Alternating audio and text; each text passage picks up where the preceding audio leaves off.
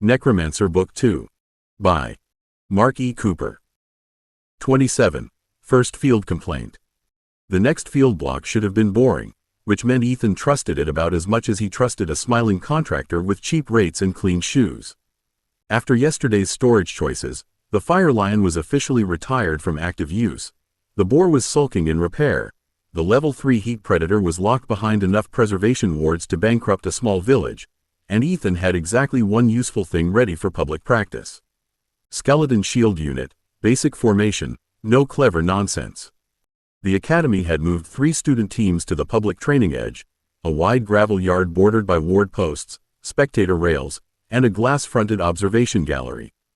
Beyond the gallery, instructors, senior students, Academy monitors, and people who claimed they were merely passing watched with the hungry caution Ethan had learned to hate. The exercise was listed as containment support around a sedated ridgeback, a level 2 beast with plated shoulders, hooked claws, and a handler who seemed very confident in his paperwork. Lewis stood beside the instructor line with his coat buttoned and his hands folded over the head of his cane. "Tell me what you are not doing today." Ethan checked the command loop around the skeleton unit waiting behind the chalk line. "I'm not showing off. I'm not touching the Rift Corpse. I'm not trying to prove the Fire Lion still belongs on the active roster. I'm not using the Level 3 corpse just because part of me wants to." "Better," Lewis said. "Wanting a bigger hammer is not command." Sasha rolled her shoulders and eyed the ridgeback's pen. "I'd also like to add that trusting anything with that many teeth because someone called it sedated feels like how reports get written in past tense." Ashley's gaze had already left the beast. She was watching the gallery, the wind lanes, the ward posts, and the people. Observers on the right, 2 Academy monitors, 1 legal assistant, 4 senior students, and a woman with a sunburst collar pretending not to stare at Ethan's skeletons. Riley flicked a pink-marked charm stone over her knuckles. "She's not pretending well. I've seen toddlers lie better with jam on their faces." Athena's voice slipped into Ethan's chip, cool with instant dislike. "Oh, charming. Sunburst collar, pinched mouth, and she's looking at your skeletons as if they tracked grave dirt across her favorite chapel floor. I give her 30 seconds before she discovers a moral objection with paperwork attached." Ethan kept his eyes on the chalk line. "Please don't start feuding with people only you can insult." "I make no promises where bad taste and worse theology are involved," Athena said. "Also, her shoes are ugly." The handler by the pen lifted a remote and raised his voice. "Containment beast release in 10 seconds. Standard ward response only unless instructed otherwise." The ridgeback moved before the count reached 6. Its yellow eyes snapped open, too bright and far too aware, and its plated spine bowed hard enough to crack the restraint frame. The pen ward flared green, then white, then spat sparks across the gravel. The beast hit the gate with both foreclaws, and the lock sheared away like wet cardboard. Lewis' voice cut across the yard. "Meyer." Ethan was already moving. His skeletons hit the gravel before his fear found its voice. He drove the command through the loop Lewis had made him practice until boredom had turned into muscle memory, and 6 bone shields snapped into a shallow crescent between the ridgeback and the nearest student team. Their tower shields locked edge to edge with a hard clatter. The ridgeback slammed into them a heartbeat later, plated shoulder first, and the whole line skidded back 2 feet through spraying gravel. "Brace left," Ethan snapped, and the skeletons obeyed fast enough that a first year with a fallen staff didn't lose her legs. "Sasha, pin the ground under them." Sasha's staff struck gravel with a crack, and stone lips surged up around the skeleton's heels, crude but solid. "If your dead boys step out of that, I'm billing them for damage." "They don't have pockets," Ethan said, because the joke arrived before panic could.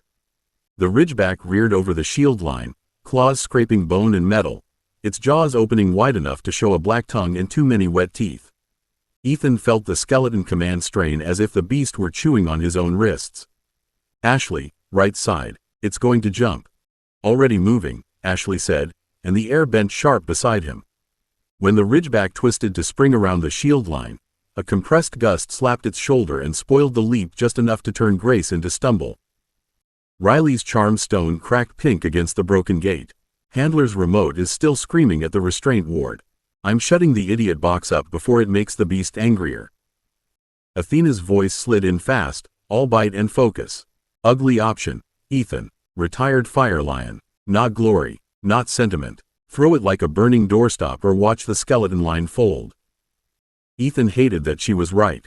He reached for the reserve mark, not the old fond memory of flame and pride, but the classification he had signed with his own hand. Emergency fodder. The fire lion dropped into the gravel in a wash of dim orange heat and damaged menace, limping but still big enough to matter. Ethan drove it forward at an angle, not toward victory, only collision. Intercept only, Lewis called, his voice hard. Do not chase. I know, Ethan said, and then louder for the command, hit and hold. The fire lion crashed into the Ridgeback's flank just as the beast gathered itself for another spring. Heat licked across plated hide. The Ridgeback screamed, twisted, and buried its claws in the lion's shoulder instead of the skeleton line. Ethan felt the old monster's damaged command thread jar hard enough to make his teeth ache, but the delay was enough. The skeleton shield shoved as one, Sasha's stone lips rose higher, and Ashley hammered pressure downward until the Ridgeback's front legs buckled. The handler finally found his spine and fired a restraint net from the side rail. Blue cords snapped around the beast's neck and forelimbs. 2 instructors added ward hooks, dragging the Ridgeback down until its plated belly hit gravel and stayed there. Riley kicked the broken remote away from the pen with unnecessary spite. For 3 breaths, nobody spoke. No students were bleeding. The first year behind Ethan's shield line was crying, but she was alive. The skeletons stood locked in formation, chipped and scratched but upright. The fire lion sagged on one foreleg, mane guttering weakly, still pinning the Ridgeback's attention with dead stubbornness. Lewis looked at the line, the lion, and Ethan. Good choice. Not pretty. Correct. A compact pane opened above Ethan's wrist before he could answer. Skeleton shield line. Basic to reliable under public field stress. Emergency monster intercept. Controlled deployment confirmed. Command strain. Elevated. Public field command tag active. Athena sounded grimly pleased. There. Useful, ugly, and no one eaten. Naturally, several people appear offended by the lack of casualties. Ethan looked up. The gallery had gone silent. Behind the glass, the woman with the sunburst collar stared at him not like a student who had helped stop a beast, but like the beast had been the cleaner part of the scene. She did not wait for the Ridgeback to be dragged fully back into the pen. She left the gallery through a side door with the legal assistant half a step behind her, shoes sharp on the gravel, expression fixed in that awful place between fear and certainty. Ethan knew that look. He had seen it on teachers who had watched him bleed and asked what he had done to provoke the fight. The handler was still stammering at an instructor. The sedation was confirmed. The frame held during pre-check. I don't know why it woke. Then check less confidently next time, Riley said, crouching to pick up her cracked charm stone from beside the broken gate. Your beast nearly turned a first year into lunch. The sunburst woman stopped close enough to see the scratches across the skeleton shields, but not close enough to be grateful for them. Student Meyer, you deployed undead assets across a public training edge without direct instructor command. Ethan's mouth went dry. The Ridgeback snorted behind the netting, the sound wet and furious, but all he could hear for a second was the old hallway roar, the old laughter, the old certainty that the story had already been written without him. Master Lewis called my name. Your mentor prompting your attention is not the same as authorization for necromantic escalation, she said, and her gaze flicked to the fire lion as if it had crawled out of a grave to offend her personally. Sasha stepped forward before Ethan could find a safer answer. Necromantic escalation saved the kid behind him. You're welcome.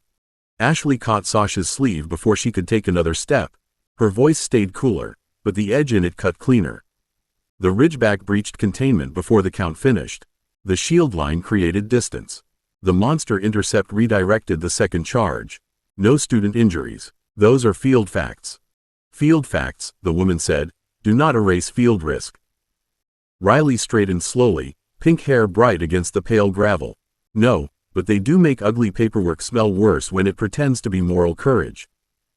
Athena gave a low, furious little laugh in Ethan's chip. There she goes. She's filing it already, not even pretending to care about the girl you kept in one piece. I hope her pen leaks in her pocket. A cold chime sounded from Ethan's wrist comp before he could breathe around that. A notice opened above his bracer, plain black text in an academy frame.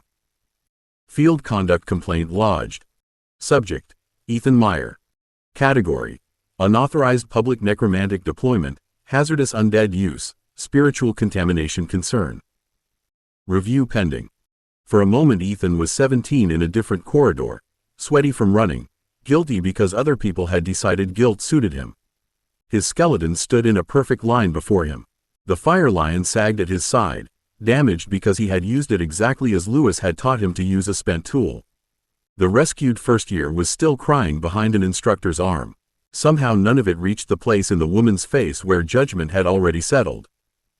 Lewis Kane tapped once against the gravel. "Monitor, you have recorded your complaint. Step back from my student." "I am within my authority," she said. "And I am within mine," Lewis replied, mild enough to make the yard quieter. "You may question him in review.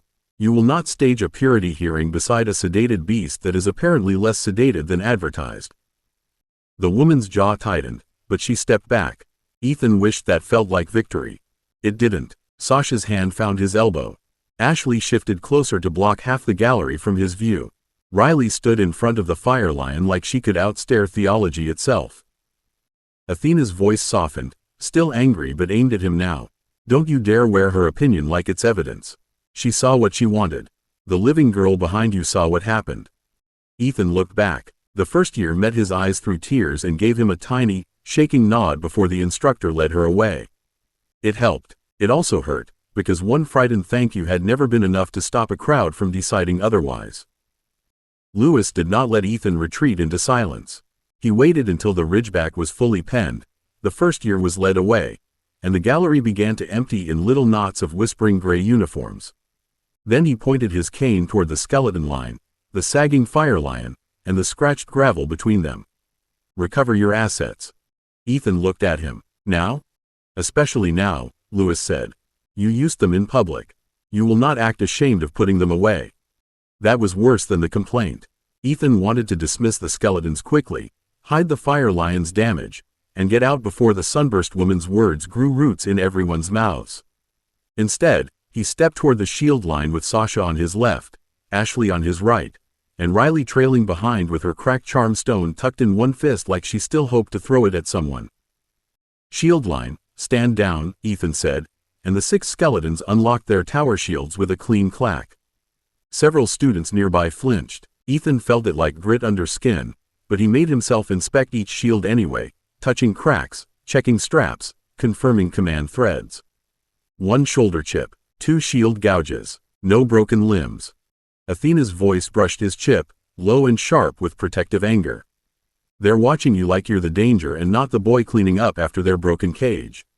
I dislike almost everyone here." "Almost?" Ethan muttered. "I'm excluding our table," Lewis under protest, and the crying girl who had the decency to nod. Sasha bent beside the fire lion and checked the torn shoulder with a grimace. "Burner cat took that hit hard." "It did its job," Ethan said, and the words hurt less than they would have yesterday. He laid one hand on the dead beast's headplate and recalled it into reserve. The weak mane glow folded inward, leaving only scorched gravel behind. Emergency fodder, not active roster. Lewis' expression did not change, but something in his eyes approved. "Good, say the lesson." Ethan almost laughed because of course there had to be a lesson. His wrist still showed the complaint notice, small and poisonous. "People can need me and still hate needing me." "Again," Lewis said. Ethan swallowed. "Saving them won't make them like what I am." "No," Lewis said, "and if you chase approval, they'll train you to hesitate. This is the real battlefield, Mr. Meyer.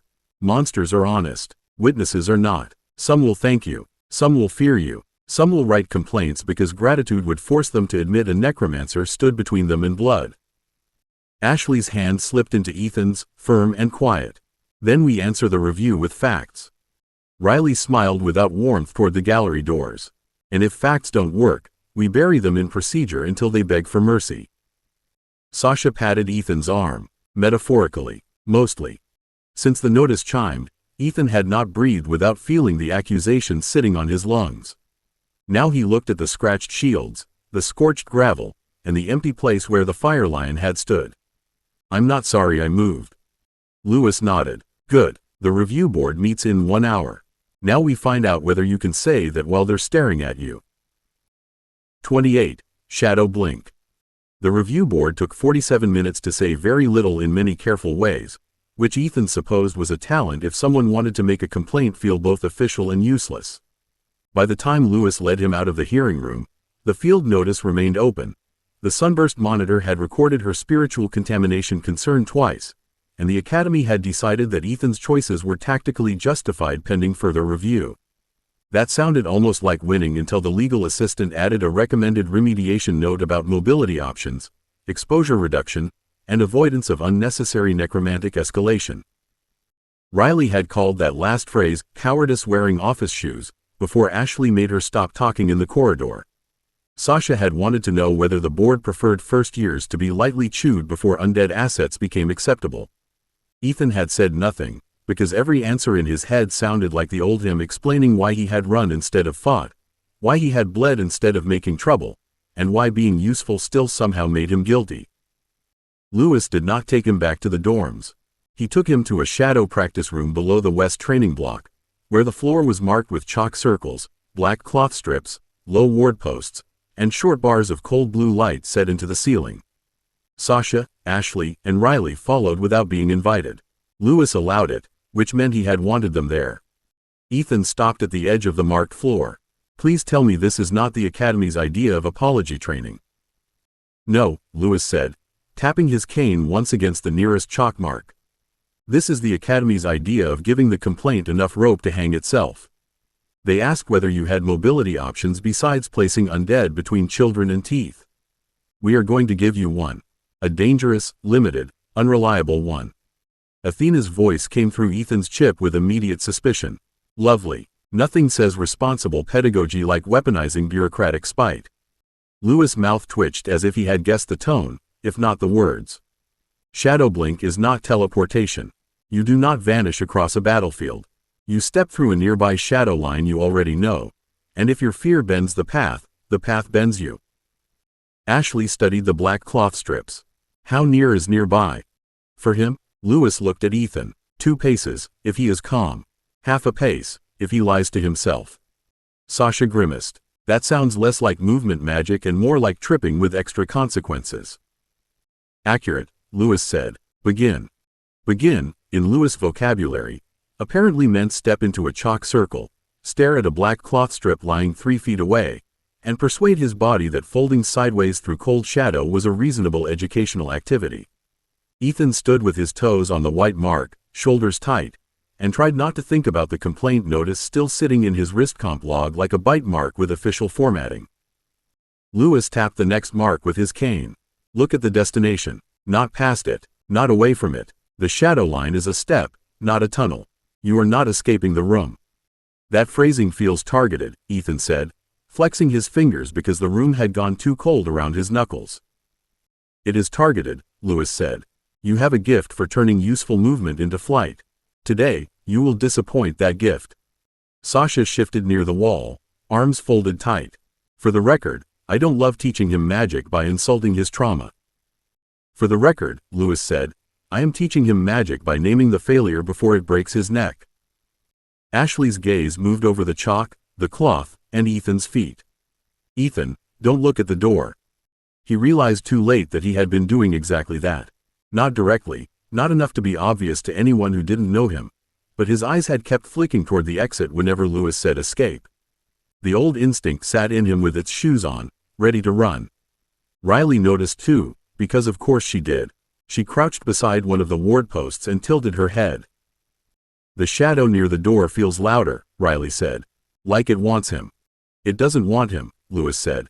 He wants it, and Shadow is wonderfully good at agreeing with bad ideas. Mr. Meyer, breathe in, hold the destination, and step. Ethan drew Shadow up through his core, thin and cold. Nothing like the old smoke that had once spilled from him uncontrolled.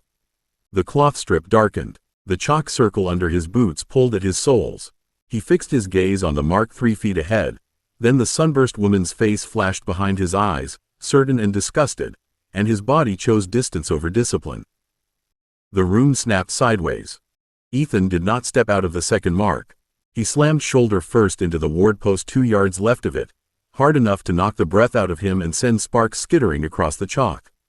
Sasha swore and lunged. Ashley caught the air around him before he hit the floor properly, softening the drop, but his shoulder still barked pain up his neck. Athena's voice cut in, furious and frightened. Bruising probable. No fracture detected. Also, that was the magical equivalent of diving through a window because someone criticized the curtains. Ethan groaned against the floor. Tell her I accept the review. Lewis stood over him. Cane planted beside the crooked shadow smear burned across the chalk. Good. Now you know the spell works, and you know you cannot be trusted with it yet. Sasha reached him first, but Lewis lifted one hand before she could haul Ethan upright. Do not rescue him from the floor yet. Sasha rounded on him. He just hit a ward post hard enough to make sparks. I'm rescuing him from whatever I damn well please. You will make a ridge, Lewis said, unmoved. There, and there. Low enough to cast shadows. High enough to block a bad slide. If you want him safer, change the room instead of changing the lesson. That caught Sasha better than gentleness would have. She glared at Lewis for one more second, then jammed her staff against the chalk edge. Stone rose in 3 short ridges across the practice floor, each one rough, dark-sided, and just tall enough to cast a broken line beneath the blue ceiling lights. Fine. Safety by spite, my specialty. Ashley crouched near Ethan, fingers spread, and sent a careful breath of air across the chalk. Dust lifted from the floor and streamed away from the shadows in thin gray ribbons, clearing the marks without touching the lines. If he needs to see the path, stop letting dust make fake edges. Lewis nodded. Good. Riley had gone still by the ward post Ethan had struck. She held one pink-marked charm stone between finger and thumb, her playful face narrowed into work. This post has a bad echo. Not broken, but it pulled when he panicked. Like a hook pretending to be a shadow. Athena's voice sharpened in Ethan's chip, confirming. Local anchor interference detected. Not sabotage, before anyone fun panics. Bad tuning, old impact stress, and academy maintenance pretending. Acceptable variance, is a personality trait. Ethan pushed himself up to one elbow, shoulder throbbing. You heard her. Probably. I heard the useful part, Lewis said. Miss Calder, disrupt the false pull. Miss Vance, keep the air clean. Miss Calder the Elder, hold those ridges. Mr. Meyer, stand. Riley smiled thinly. Miss Calder the Elder is going to be unbearable. Sasha bared her teeth while tightening the earth ridges. I already was. Ethan stood because staying down had become more embarrassing than painful. This time the room looked different. Not safer exactly, but less hungry. Sasha's ridges broke the floor into honest shadows. Ashley's moving air kept the edges clean. Riley pressed her charm stone to the ward post, and a pink crackle snapped once, killing the false pull with a sound like a slapped insect. Lewis pointed to the nearest ridge shadow. Not away from the room. Toward the mark. Toward a task. Pick one. Ethan looked at Sasha's ridge, then at a fallen chalk peg lying beyond it. Tiny, stupid, useful. He drew a breath, fixed the peg in his mind, and stepped through the shadow line not as escape, but as reach. Cold folded around his ankle, hip, shoulder. The world turned sideways without throwing him. His boot landed beside the peg, one pace from where he had started, and he bent quickly to pick it up before his knees remembered fear. His wrist comp chimed once. Shadow mobility. Unstable seed detected. Clean micro blink achieved under team supported conditions. Combat use not authorized. Athena exhaled in his ear like she had been holding breath she did not technically possess. There. Tiny, ugly, and not fatal. I am choosing to be proud while still furious. Ethan held up the chalk peg, breathing hard. I moved toward the job.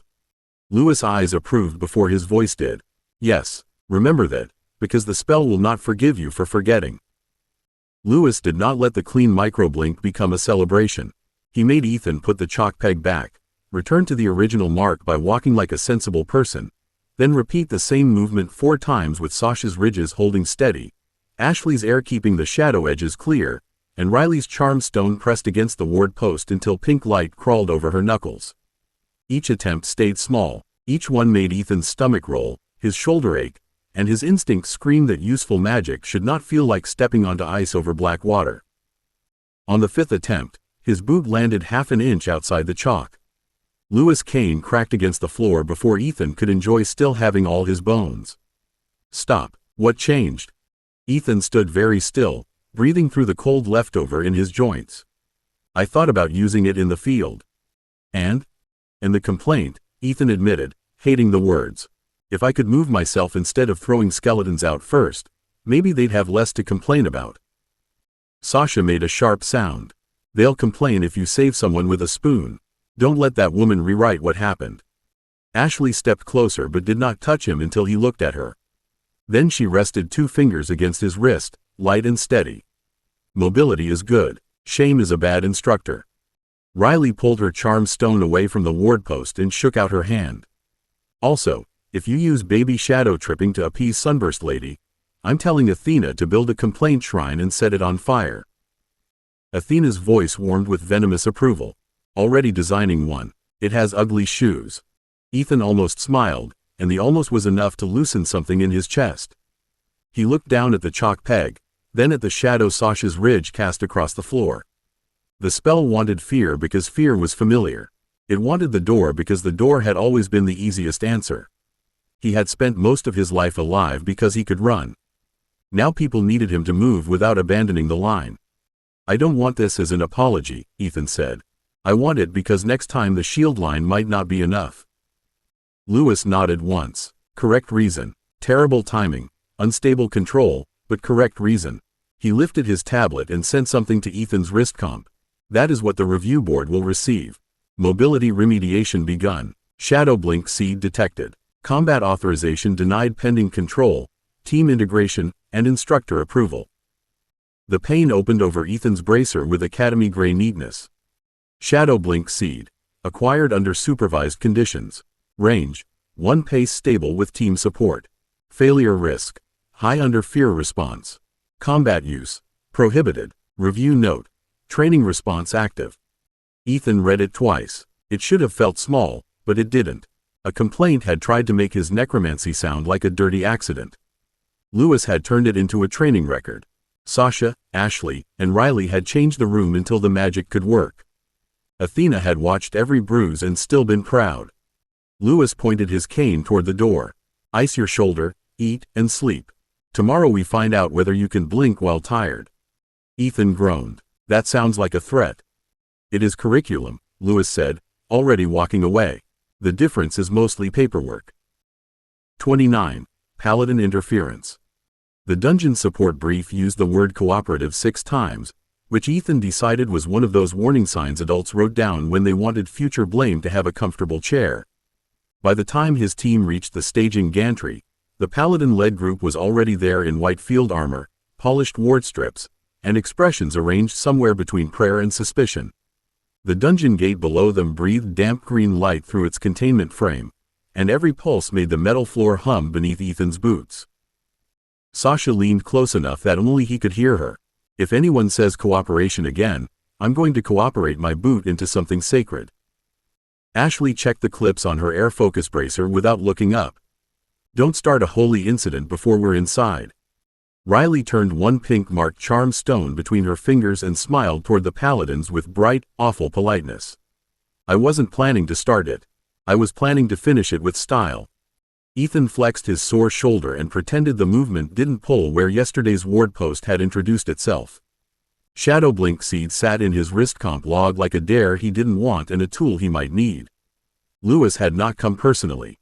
That was either trust or punishment. Instead, Instructor Velez stood by the gate with 2 academy observers, a mission tablet, and the hard expression of someone already regretting the roster.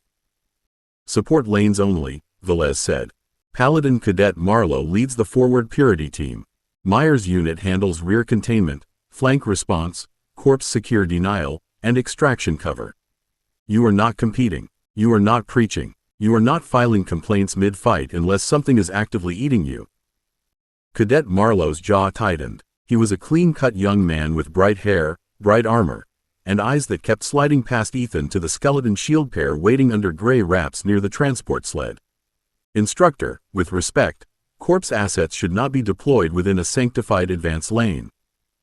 With respect, Velez said, voice flattening, this is not a sanctified advance lane. It is a level 3 dungeon support mission under Academy authority.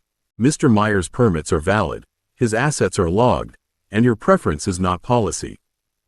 Athena murmured in Ethan's chip with dry pleasure. Instructor Velez has been added to my very short list of adults who can read. Ethan fought not to smile. Not helping. Marlowe heard the mutter and looked at him properly at last.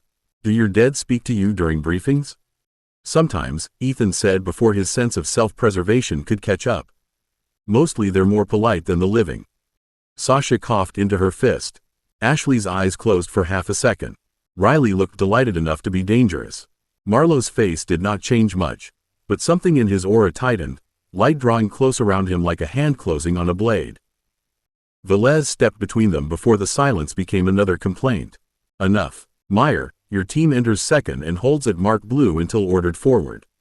Marlowe, your team does not cleanse allied lanes without verbal warning and confirmation. Everyone repeats the rule. Marlowe's mouth thinned. We do not cleanse allied lanes without warning and confirmation. Ethan made himself meet the Paladin's eyes. We don't put undead into your formation without warning and confirmation. Good, Velez said, though she did not sound fooled by either of them. Gate opens in 30 seconds. Ethan touched the control rune on the transport sled, and the gray wraps loosened around the skeleton shield pair and the heavier monster corpse behind them. The dead stirred under his command, not eagerly, not hungrily, simply present. Tools trusted to him, responsibilities with bones and claws. The Paladins shifted as one, several hands touching sunburst marks at throat or wrist. Emma appeared at Ethan's left shoulder, faint and worried, her gaze fixed on the dungeon gate. Jenna stood a little farther back, composed as ever, but her eyes tracked the Paladins rather than the monsters. Ethan felt the shape of the mission settle around him, damp air ahead, holy suspicion beside him, his girls at his back, and shadows waiting under the gantry rails. Athena's voice lowered. Cooperative risk assessment updated. This arrangement is officially stupid. The gate opened, spilling green light over white armor, gray bone, and Ethan's boots. Marlowe raised his glowing blade and stepped forward like a man entering a temple under siege. Ethan waited 3 beats as ordered, then followed with his team and his dead into the dungeon's wet dark. The dungeon closed around them in layers, not black enough to blind, but slick with green mineral glow and crawling shadow. Roots as thick as wrists hung from the ceiling, dripping into shallow channels cut through the stone floor, and every step made small things skitter somewhere beyond the light. Marlowe's Paladin unit moved ahead in a wedge of white armor and controlled brightness, blades low, sunburst wards glowing over shoulder plates and gauntlets. Ethan held marked blue with his team just behind a broken stone rib that crossed the passage like an old wall. He sent the skeleton shield pair to the left edge and kept the heavy monster corpse crouched low behind them, its plated shoulders scraping the floor when it shifted. The thing had been ugly alive and uglier dead, all thick forelimbs, hooked claws, and a skull too broad for its body. Athena had called it tactically promising, which meant it looked like a nightmare with good load-bearing potential. Movement above, Ashley said, her air focus bracer whispering as she lifted one hand. Small bodies. Lots of them. Riley pressed a charm stone against the passage wall. Pink light crawled over the damp surface and vanished into a seam. Pack marks. They're not hunting straight. They're pushing something. Sasha's boots sank a fraction into the soft stone as she braced. Wonderful. Dungeon teamwork. Even monsters got the memo. Ahead, Marlowe raised his glowing blade. Purity team, hold formation. We cleanse forward. The first monsters hit from the ceiling. They dropped like wet sacks with teeth, 6-limbed things with pale eyes and hooked jaws, landing around the Paladin wedge in a frantic clatter. Light flared. 2 creatures burned apart under the Paladin's blades, but 3 more slipped past the edge of the wedge and came skittering toward the support lane. Ethan snapped 2 fingers toward the gap. Shields left. Brace. Monster unit, intercept low. The skeleton pair moved cleanly, shields locking with a hollow crack as the first crawler slammed into them. The heavy corpse surged under Ethan's command, not fast, but solid enough to meet the second crawler's shoulder first and crush it against the wall. The third leapt over the collision, aiming for Ashley's face, and Ethan pulled Shadow through the floor into a narrow lane under its path. Down, he said, and the Shadow tugged. The crawler dipped just enough for Sasha's stone spike to punch through its side. It shrieked, legs clawing at nothing, and Riley's charm snapped pink across its jaw before Ashley's compressed air shoved the body away from them. That was tidy, Sasha said, breathing hard. Horrible, but tidy. Don't compliment it yet, Athena said in Ethan's chip. The holy idiot is turning around. Marlowe had seen the shadow lane. His expression hardened before Ethan could shout warning. Do not cast darkness through our line. It's not through your line, Ethan called back. It's holding the flank. A larger shape moved behind Marlowe's wedge, low and fast, hidden by the glare of paladin light. Emma's ghost flickered at Ethan's shoulder, her face tightening with sudden fear. Behind him. Ethan didn't think. He extended the shadow lane under the paladin wedge, trying to catch the lunging shape's feet before it reached Marlowe's back. Marlowe reacted faster than reason. His blade came down in a clean white arc, not at the monster, but at Ethan's shadow. Holy light burned through the lane.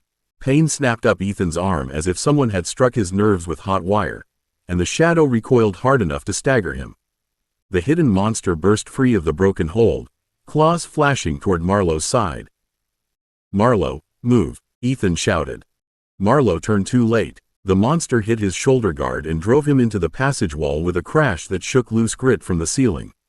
Ethan tasted blood where he had bitten his tongue, felt his command wobble through the skeletons, and forced it steady before panic could waste another second. Ashley's air slammed across the passage, buying half a breath. Sasha threw up a rough stone brace between Marlowe and the monster's jaws. Riley's charm stone sparked against the floor, disrupting the pack mark long enough for Ethan's heavy corpse to drag itself forward. Monster unit, pin it, Ethan said, voice rough. Skeletons, cover the paladin. His dead obeyed. The heavy corpse crashed into the attacker from the side, claws scraping white armor as it pinned the thing against stone. The skeleton shield pair crossed in front of Marlowe, dead hands holding the line for the man who had just burned Ethan's spell apart.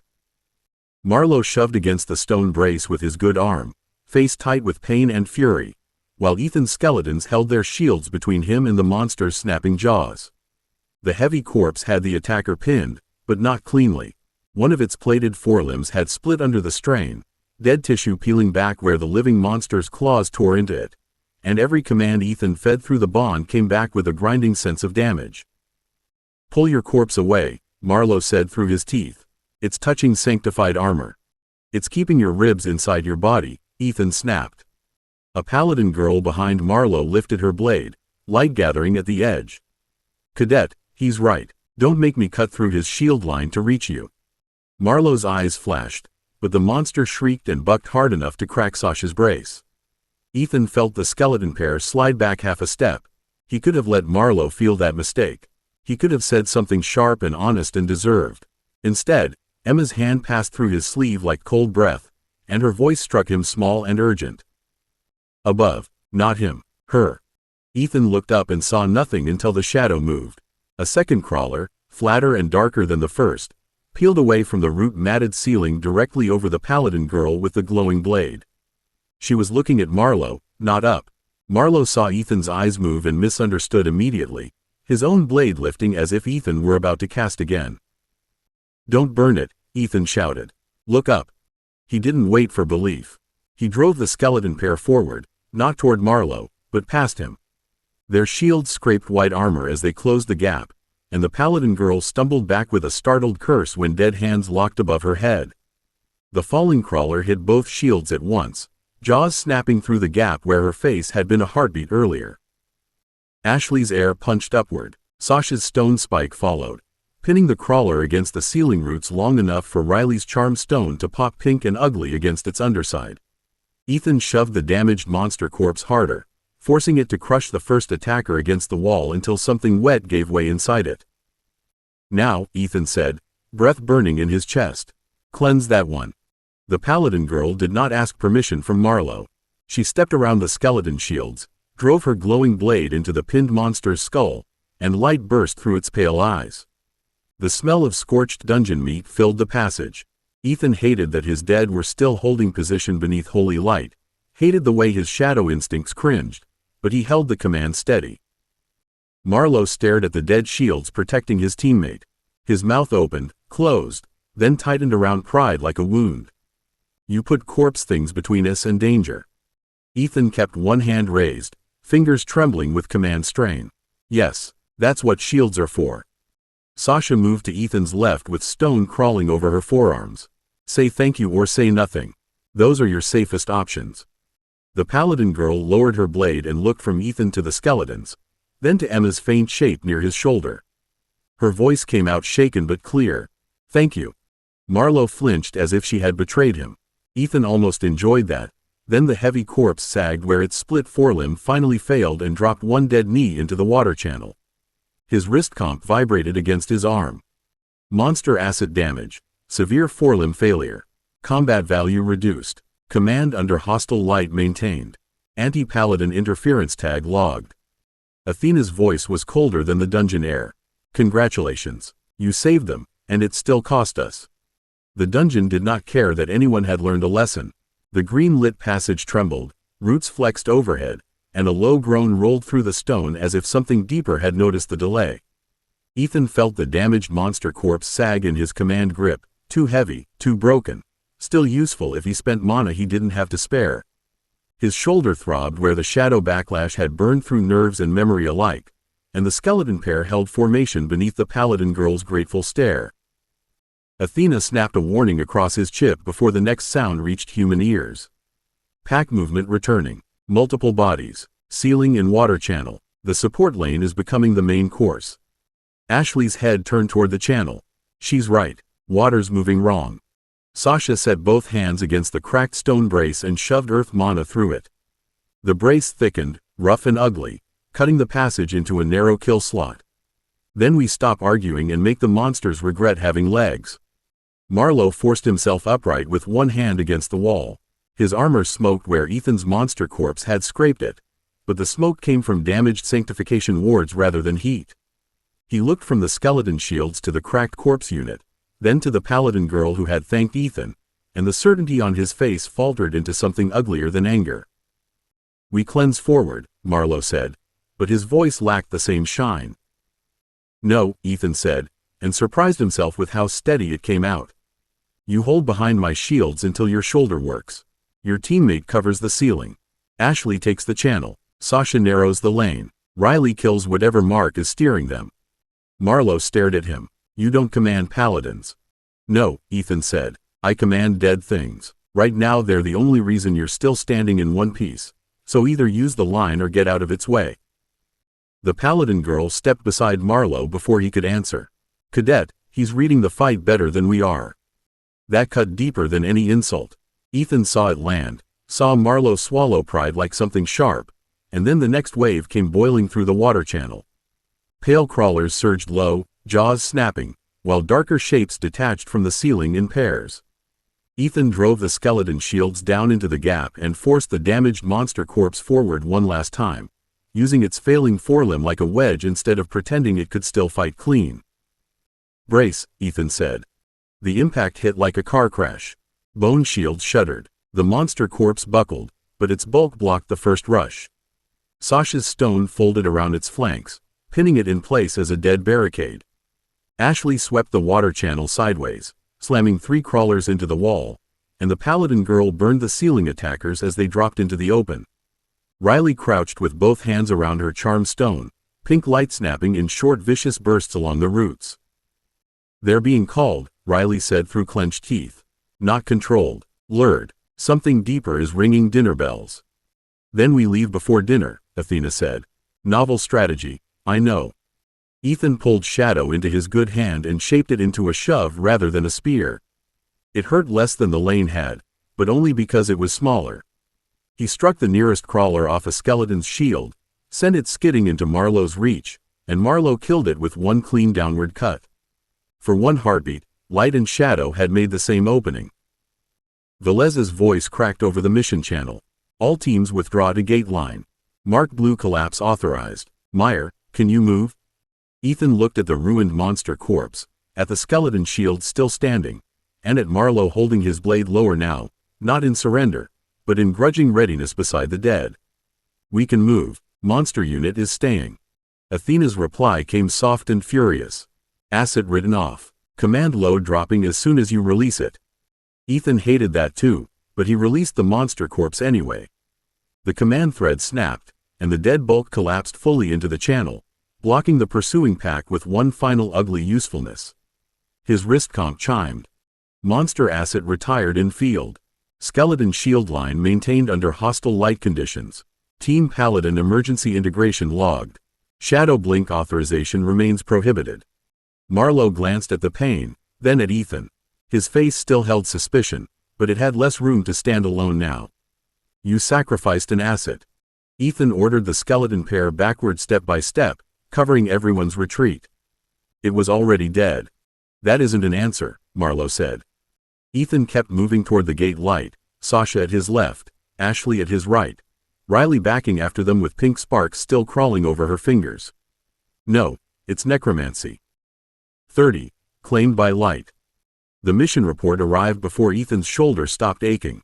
He sat on the edge of an infirmary cot with his jacket half off, one sleeve bunched around his wrist comp, while a healer's cool green spell crawled over the place where holy backlash had burned nerve deep through his shadow lane. Sasha stood near the foot of the cot with her arms folded and murder in her posture.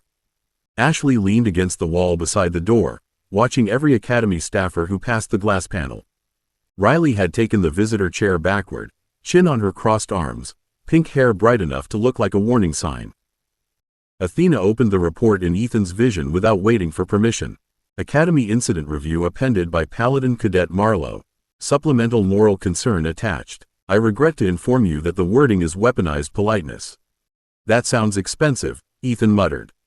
It's worse, Athena said. It's sanctimonious. The pane unfolded over his wrist comp in clean official text. Ethan skimmed the first lines and felt his stomach tighten harder than the healer's spell. Marlowe had not called him dangerous directly. That would have been easy to answer. Instead, the complaint spoke of spiritual contamination risk, unverified consent states, corpse adjacency to sanctified personnel, and the urgent need to evaluate whether the attached spirits displayed true autonomy or trauma-induced compliance.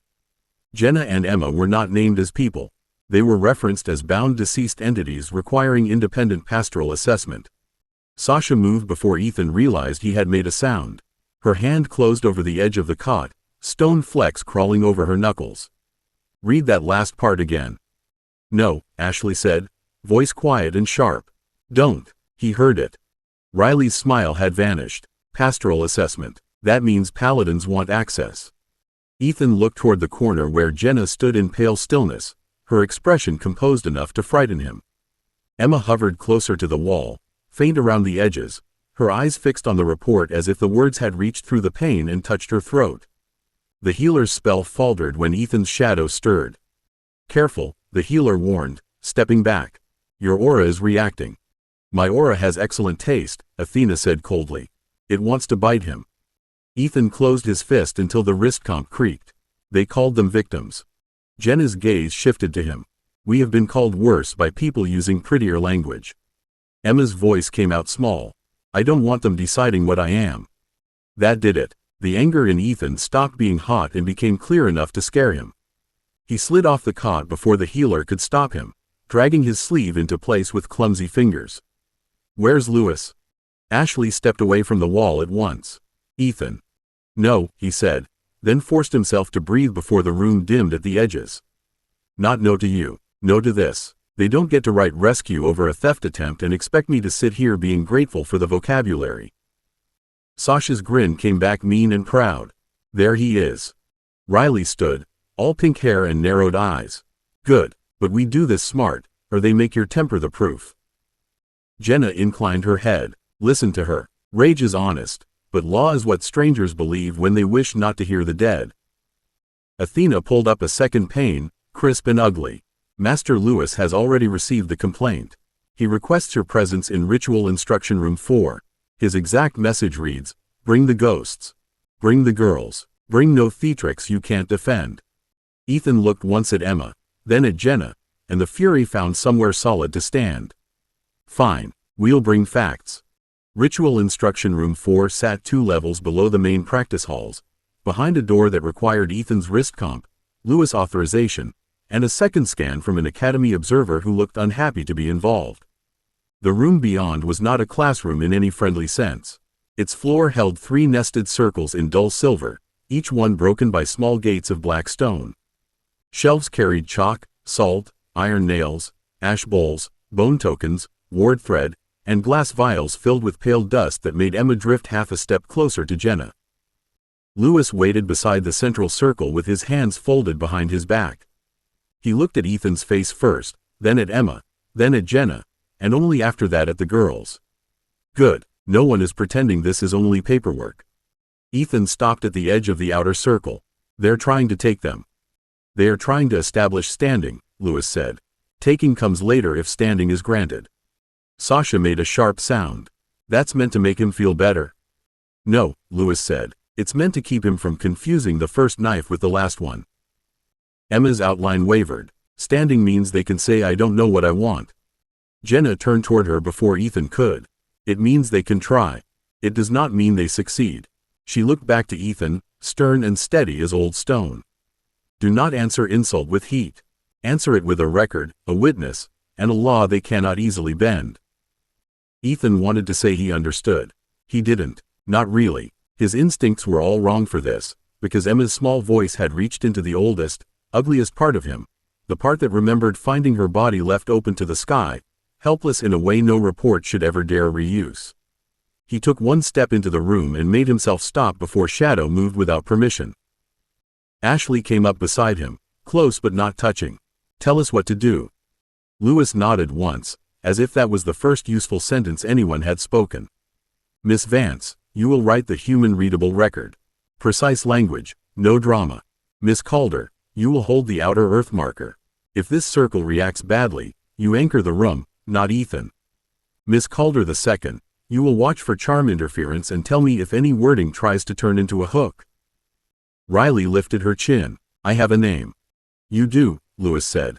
Use it to prove you are not interchangeable when we begin the naming section. Riley's eyes narrowed, then sharpened with sudden understanding. Oh, nasty. Spiritual law is often nasty, Lewis said. It is built by people afraid of what cannot file affidavits. Ethan looked at Jenna. What do I do? You listen, Jenna said. And you stop trying to be our anger for us. That landed hard enough to empty him for a second. I'm not trying to speak over you. Not on purpose, Jenna said, which was worse because it was kind. But your fury is large, Ethan, and Emma's fear is small today. If you fill the room, they will point to your shadow and call that proof. Emma moved closer, not to hide, but to stand where Ethan could see her clearly.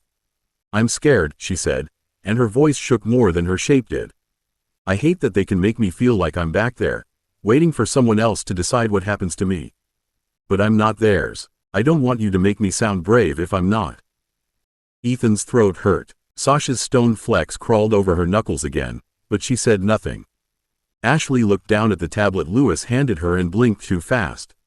Riley turned away just enough to hide her face from Emma and failed. Ethan breathed once, then again, until his shadow settled close to his skin. Then we write that. Scared, but choosing. Lewis' expression softened by a fraction. Now you're useful. Lewis set 3 black stones at the open gates of the inner circle, then placed a brass name stylus beside Ashley's tablet. The stylus looked too simple for the weight he gave it. Ethan watched him set it down and felt the room change, not with power exactly, but with attention, as if every shelf and ward had leaned closer to hear who would be named and how. Anti-exorcism is a bad term, Lewis said. It makes students imagine spell duels with shouting priests and dramatic light. The real work begins before an enemy casts. Names, consent, anchors, and witnesses. If those are clear, a paladin has to break more than your will to take a ghost. Sasha pressed both palms to the outer earth marker. The silver lines beneath her fingers darkened with stone-brown light. And if they decide breaking things is holy? Then we make the things expensive to break, Lewis said. Riley crouched near the second gate with a pink charm stone between her fingers, her teasing gone so completely she looked almost older than Sasha. There's a hook in that word. Exorcism. It assumes removal is healing. Good, Lewis said. Say it plainly for the record. Ashley's stylus moved across the tablet with clean little clicks. Riley glanced at Emma before speaking, as if asking permission without making a show of it. Forced removal framed as rescue can become a hostile claim if the ghost's own consent is ignored. Emma's shape steadied a little. Yes. Ethan swallowed and looked at Lewis. So what's the difference between chains, bargains, and bonds? Lewis picked up 3 lengths of cord from the table. One was iron gray, one was brown, and one was pale silk. He tied the iron gray cord around a bone token so tightly the token cracked. Chains impose obedience. They work quickly, fail violently, and teach every decent ghost to hate you. Jenna's mouth thinned. Accurate. Lewis laid the brown cord between 2 tokens without knotting it. Bargains define exchange. Service for mana, shelter, justice, travel, revenge, message, memory, or rest. Either side may have terms. Bad necromancers write traps. Good ones write exits. Ethan glanced at Jenna and Emma. And bonds? Lewis held up the silk cord, then did not tie it at all. He looped it loosely around 2 tokens and let both ends lie open. Bonds are chosen attachment reinforced by repeated trust. They are harder to prove to outsiders because they look soft. That softness is why tyrants mistake them for weakness. Athena spoke quietly in Ethan's chip. Recording definitions. Suggestion: do not cry in front of the emotionally constipated mentor. I'm not crying, Ethan muttered. Lewis raised one eyebrow. No one asked.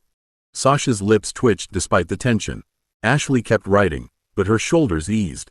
Riley placed her charm stone against the second gate, and its pink light crawled around the silver line without crossing it. Wording is clean so far. No hooks. Then we proceed to worded naming, Lewis said. He turned to Ethan. You will not declare ownership. You will not declare rescue. You will ask each ghost to name herself. State whether she stands here by force, bargain, or bond, and state what protection she accepts. You are the anchor, not the author. Ethan looked at Emma first because she was the one shaking. Can you do that? Emma lifted her chin. Yes, but I want Jenna first. Jenna stepped into the inner circle with queenly irritation at the whole world. Gladly. Let them choke on clarity. Jenna stood in the inner circle, spine straight, chin lifted, dead eyes bright with an anger too old to waste itself in shaking. Ethan took his place outside the gate Lewis indicated and set his left hand over the black stone. It felt cold through his palm, but not dead cold. More like the hush before a door opened. Lewis gave a short nod. Begin with the question, not the claim. Ethan forced his fingers to relax against the stone. Will you state your name for the record? I am Jenna Vale, she said, and the silver circle brightened around her feet. I stand here by bond and by bargain. I am not chained. I am not compelled. I advise Ethan Meyer because he listens better than most living fools and because the dead near him are not treated as scraps. Ashley's stylus moved quickly. Sasha's earth marker held steady. Riley watched the circle lines with her charm stone ready, but nothing hooked, twisted, or smoked. Ethan felt the words settle somewhere beneath his ribs, not as ownership, but as responsibility. What protection do you accept? Ethan asked. Jenna's expression softened only for him. I accept name recording, consent witness, anchor reinforcement, and the right to refuse summons beyond agreed need. I do not accept silence on my behalf. Ethan nearly smiled despite the pressure. No one who's met you would expect silence. Good, Jenna said. Let the Paladins learn quickly. Lewis touched 2 fingers to the silver line, and a pale mark lifted from the circle, crossed the air, and settled into Ethan's wrist comp with a soft chime. Athena caught it at once. Jenna Vale. Bond status witnessed. Coercion challenge resistance improved. Refusal clause recorded. I like her clause. Jenna inclined her head. I like your taste. Emma stepped into the circle next. The silver light dimmed at first, and Ethan's shadow rose on instinct before he caught it. Emma looked small inside all that ritual geometry, but she did not look away. Her hands were closed at her sides, and her voice shook when she began. I am Emma Olsen, she said. The circle flickered, then steadied. I stand here by choice. I was not raised from a grave. I was not trapped. I followed because Ethan heard me when I was alone, and because he didn't leave me as nothing. Ethan's throat tightened. Emma, what protection do you accept? Emma looked at him, then at Ashley writing, Sasha holding the earth marker, Riley guarding the wording, and Jenna watching like a wall at her back. I accept name recording, consent witness, anchor reinforcement, and protection from forced rescue. I accept help when I'm afraid. I don't accept anyone deciding fear means I don't have a choice. The inner circle flared pale blue. For one sharp second Ethan felt the shape of Emma's consent touch his mana, fragile and fierce at once. He did not grab it. He held still and let it choose the connection, because that was the whole damn point. Athena's voice came quietly. Emma Olson. Bond status witnessed. Forced exorcism resistance improved. Trauma override challenge seated. Ghost bond stability improved. Lewis placed the silk cord across the two named stones and gestured for Ethan to finish. Now the anchor speaks last. Ethan looked at both ghosts and kept his voice plain because anything grand would have felt like theft. I witness Jenna Vale and Emma Olson as people who choose their place near me. I accept the duty to hear refusal, defend consent, and answer claims made against them. I do not own them. The wrist comp chimed again, clean and bright. Ghost protection right. Basic locked. Spiritual defense. Basic seated. Ghost bond stability improved. Paladin forced rescue challenge. Resistance increased, not absolute. Sasha let out a breath and muttered, not absolute is rude. Lewis' mouth twitched. Rude is often accurate. Emma crossed the circle boundary without resistance and came to Ethan's side. Jenna followed more slowly, dignified and satisfied. Ethan did not feel safe. That would have been too easy. He felt marked, visible, and more responsible than he had been an hour ago. Athena added, softer than before, progress toward late novice threshold confirmed. Cost noted as emotional distress, increased spiritual visibility, and paladins likely becoming even more irritating. Ethan looked at Lewis. So now what? Lewis glanced toward the sealed door. Now we send the record upstairs and discover how badly Mercy hates being told no. 31.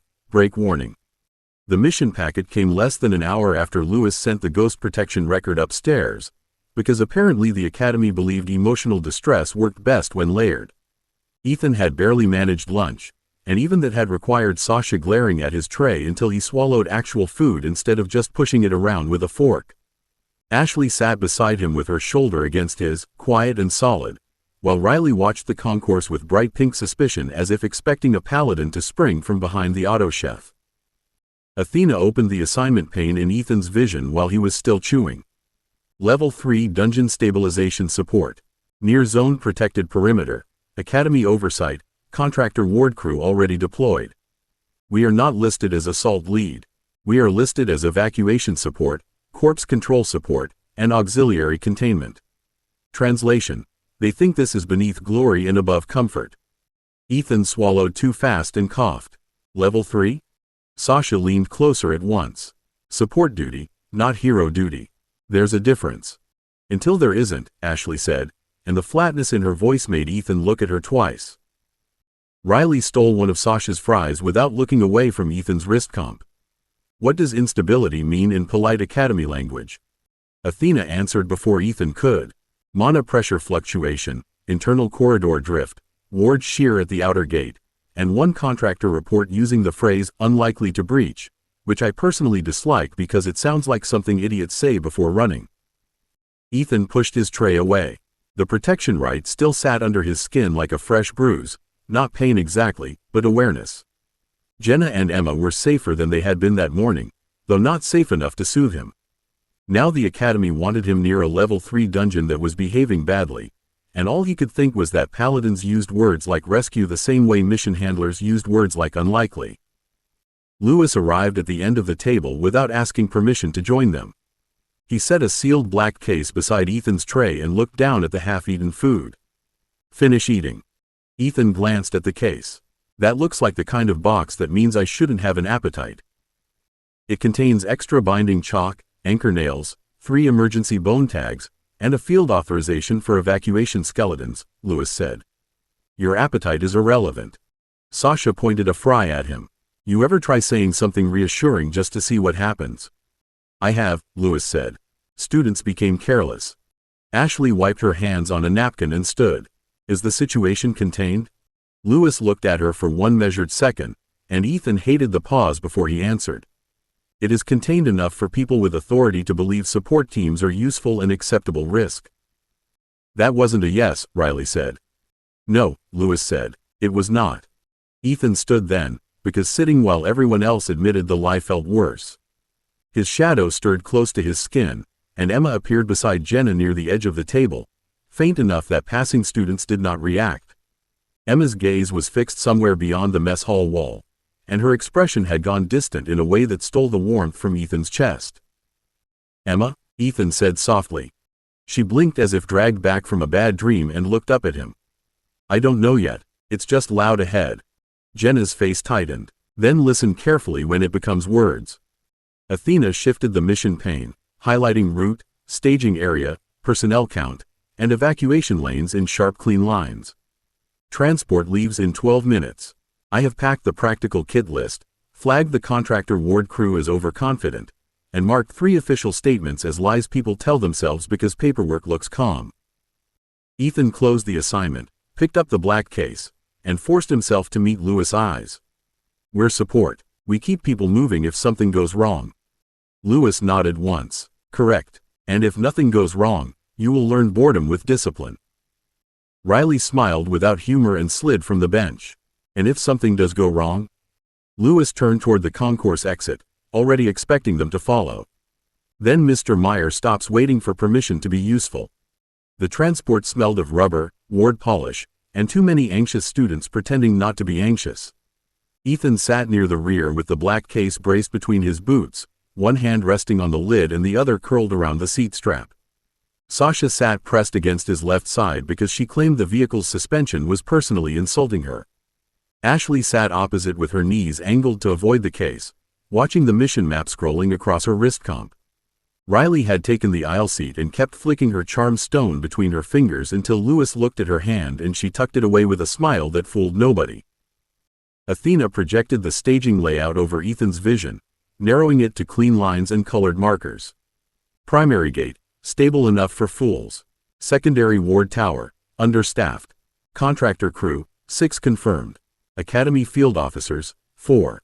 Student support teams, 3, including ours.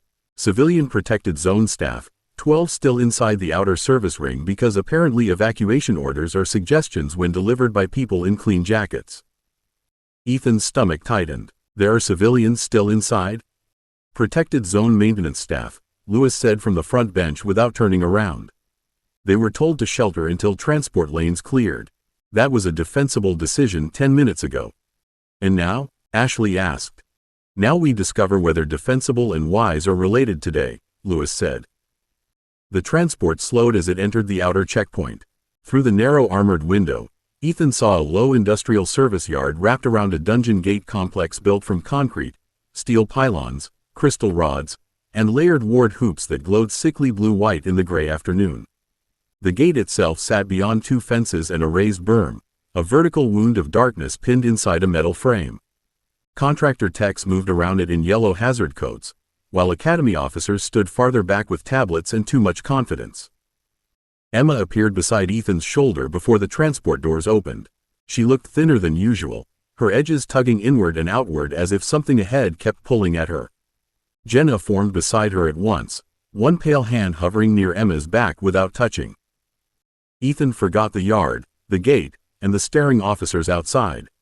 "Emma?" Emma's eyes were wide, but she wasn't looking at him. Wrong turn, feet running, a blue sign, people under lights, something breaks behind them. Riley went still. Sasha's hand closed around Ethan's sleeve, all teasing gone. Ashley leaned forward. "Which people?" Emma flinched. "I don't know, it's too fast. They stay where they were told, and then the wall opens." Lewis stood before the transport fully stopped. "Athena, blue sign." "Searching local layout," Athena said, her voice suddenly stripped down to a knife edge. "Found. Service corridor B shelter marker blue. 12 life signs nearby, 3 academy staff moving toward them." Ethan opened the black case before anyone ordered him to. Binding chalk, anchor nails, bone tags, and folded evacuation pennants sat in neat slots. His hands shook once, then steadied because there were people under lights and Emma had already paid for the warning with that fear in her eyes. Lewis looked back at him. "Can you defend the claim?" "No," Ethan said, snapping the case latches fully open, "but I can move before it becomes proof." The transport doors opened into shouting, cold air, and the thin metallic taste of bad wards. Ethan dropped to the gravel with the black case in one hand and his wrist comp already throwing arrows across his vision. The official staging lane pointed left toward the command post, but Athena's route burned amber toward a service road half hidden behind stacked barrier crates and a blue-painted maintenance sign. A field officer strode toward them with a tablet raised like a shield. Support Team Meyer, report to holding position 3. You are not cleared for independent movement. Ethan kept walking. People are in service corridor B. The officer's face tightened. Those personnel are sheltered under containment protocol. You will follow assignment. Lewis stepped smoothly between the officer and Ethan without slowing the team. He heard you. That is an authorization, the officer snapped. No, Lewis said. It is warning. Sasha slapped both hands down as they reached the service road, and earth rolled up from the gravel in low guiding ridges on either side of the lane. Ashley lifted her arms, pulling dust and chemical stink away from the path so Ethan could breathe without coughing. Riley flicked 3 charm stones into the air, each one snapping to a corner of the route with a nasty little pink spark. Lane marked, Sasha said. Don't make me regret trusting the ghost girl, tall boy. I'm busy regretting everything else, Ethan said, and shoved Shadow through the first bone tag. The training skeleton unfolded from storage with a dry clatter and hit the ground running, shield strapped to one arm and evacuation pennant clipped to its spine. A second skeleton followed, then a third, each one catching Ethan's intent as he drove the command through them in hard, simple shapes. Point, guide, block. Do not touch the living unless they fall.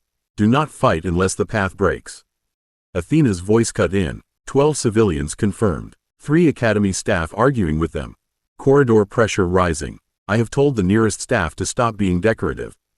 Jenna appeared ahead of Ethan, her pale form gliding above the gravel. They're frightened, not foolish.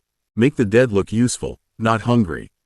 Ethan changed the skeleton's posture at once, lowering shields and raising the blue evacuation pennants higher. Better? Better, Jenna said. Now hurry. The first civilians spilled from the service door under harsh strip lights, blinking and confused as the skeletons formed a lane beside them. One man cursed and stumbled back until Ashley snapped a ribbon of air behind his knees, not hard enough to hurt, just enough to push him forward. Move, Ashley said, voice cold enough to cut. Fear later. A deep crack rolled through the yard. Ethan felt it in his teeth before the wall behind the service door bulged outward, concrete bowing as if something huge had leaned against it from the wrong side of reality. He drove Death Mana into the waiting monster unit, and the armored boar lurched from storage into the lane, dead hooves carving lines through gravel as it slammed shoulder first against the failing wall. For one breath, nothing moved. Then the wall ruptured exactly where Emma had seen it. Concrete burst outward, black dungeon pressure screamed through the gap, and the boar held just long enough for the last civilian to clear the blue sign. The ruptured wall turned the yard into noise. Alarms shrieked from the ward pylons. Civilians ran between the raised earth ridges, and the armored boar screamed without breath as dungeon pressure chewed through its shoulder plates. Ethan felt the damage through the command link, a grinding cold ache that made his left arm spasm, but he kept the boar braced until the last maintenance worker crossed behind Sasha's barrier. Boar is failing, Athena snapped. Correction, boar is being converted into expensive paste. I object to this on financial, tactical, and emotional grounds. Noted, Ethan said through his teeth. Tell me when people are clear. People are never clear enough, Riley said, throwing a disruption charm at the edge of the rupture. Pink light crawled over the broken concrete and stuttered as something pushed against it from the dungeon side. But they're less dead than they were. Ashley seized the nearest academy staffer by the sleeve as he tried to turn back toward the corridor. No, you don't go back into the hole that just exploded. Mateem, he gasped. There were 3 behind me. Emma flickered hard enough that Ethan felt it in the bond. Left, under the fallen light. One can't breathe. Ethan didn't wait for permission. He drove 2 skeletons through the dust with shields high and pennants snapping, then used the third as a guidepost beside the evacuation lane. The rupture spat black grit across the yard, and a hooked limb slammed through the gap, catching the boar across the neck.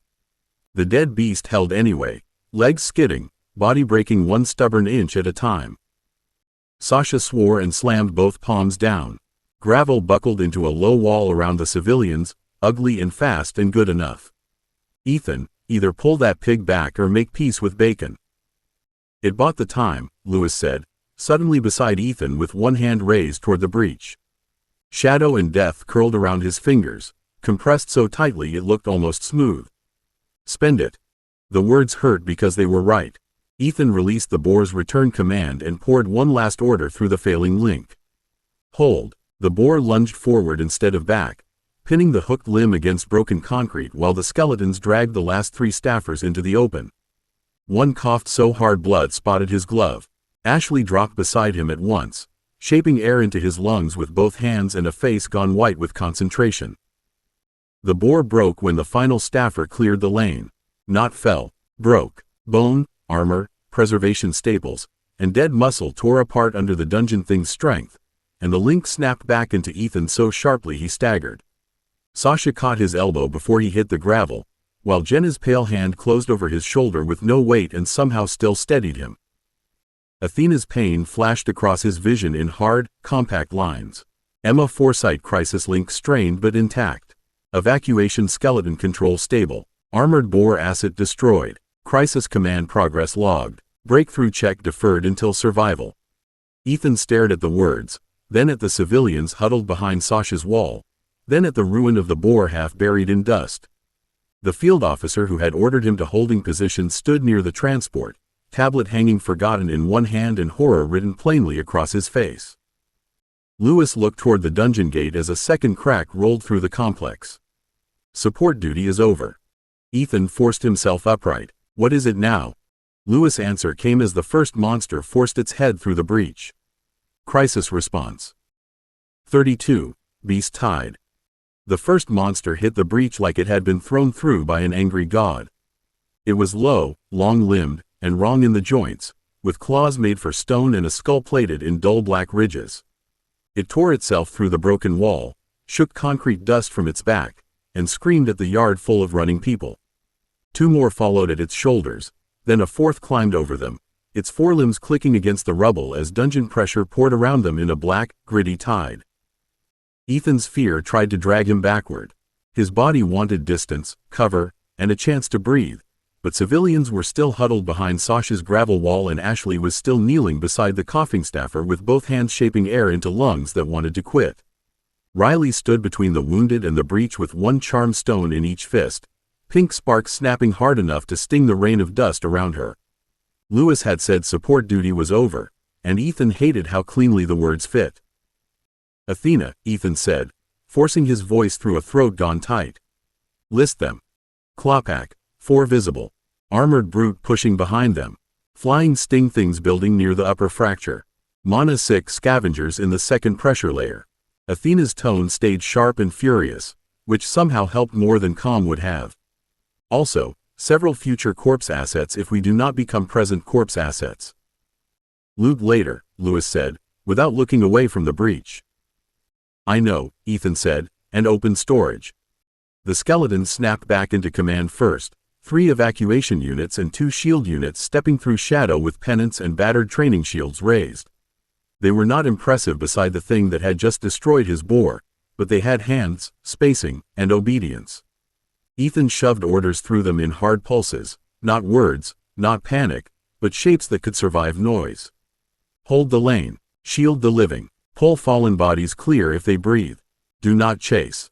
Sasha slammed her palms down again, face tight with effort, and the gravel wall thickened into a rough crescent between the civilians and the breach. I can hold cover, but if those claw things climb, I'm going to start throwing rocks with personal feelings attached. Do it, Ashley said, rising from the wounded staffer with one hand still extended to keep air moving around his face. I'll clear dust and poison. Ethan, don't let them close. That was not my plan, Ethan said, and sent the first zombie labor unit out of storage. The zombie was slow, ugly, and dressed in a reinforced training harness with a hooked dragline clipped across its chest. Ethan had hated every hour that taught him why such a thing mattered. Now it lurched toward a fallen barrier crate, caught the handle with dead fingers, and dragged it into place exactly where a living worker would have been too slow and too afraid. A second zombie followed, then a skeleton shield unit braced beside it, turning broken yard equipment into the beginning of a line. The clawpack came on all at once. Riley snapped her first charm stone into the ground, and pink disruption light crawled under their feet. The lead monster stumbled, Sasha's rock spike punched up beneath its chest and flipped it sideways, while Ethan drove a shadow binding loop across its forelimbs and let a skeleton spear team finish the pin. The other three hit the barricade hard enough to rattle teeth. Jenna appeared above the line, pale and steady despite the screaming alarms. Left side, Ethan. They smell the frightened. Emma flickered beside her, hands pressed to her chest as she stared through dust and black pressure. Up, wings, needles. Ethan looked up just as the flying sting things spilled from the high fracture in a glittering swarm, each one no bigger than a crow, each one carrying a hooked tail bright with dungeon venom. His stomach dropped, but his hands kept moving. Ashley. I see them, Ashley said, and pulled both arms wide. Air punched upward across the yard, catching dust, grit, and the first diving stingers in a rising sheet. They tumbled, Sasha's thrown stone smashed two from the air, and Riley's second charm cracked pink across the swarm's path. Ethan felt the line stretch thin under his command: skeletons, zombies, ghosts, shadow, wounded, civilians, all of it dragging at him until his skull ached. Athena flashed a compact warning across his vision. Mixed field command load critical but stable. Boar asset lost. Skeleton line damaged. Zombie labor functional. Emma foresight strained. Lewis stepped beside him, death mana coiling around one hand. Now you understand the question. Ethan swallowed hard as the armored brute forced its plated head through the breach behind the claw pack. Can my dead hold a line? No, Lewis said. Can you?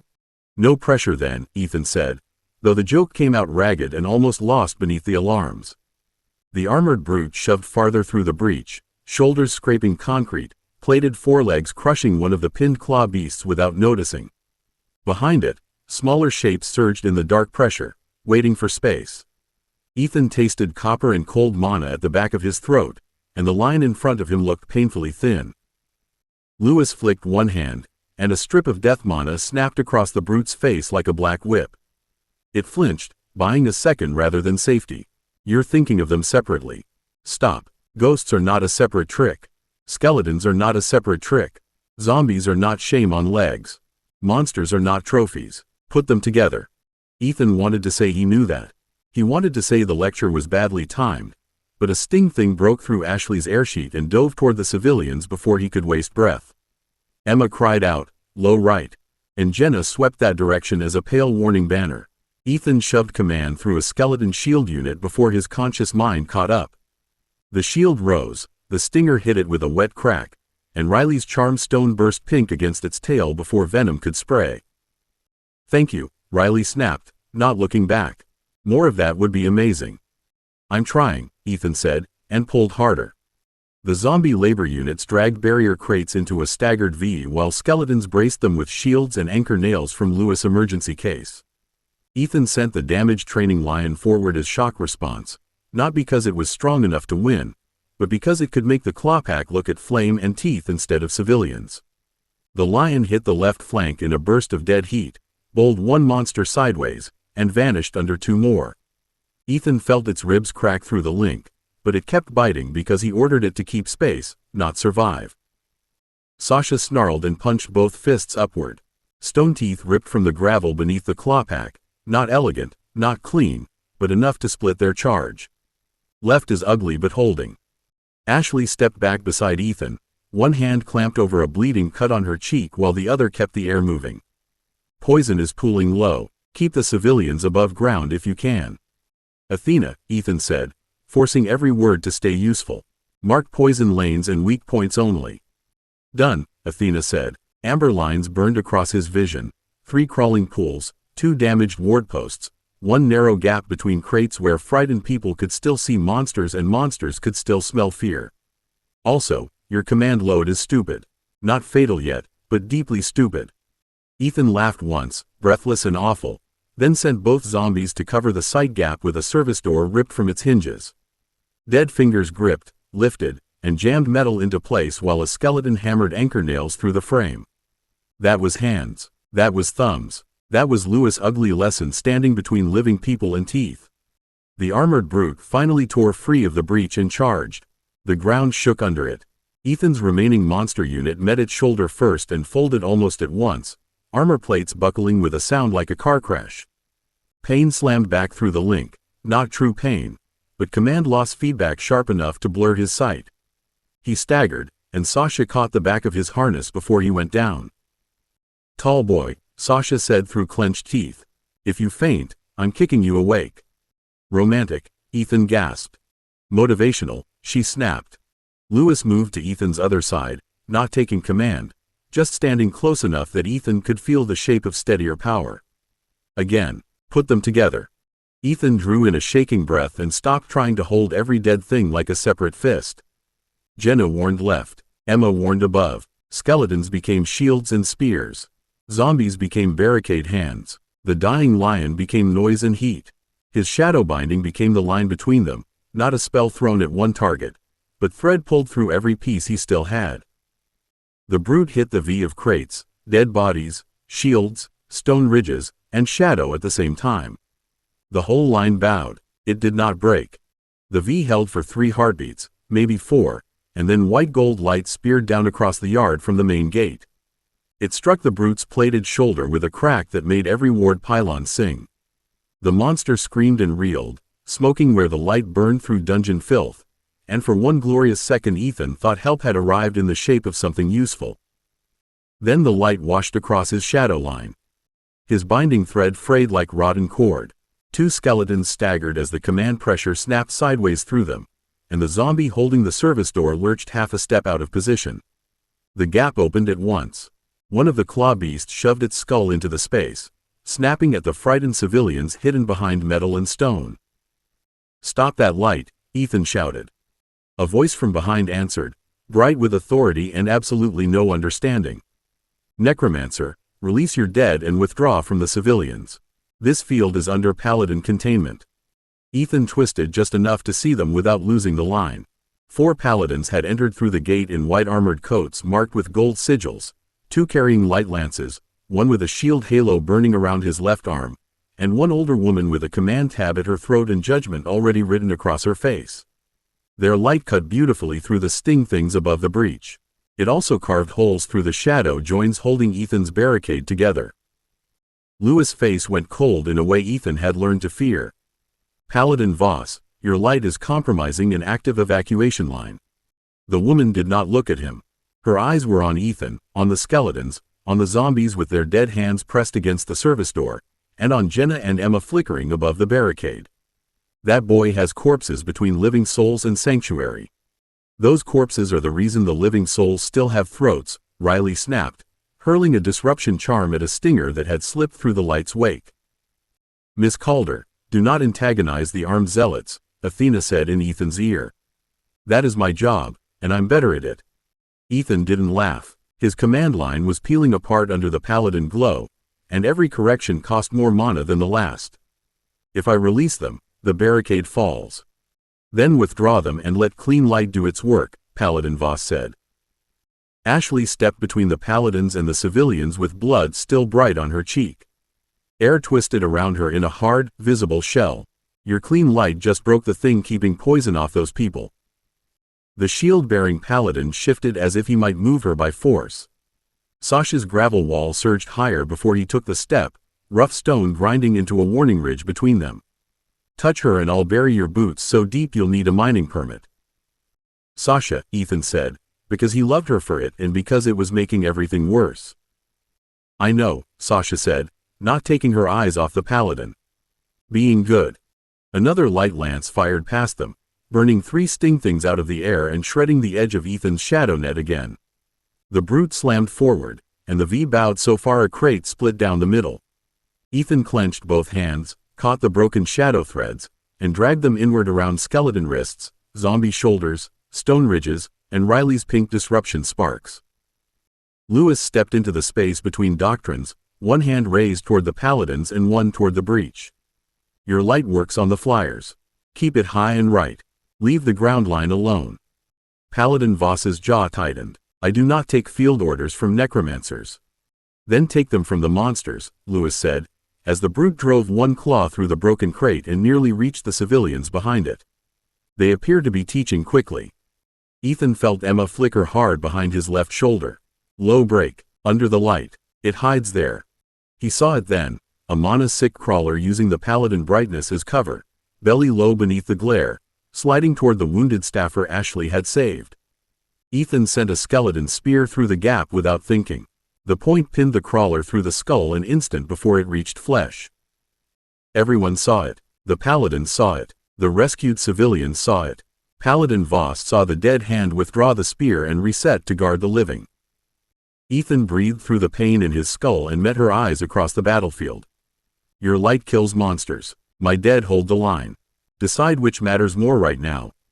Paladin Voss held Ethan's stare for one brutal second while the battlefield tried to spend lives around them.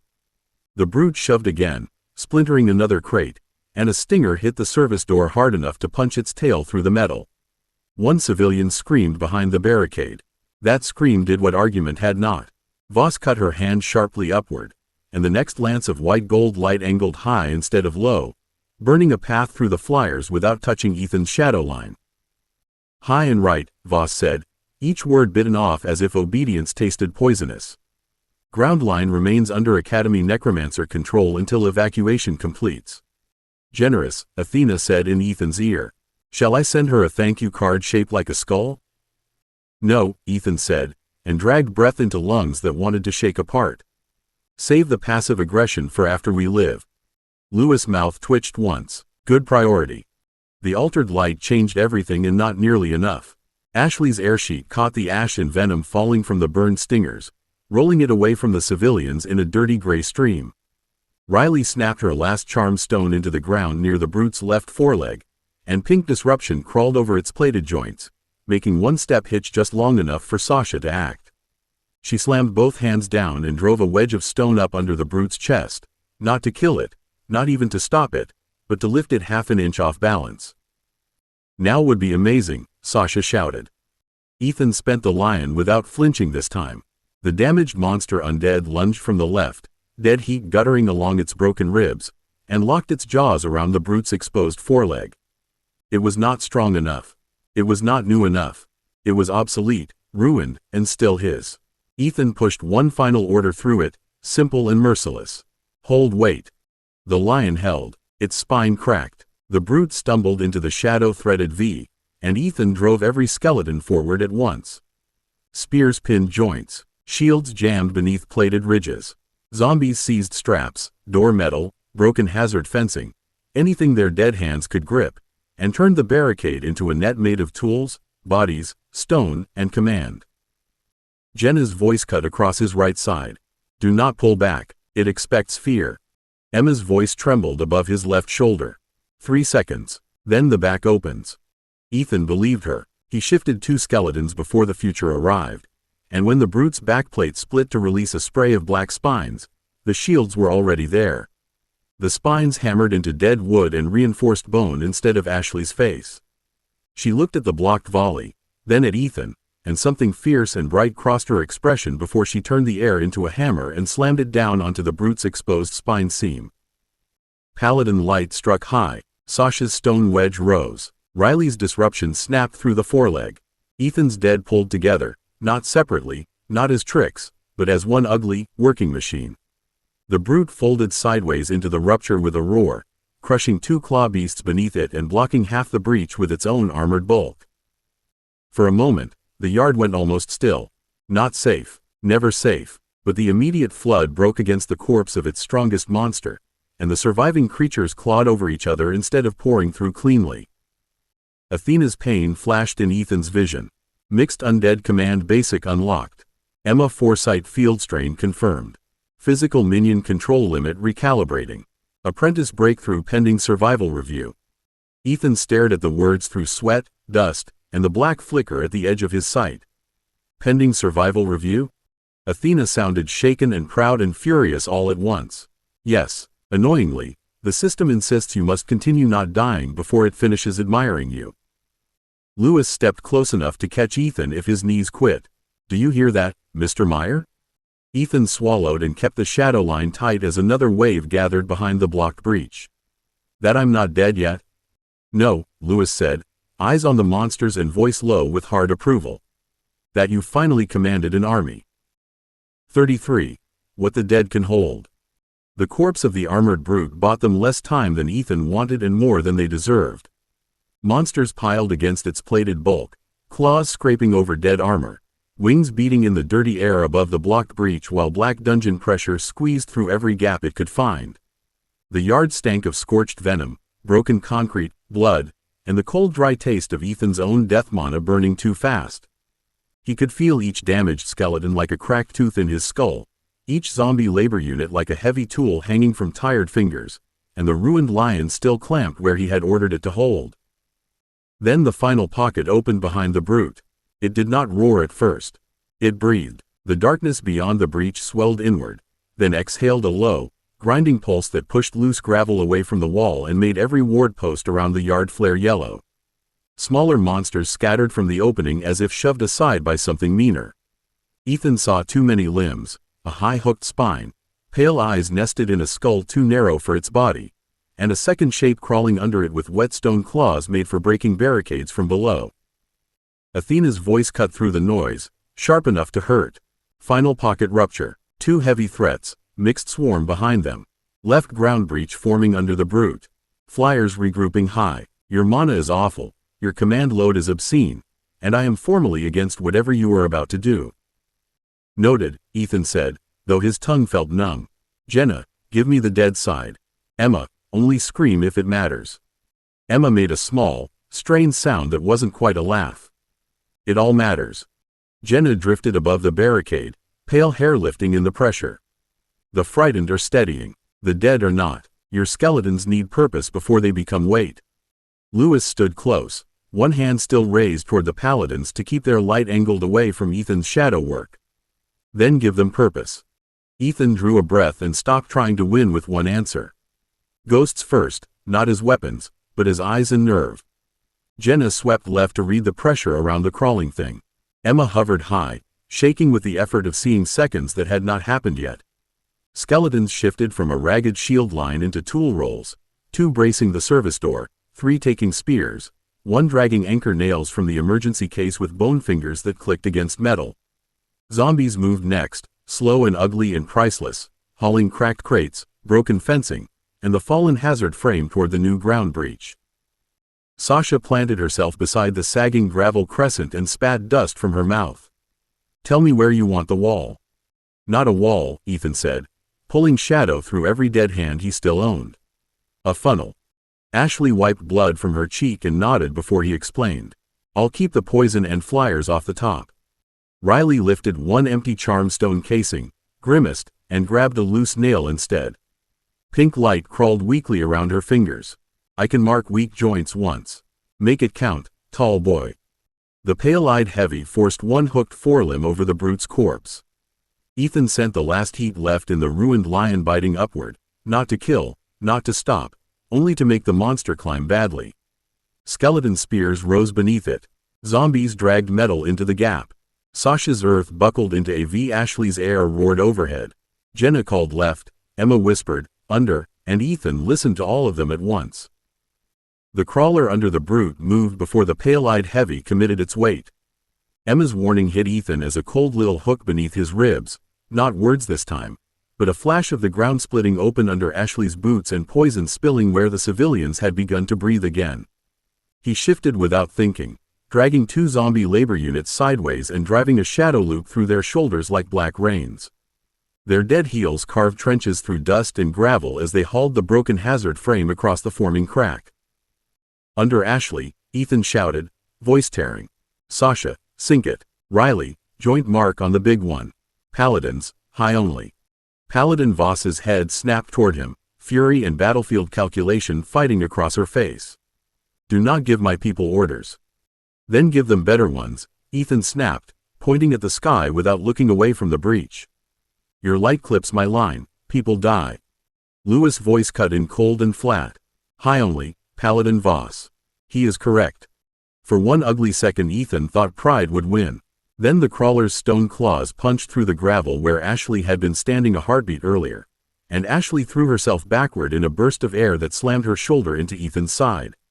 He caught her badly, nearly lost the shadow thread, and felt Sasha's earth answer before fear could finish its thought. The ground folded around the crawler's forelimbs, not crushing, not holding forever, but trapping long enough for a skeleton spear team to pivot. Got it, Sasha barked, her face white with strain. Don't you dare let it dig out under me. I'm not planning on it, Ethan said, and drove 3 skeletons forward. Jenna swept low across the crawler's back, her pale shape passing through its skull with a hiss that made the creature flinch as if memory itself had bitten it. Ghosts could not pin flesh, but they could blind instinct and bend attention. The crawler struck at her uselessly, and that gave Ethan space to command the skeletons. One spear went into the joint behind the foreclaw. A second crossed over it. The third did not stab at all, but jammed the butt of the weapon under the limb and levered down while a zombie hammered an anchor nail through broken fencing into the gravel beside it. Emma cried out, back spines. 2 breaths. Ethan believed her so hard it hurt. He sent the ruined lion rolling sideways beneath the pale-eyed heavy, spending its last shape as an obstacle instead of a fighter. Riley's pink-lit nail flew from her fingers and struck the heavy's left shoulder joint with a hard little crack. The mark was tiny against all that plated meat, almost laughable, until Paladin light speared high from the gate and burned where Riley had told it to burn. The heavy screamed. The sound shoved itself through Ethan's teeth and into his bones. His skeletons staggered, too nearly collapsing as his command line buckled under the noise. Ashley pressed one hand against his back and drove air forward with the other, turning the scream's dust and venom into a rolling wave that missed the civilians by inches. You're slipping, Athena said, no mockery left in her voice. Command braid unstable. Emma strained dangerous. Jenna holding ghost side interference. Skeleton 2 losing coherence. I know, Ethan gasped, though he didn't know enough, not really. The world had become too many hands, too many mouths, too many dead things waiting for him to choose where they belonged. He tasted blood and shadow and panic, and Lewis' lesson came back with cruel simplicity. Put them together. Ethan stopped pulling at each unit separately. Jenna became his left side warning. Emma became the future's needle. Skeletons became joints and angles. Zombies became weight and hands. The lion became wreckage with purpose. His shadow became the rope through all of them, and for one stretched heartbeat the battlefield answered as one ugly machine. The ugly machine did not make the battle simple. It made the battle honest. Ethan felt exactly where it was weak because the line stopped lying to him. The crawler had too much leverage under Sasha's earth trap. The pale-eyed heavy still had one free shoulder. The flyers were learning to dive between bursts of paladin light, and the civilians behind the barricade were beginning to move at evacuation pace, which meant gaps opened every time fear stumbled into hope. Sasha, right ridge higher, Ethan said, forcing the command through breath instead of panic. Not solid. Teeth. Make it painful to climb. Sasha's mouth twisted with effort as she dragged both hands upward. Jagged stone rose along the right side of the V, not a wall, but a row of biting angles that forced the smaller monsters to bunch instead of spread. Like that? Exactly like that, Ethan said, and meant it so hard she flashed him a fierce, exhausted grin before the next tremor nearly knocked her sideways. Ashley caught the dust wave with both arms and shoved it up into the paladin light. Venom mist burned white gold above them instead of rolling into the wounded, and the smell made Ethan's eyes water.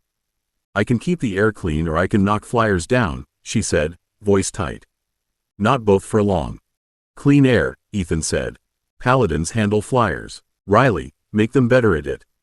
Riley laughed once, breathless and sharp. That's a rude way to ask for a miracle. She dropped to one knee, slapped both palms against the gravel, and sent a thin pink crackle skittering through Sasha's stone teeth. It leapt from ridge to ridge, marking tiny bright points where flyers banked too low. There, high targets get sparkles. If the zealots can't aim at sparkles, I'm writing a complaint. Paladin Voss heard her. Ethan saw the woman's jaw tighten, but she did not waste breath on doctrine. She cut her hand across the air, and her lancers adjusted. The next volley struck the marked flyers cleanly, burning 3 from the sky and forcing the rest up and right. For the first time since the paladins had arrived, their light felt like part of the formation instead of a knife sliding near Ethan's throat. Lewis glanced at Ethan, and the look held no mercy at all. Do you feel it? Ethan did. That was the awful thing. He felt Sasha's earth as lanes his dead could brace against. He felt Ashley's air as clearance his ghosts could see through and his skeletons could fight under. He felt Riley's disruption marks as little decisions placed in the world before anyone else made them. He felt the Paladin light as danger and tool, both, depending on where he left space for it. His dead were not separate from the team. They were only useful when they fit the living. The crawler tore one limb free. Ethan answered with a zombie's weight, 2 skeletons' angles, Jenna's cold passed through its skull, and Sasha's stone snapping shut behind the limb again. The pale-eyed heavy lunged over the brute's corpse, but Riley's spark mark pulled Paladin light to its shoulder while Ashley's air hammer shoved its head down into the spear line. Now, Emma whispered, shaking almost transparent. All together.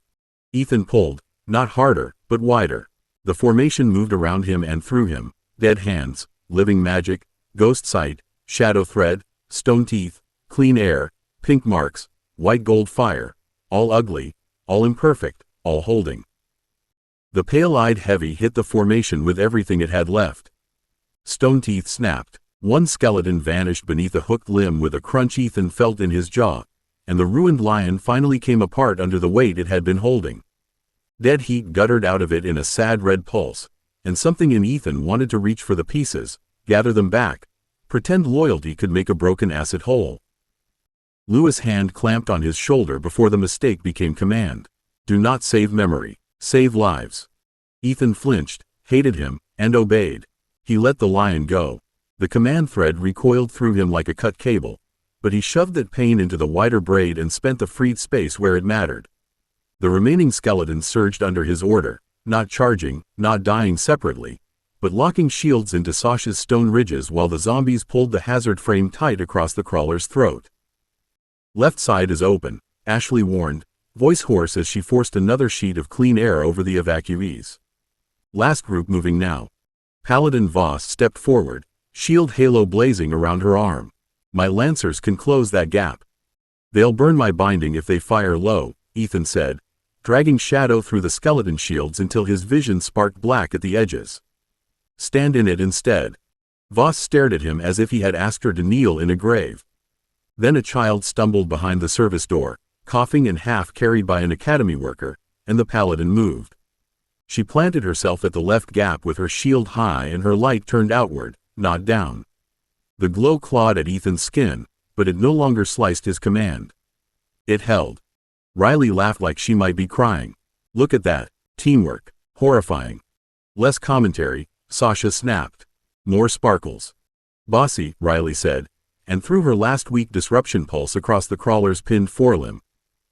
The crawler convulsed. The heavy lunged. Emma screamed once, not in fear but warning, and Ethan dropped every shield skeleton half a step before the heavy spine volley hammered over them and into Paladin Voss's halo. Light shattered outward in hot fragments. Voss staggered but did not fall. Ashley caught the fragments in air before they could spray into civilians, and Sasha drove the final stone wedge up beneath the heavy's marked shoulder. Ethan pulled the braid closed. Ghost warning, zombie weight, skeleton angle, living magic, paladin light, ruined monster, shadow thread. All of it answered. The heavy folded sideways, forced by stone and shield and air into the trapped crawler beneath it. Paladin lances struck high, Riley's mark split, Sasha's ridge rose, Ashley's air hammered down, Ethan's dead wrenched together one last time, and the two monsters collapsed into the breach in a tangle of plated limbs and broken spine, plugging the rupture with their own bodies. The pressure broke, not vanished, not safe, but broken enough that Academy ward pylons finally caught the dungeon edge and stitched yellow light across the wall. The remaining swarm recoiled into the sealed dark, scraping and screaming as the breach narrowed around them. Ethan held the line until the last civilian crossed the gate, until the last flyer burned, until Lewis said his name twice and then sharply enough to get through the roar in his skull. Release in order, Lewis said. Do not drop them all at once. Ethan nodded because words were too expensive. He released the paladin edge first, then Ashley's air lane, then Sasha's stone funnel, then the zombie brace, then the skeleton shield line, each thread lowered instead of cut. Jenna settled beside him, dimmer than before. Emma hovered near his shoulder like a candle almost blown out. Athena's pain opened in his vision, compact and mercilessly bright. Mixed Undead Command Basic unlocked. Apprentice threshold crossed under crisis conditions. Minion control limit recalibrating. 6 stable, 7 under strain. Command range improved. 8 miles clean conditions, reduced under paladin interference. Confirmed costs. Fire Lion destroyed, skeleton unit lost, Emma Foresight strain severe, mana depletion critical, public exposure unavoidable. Ethan stared at the words until they swam. That's a terrible victory screen. Athena's voice shook with pride she was trying and failing to hide. Yes, unfortunately, it's yours. Lewis caught him when his knees finally gave. Now, Mr. Meyer, he said, low and fierce beside Ethan's ear, you have held a battlefield. 34. Complaint of victory. Ethan woke in an infirmary chair with a blanket over his knees, dried blood at the corner of his mouth, and 3 girls arranged around him like a very pretty security perimeter. Sasha sat on the edge of the next cot with one boot hooked around the chair leg. Ashley stood by the privacy screen with a cup of something steaming in both hands, and Riley leaned against the wall beside the door, pink hair dusty, face too pale beneath the attitude she was still wearing out of spite.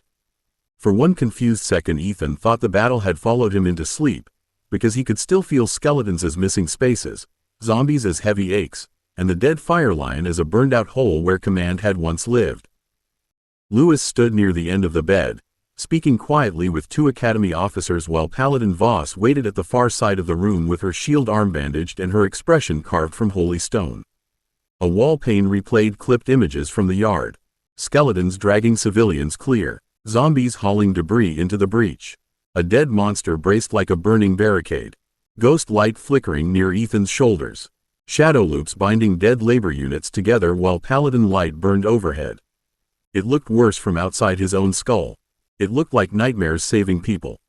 Athena's voice entered his chip, gentle enough to frighten him. You were unconscious for 26 minutes. Sasha threatened 2 medics, Ashley negotiated actual care, and Riley attempted to charm a mission clerk into deleting unhelpful adjectives from the preliminary report. I was improving it, Riley said from the wall, proving Athena had routed the line aloud or Ethan had muttered again. No report needs the phrase necromantic mass coordination unless the writer wants to sound terrified and smug. Sasha pointed at Ethan with the cup she had apparently stolen from Ashley. Don't move fast. You tried that once. You folded like wet laundry. I feel like wet laundry, Ethan said, and his voice came out rough enough that Ashley immediately crossed the room and put the steaming cup into his hands. Drink, Ashley said, then listen before you decide to be funny. That killed the joke waiting in his mouth. Ethan looked past her to the pane as another image froze. Paladin Voss stood in the gap with her shield high while Ethan's skeletons crouched under her light. The civilians behind them were visible in the corner, small and blurred, but alive. One child clung to an academy worker's sleeve with both hands. An academy officer cleared his throat. The numbers are preliminary, Meyer, but they're clear. Your undead assets cleared 2 evacuation lanes, reinforced the service breach, and prevented a secondary collapse. Your ghosts provided advance warning at least twice. Your mixed command bought the ward team enough time to stitch the rupture. Ethan should have felt relief. Instead, every word landed beside the frozen image like evidence on a table. Then why does everyone look like I robbed a graveyard during chapel? Paladin Voss's eyes lifted to his. Because necessity does not make corruption clean. Sasha's boots scraped the floor as she stood. He saved your people too. He did, Voss said, and the admission seemed to cost her more than the wound. That is why this is difficult. Lewis turned from the officers then, his face calm in the way Ethan had learned to distrust. No, that is why this is useful. Nobody here gets to pretend anymore. The wall pane went dark at Lewis' gesture, but the last frozen image stayed behind Ethan's eyes. Voss in the gap, skeletons crouched below holy light. A child alive because everyone had done the wrong-looking thing at the right time. Ethan held the cup Ashley had given him and drank because she was still watching, because Sasha looked ready to bite someone, and because Riley had gone too still by the door. A chime sounded from the nearest academy officer's wrist comp. His face tightened as he read. Paladin Voss did not smile, which made the moment worse. She only straightened a little, as if the complaint had arrived not as a surprise but as a duty she had hoped would not become necessary. Formal notice, the officer said. Order of St. Barachil, provisional field complaint attached to emergency review. Alleged spiritual contamination, unsafe corpse deployment, unauthorized battlefield command over allied personnel, and hostile shadow integration inside a civilian evacuation zone. Sasha made a sound like a laugh finding a knife. Hostile shadow integration? He made a barricade, not a demon wedding. Sasha, Ashley said quietly, and that single word stopped her better than a hand over her mouth would have. Athena's pain opened in Ethan's vision, not the bright victory screen from before, but a dense stack of clauses, timestamps, witness clips, consent references, command path maps, and Paladin light interference overlays. The defense was so clean it made his tired brain ache. It had answers for accusations Ethan hadn't even heard yet. "Do not read from that," Lewis said. Ethan blinked at him. "You can see it? I can see your face when Athena is about to make you sound like a committee with perfect teeth," Lewis said. "Close it." Athena's voice went cool. "My defense packet is accurate." "I'm sure it is," Lewis said. "It is also useless if they decide he is a clever monster wearing a legal mask." Ethan looked at the complaint notice, then at Paladin Voss. "So what am I supposed to do? Stammer honestly until they feel better?" "Yes," Lewis said. "More or less." Riley pushed away from the wall. "That is the worst legal strategy I've ever heard." "It is not a legal strategy," Lewis said. "It is a survival strategy. People forgive imperfect truth faster than flawless evasion. Ethan must answer as the boy who bled in that yard, not as Athena's prepared argument." Paladin Voss's bandaged hand curled against her shield strap. Truth would be welcome. Ethan stared at her until the words stopped being polite and became a challenge. His temper stirred, ugly and exhausted, and shadow answered beneath his skin like smoke under a closed door. Ashley's fingers touched his wrist, and Sasha moved closer on his other side, not restraining him, just reminding him he had people within reach. "Fine," Ethan said, setting the cup down with more care than his hands wanted. "Ask your questions. I'll answer them. But if anyone calls Emma a contamination, I'm walking out before I say something honest enough to start another complaint." The questions did not begin with Emma. That was probably deliberate, because Paladin Voss had enough battlefield sense not to put her blade where Ethan had warned her he would bleed.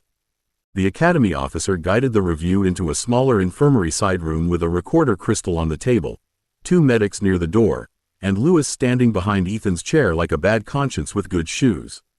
Sasha, Ashley, and Riley sat along the wall, but none of them looked remotely decorative. Sasha went first because she volunteered before anyone could stop her. "Ethan saved lives," she said, leaning forward with both elbows on her knees and mud still dried along one sleeve. "His skeletons cleared lanes. His zombies hauled barricade junk when living people couldn't get close. His ghosts warned him before the ground opened. If your complaint says corpse things in a shocked voice, write down that corpse things kept children from being eaten." The officer's pen paused. Paladin Voss watched Sasha with a tired severity that had lost some of its shine. "Miss Calder, the review requires exact statements, not insult." "Fine," Sasha said. "Exact statement. I raised the funnel. Ashley kept venom out of civilian lungs. Riley marked targets. Ethan's dead held the ugly middle, and your paladins burned high because he told them where not to fire. That's what happened." Ashley followed with less heat and more damage. She described air lanes, light interference, evacuation timing, and the moment Ethan changed his orders because low paladin fire would have cut his bindings. She did not defend him with affection. She defended him with angles, seconds, distances, and a calm explanation of why clean air mattered more than knocking down flyers. Ethan had to look at his hands while she spoke, because hearing her make him sound necessary felt worse than accusation. Riley smiled when her turn came, and everyone in the room became a little more careful. "I marked weak joints and flyer paths," she said pleasantly. "I also watched Ethan choose not to harvest anything during active danger. Several valuable monster remains were present. He used them as barricade material, bait, and pressure mass instead of loot. That seems relevant if anyone plans to accuse him of opportunistic corpse collection." Athena murmured in Ethan's chip, "Excellent phrasing. Dangerous girl." "No kidding," Ethan muttered. The recorder crystal glowed. The officer looked at him. "Your statement, Meyer." Ethan swallowed and felt every eye settle where old schoolyard accusation had once lived. He could have used Athena's words. He could have used Lewis' careful legal frame. Instead, he looked at Paladin Voss. "I commanded what I had permission and control to command. I used ghosts for warning, not possession. I used skeletons and zombies for work they could do better than panicking civilians. I used monster dead as barriers because they were already dead and big enough to matter. I didn't collect trophies while people were running. I didn't order your paladins. I told them what would kill my bindings, and Lewis confirmed it. Voss's jaw tightened. And if their light had burned your bindings anyway? Then people would have died, Ethan said, voice rough but steady. Maybe from monsters. Maybe from my dead losing coherence. Maybe both. That's why I spoke. He looked down at his own shaking fingers and made himself continue. I'm not asking anyone to like what I am. I don't always like it either. But yesterday the dead could hold things the living couldn't, and I won't apologize for using them to keep breathing people alive. For a moment, nobody answered him. The recorder crystal kept glowing, small and patient on the table, while the academy officer looked from Ethan to Paladin Voss and back again as if the room had become a bridge he needed to cross without stepping on anything sacred. Ethan's chest ached from speaking, but the ache felt cleaner than silence. Not good, not safe, just cleaner. Voss lowered her eyes first. It was not surrender. Ethan knew enough about paladins now not to mistake a lowered gaze for yielding. She was choosing her next words with the same care she would use to raise a blade in a crowded room. Your statement will be entered. My complaint remains. Sasha's temper flared before her mouth opened, but Ashley caught her sleeve. Riley leaned back in her chair with a sweet smile that promised future trouble if anyone pushed too hard. Ethan saw all of it and realized, with a strange weary horror, that his girls were doing for him what his dead had done in the yard. Filling gaps, holding angles, making a shape around him so he didn't have to stand alone. Lewis stepped around the chair and placed one paper slate in front of the academy officer. Then enter the academy's determination beside it. The officer touched the slate, read, and exhaled through his nose. Emergency review finds no basis for disciplinary confinement. Provisional restrictions apply. Student Meyer is granted supervised salvage rights from the breach remains, subject to ward safety, donor law compliance where applicable, and academy inventory audit. Field deployment of mixed undead formations remains authorized only under instructor or mission handler oversight until further competency review. Paladin complaint remains active but does not override academy command authority. Ethan stared at the words as they appeared on his wrist comp, copied there by Athena almost before the officer finished speaking. Permission, scrutiny, salvage, oversight, complaint active. It wasn't praise, it wasn't freedom. It was a leash with a longer chain and a label that said useful. Athena's compact pane slid into place beneath the review text. Emergency review completed. Apprentice Necromancer Level 1 confirmed. Public Defense Basic logged. Reputation flag active. Frightening but useful. Paladin scrutiny active. Supervised salvage rights authorized. No new rank gain from administrative review. Ethan swallowed a laugh that would have sounded too close to breaking. Frightening but useful. That's going on my business cards. Lewis' mouth twitched. I would advise against business cards until you stop looking as if a stiff breeze could finish what the dungeon started. Voss stood. Her bandaged arm moved stiffly, but she did not ask for help. You saved lives, Mr. Meyer. I will not lie about that. She looked at him then, and the conflict in her face was worse than hatred because it had room to grow in several directions. I will also not lie about what I believe you risked becoming. Ethan nodded because arguing would only make her feel cleaner. Then don't lie when the next report asks whether your shield held because my dead gave you room. Voss flinched, just once. Then she inclined her head and left the room with her light pulled tight around her like armor. When the door closed, Sasha let out a breath full of violence. Ashley's hand settled on Ethan's shoulder, steady and warm. Riley reached across the table, tapped his wrist comp, and smiled at the ugly little status line. Frightening but useful is better than dead and misunderstood.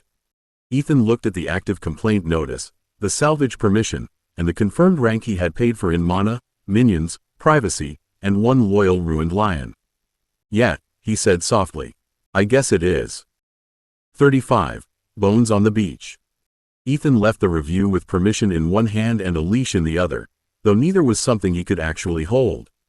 The infirmary corridor seemed too bright, the floor too clean, and every passing academy badge made the words on his wrist comp feel heavier. Supervised salvage rights. Paladin complaint active. Mixed formation oversight. Apprentice Necromancer Level 1 confirmed. It should have felt like winning. Instead, it felt like being told he was useful enough to keep, dangerous enough to watch, and tired enough to sit down before gravity decided to file its own complaint. Sasha stayed at his left shoulder as they walked, still carrying anger like a loaded weapon she hadn't found a target for. Ashley kept pace on his right with one hand hovering near his elbow whenever his steps went loose. Riley drifted half a pace behind them, pink hair dusty, eyes too sharp for someone who had smiled through a formal review and made it look harmless. "You're going to Athena's island," Ashley said quietly, not asking. "Not the mess hall, not the dorm common room. Somewhere nobody can stare." Ethan wanted to argue because arguing would prove he still had energy. He looked at the review pane again instead and saw Athena had already reduced the official documents into a short private summary beneath the ugly language. Damaged undead pending repair review. Retired monster remains under hold. Salvage tagged for supervised processing. Beast parts secured. Mission payment delayed by complaint audit. Legal restrictions updated. Command strain flagged. No rank gain from review. He gave a weak laugh before it could turn into something worse. She translated victory into chores. Athena's voice entered his chip with offended restraint.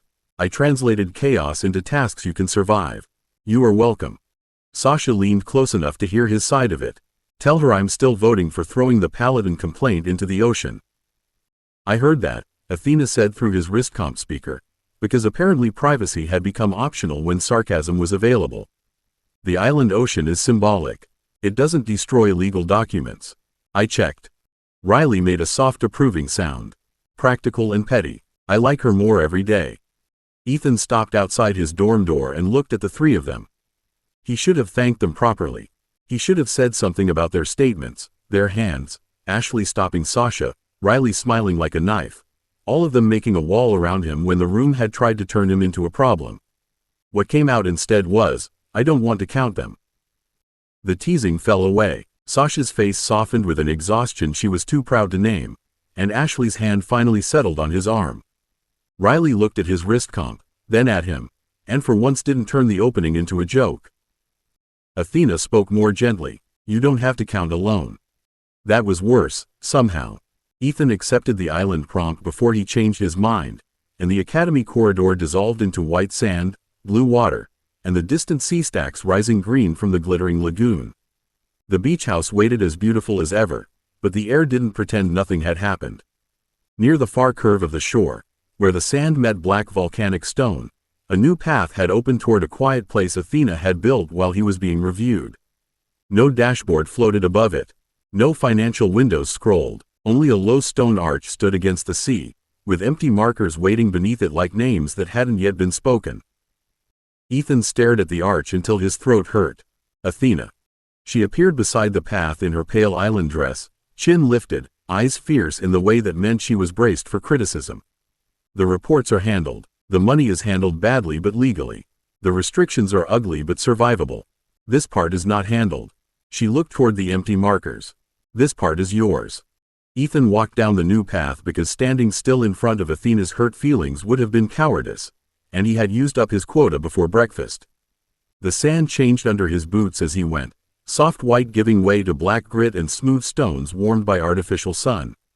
The sea stacks rose beyond the curve of the beach, green and impossibly alive, but the space beneath the arch felt deliberately quiet. Not empty, waiting. Athena followed a pace behind him. "I didn't create graves," she said, too quickly for it not to matter. "No remains are stored here. No bodies, no fragments, no unauthorized spiritual anchors. This is a memory index with ritual-friendly presentation and emotionally tolerable architecture." "You built a cemetery and got embarrassed about it," Ethan said, because if he didn't make it smaller with words, it would become too large to touch. Athena's eyes narrowed. "I built a classification space that happens to respect grief." A soft laugh came from beneath the arch before Ethan could answer. Jenna stood beside the first empty marker, pale and composed, with Emma half visible near the stone rail overlooking the water. The sight of them there made Ethan's chest loosen and tighten at the same time. Jenna looked over the markers, then at Athena, and inclined her head. "She has done well, better than a ledger, worse than a chapel, perhaps, but chapels come with too many opinions." Emma's faint smile flickered. "It feels kinder than a report." Ethan stopped beside the first marker. There were 3 shallow bowls set into the stone at waist height. One held smooth white shells. One held dark chips of volcanic glass. One held small bronze tags without names. He looked at them and immediately hated knowing there was a system. Please tell me this isn't a sorting game. It is a sorting responsibility, Athena said. White shells for chosen dead and bargains. Bronze tags for commanded minions, repaired, retired, or spent. Black glass for hostile remains, beast parts, and salvage that deserves proper handling but not mourning. Ethan reached toward a bronze tag, then stopped. That sounds cold. It is clear, Jenna said, and her voice sharpened enough to cut through his tired pity. Clear is not cruel. Careless language becomes careless command. A ghost who chose you is not the same as a skeleton raised for formation work. A beast corpse used as a barrier is not the same as Emma. Salvage is not betrayal. Mourning everything equally is another way to stop seeing anything clearly. Ethan looked at Emma then, expecting pain. She gave him a small nod instead, as if Jenna had said something necessary rather than something kind. He picked up one bronze tag and set it into the center groove beneath the arch. Fire Lion. Retired from active command. Ruined beyond repair after holding the breach. Athena's voice softened. Entry accepted. Ethan's fingers closed around a black shard next. It was warm, almost smooth, and heavier than it looked.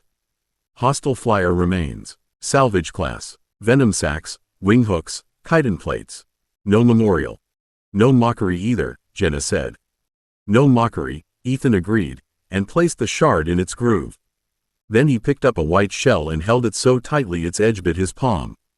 Jenna and Emma. Permanent chosen ghosts. Not inventory. Emma's face changed, very slightly, and Ethan had to look down before that broke him worse than the complaint had. Athena recorded the entry without speaking, and that silence was the best thing she could have given him. The white shell didn't glow, sing, or announce anything dramatic. It simply settled into the groove beneath the arch, small and pale against the dark stone, and somehow that quiet acceptance made Ethan's hand ache. He kept expecting the island to reject the entry because Jenna and Emma were not things, not units, not some neat part of his growing necromancer mess. Instead, the arch held the shell as if names could rest there without being trapped. A shell window opened behind him with a soft pulse of blue light, and Sasha stepped through first, still dusty, still pale beneath her stubborn grin. Ashley followed with a tray in both hands, moving carefully over the black grit as if she had decided food counted as battlefield medicine. Riley came last and stopped just inside the arch, pink hair bright against the sea, her usual sharp smile dimmed by the sight of the markers. Ethan looked at them and realized Athena had waited until he started before letting them in. Sasha glanced at the bowls, the grooves, the sea stacks, and the ghosts, then pointed at the bronze tags with forced brightness. So this is where we put all the brave little murder helpers after they graduate from being gross to being emotionally complicated. Ashley sighed, but there was no real bite in it. That was awful. I know, Sasha said, rubbing both hands over her face. I'm very tired. My mouth is operating on emergency power. The bad joke did what good words could not. It let Ethan breathe without feeling as if every breath had to be worthy of the dead. He almost smiled, and then Ashley stepped in close enough to make retreat impossible. She put the tray on the stone ledge beside the bowls and pressed a wrapped sandwich into his hand with the calm authority of someone who had absolutely saved all her softness for after obedience. Eat, Ashley said. You're shaking, and grief doesn't count as calories. Ethan looked down at the sandwich as if it had betrayed him by existing. I'm not hungry. Ashley held his gaze. That wasn't a negotiation. Jenna made a small approving sound from beside the marker. Sensible girl. See? Ashley said, and her mouth softened. The dead agree with me. Ethan took a bite because fighting all of them would require more energy than chewing.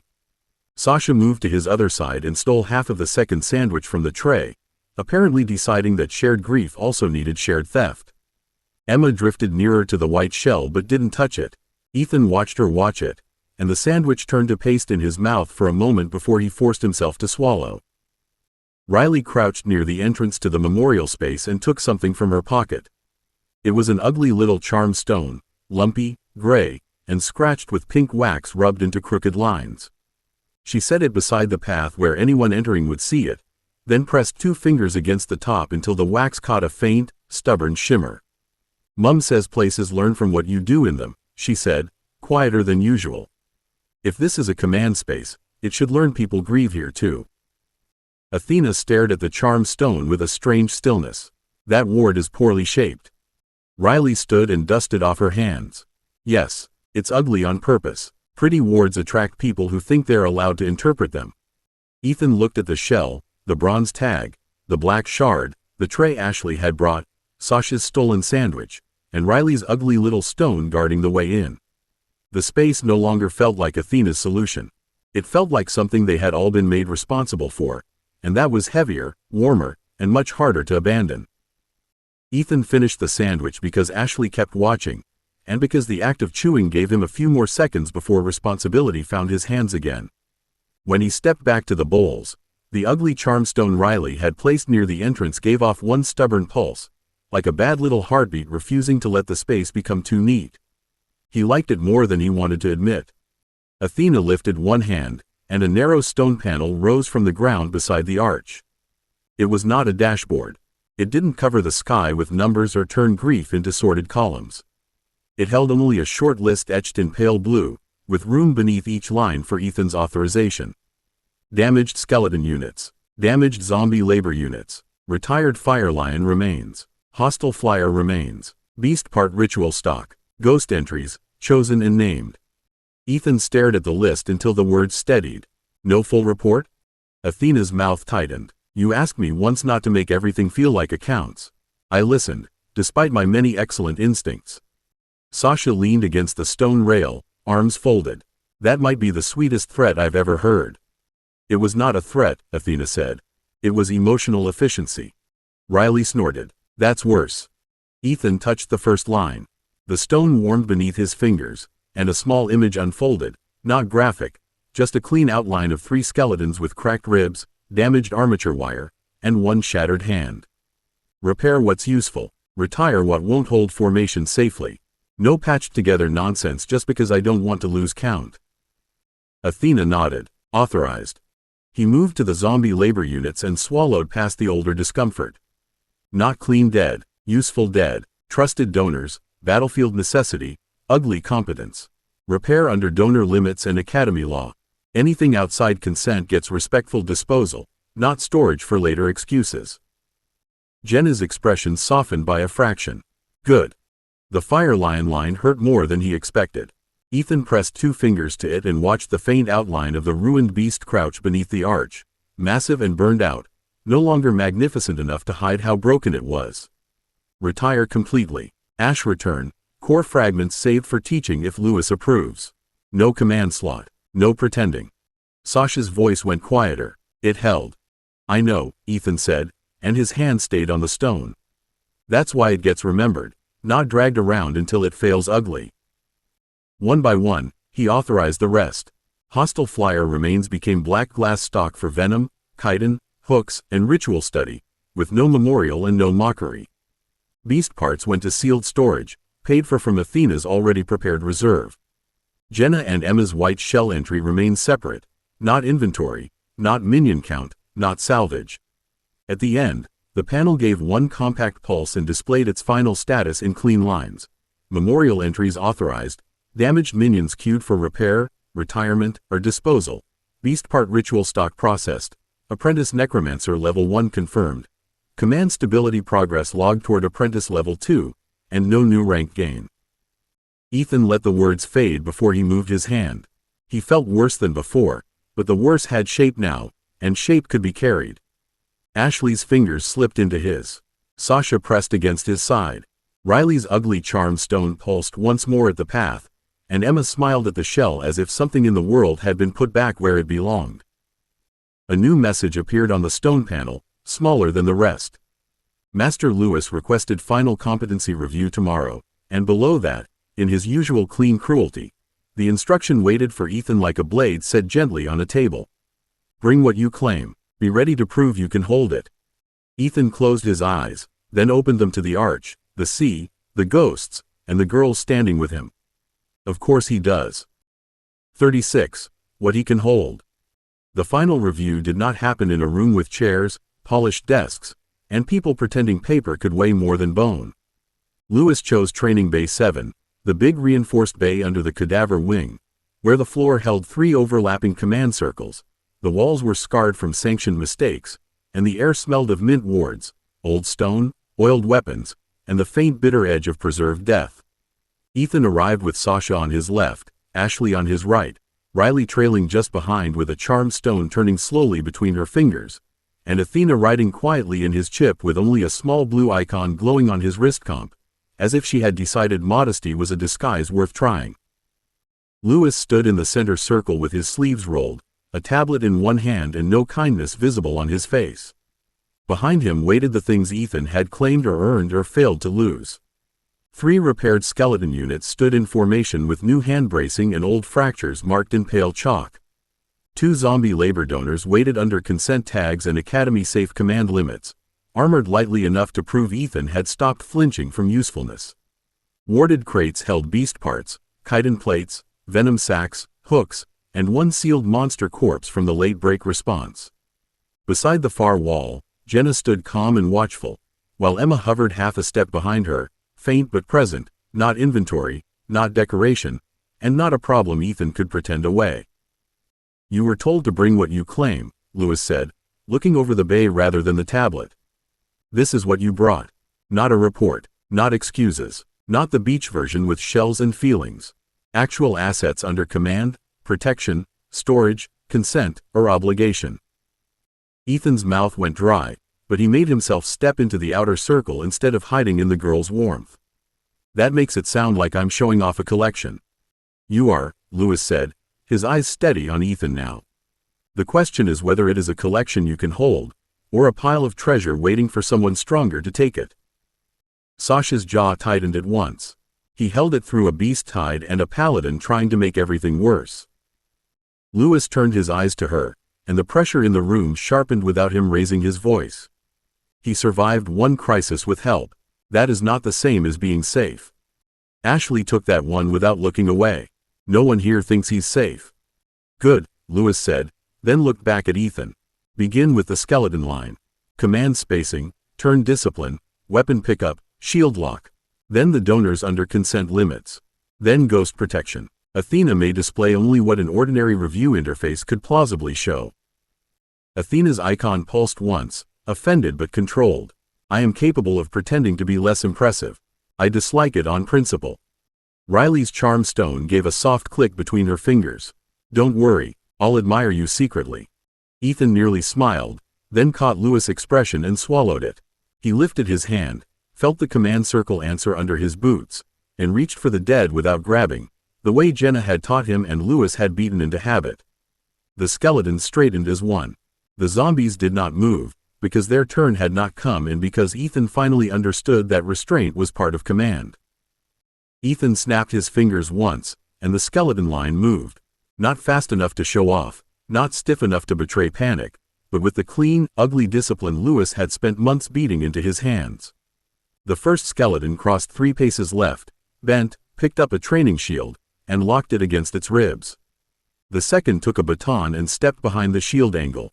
The third lifted a cartridge case, checked the grip by touch, and set it down again because Ethan had not authorized weapon loading. Lewis watched the sequence without praise. "Why no live weapon?" "Because this is a proof drill, not a fight," Ethan said, feeling the command thread hum through his palm, thin but steady. "Because the bay has observers. Because showing restraint matters when half the academy already thinks I'm waiting for an excuse." Sasha's mouth twisted. "More than half can kiss my short, muscular backside." "Sasha," Ashley said, but the rebuke had no strength in it. Lewis did not smile. "Miss Calder's diplomacy remains a battlefield hazard. Continue." Ethan let the skeletons freeze in shield order, then turned toward the 2 zombie donors. The old sickness still rose, not as hard as it once had, but present enough to remind him that progress did not mean comfort. He touched the first donor's command tag, read the consent line with his eyes, and spoke before he moved mana. "Labor Donor 1. Handling and formation support allowed. No field deployment. No weapon use beyond training safe grip drills. I am requesting basic lift and hold." The dead man moved with slow care, bent at Ethan's signal, and lifted a crate of chitin plates from the floor to the waist-high inspection stand. No stumble, no dragging, no careless torque through preserved joints. Ethan felt Ashley's attention on his hands, Sasha's fierce silence, and Riley's charm stone turning softer now.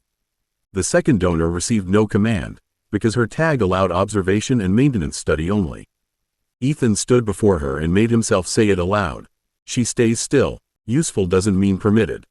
Jenna inclined her head near the wall.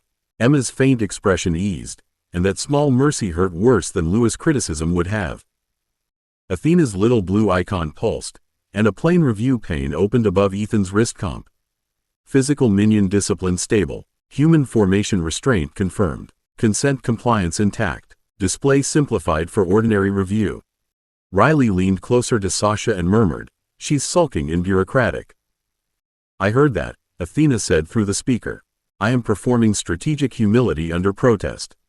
Ethan breathed through a laugh before it could break his focus. He walked to the sealed beast crate next, palm hovering over the warded lid rather than touching it. Level 3 corpse retained for future binding. Not raised yet because my command load is still strained. The storage ward is stable, and wanting a bigger monster isn't a reason to be stupid.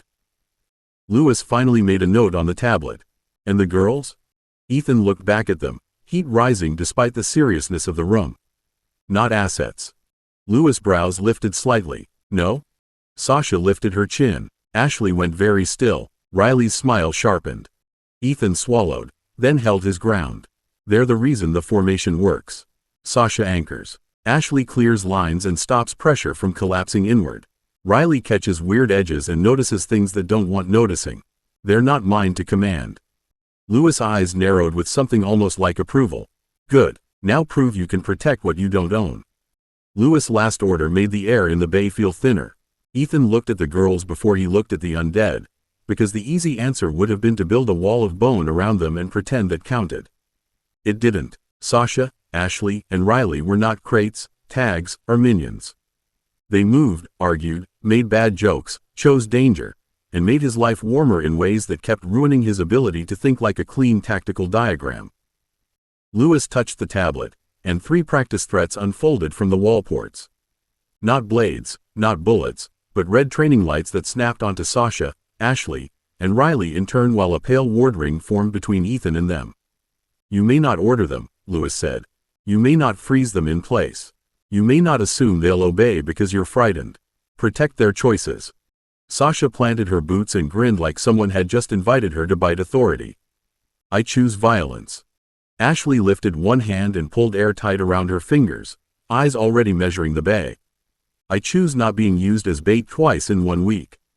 Riley spun her ugly charm stone across her knuckles, pink hair bright under the ward light. "I choose being extremely annoying to anyone who thinks I'm the soft target." Ethan's laugh tried to come out and failed halfway. The skeleton shield line shifted at his signal, not closing around the girls, but opening lanes for them. One shield angled left to give Sasha a brace point. A baton skeleton stepped back so Ashley had a clean line of air through the center. The third skeleton crossed behind Riley, not guarding her body, but covering the blind spot her charm work created when she looked down for half a second too long. Emma flickered beside Jenna. "Left," she whispered. Ethan moved before he had time to doubt her, snapping shadow into a shallow binding loop across the left-hand floor seam. A red light darted low, struck the loop, and slowed just enough for Sasha to slam a stone plate up beneath it. Ashley's compressed air shoved the second light high, where the shield skeleton blocked its angle without touching her. Riley's charm stone clicked, caught the third light in a crooked pink shimmer, and made it wobble like a drunk firefly. Sasha whooped and pointed at Ethan without dropping her stance. "See? He can be trained." Ashley's mouth softened, even as she kept her air ready. He listened instead of grabbing control. "That matters." Riley gave Ethan a look far too warm for a combat drill. "Also, he remembered my blind side. I'm keeping him." Heat rushed up Ethan's neck so hard his command threads trembled. Athena's blue icon pulsed with open malice. Embarrassment spike detected. Formation stability degrading due to romantic assault. Lewis made a sharp note on the tablet. "Recover, Mr. Meyer. If affection can break your formation, enemies will send compliments." Ethan dragged in a breath, steadied the skeleton line, and looked at the girls standing unclaimed and protected inside the drill. "They're not mine," he said, voice rough but clear, "but I'm theirs too, and that means I hold the line with them, not around them." Jenna's smile was faint and grave. Lewis finally looked satisfied enough to be dangerous. "Then we're ready for the final measure." The final measure was not another attack. Lewis tapped the tablet, and the command circles under Ethan's boots lit one after another, pale lines tightening around skeletons, donors, ghosts, beast crates, and the living team that refused to be sorted neatly. Ethan felt each pull try to become a demand. Move them, bind them, count them, own them. His shadow answered first, hungry and familiar, but he pressed it flat through breath, will, and the hard lesson that not everything within reach belonged in his fist. Lewis watched him closely. Name the limit before the gain. Ethan's hands trembled once, then steadied. 8 physical minion slots if conditions are clean and I'm not already exhausted. Less if the dead are damaged, unfamiliar, or fighting me through bad anchors.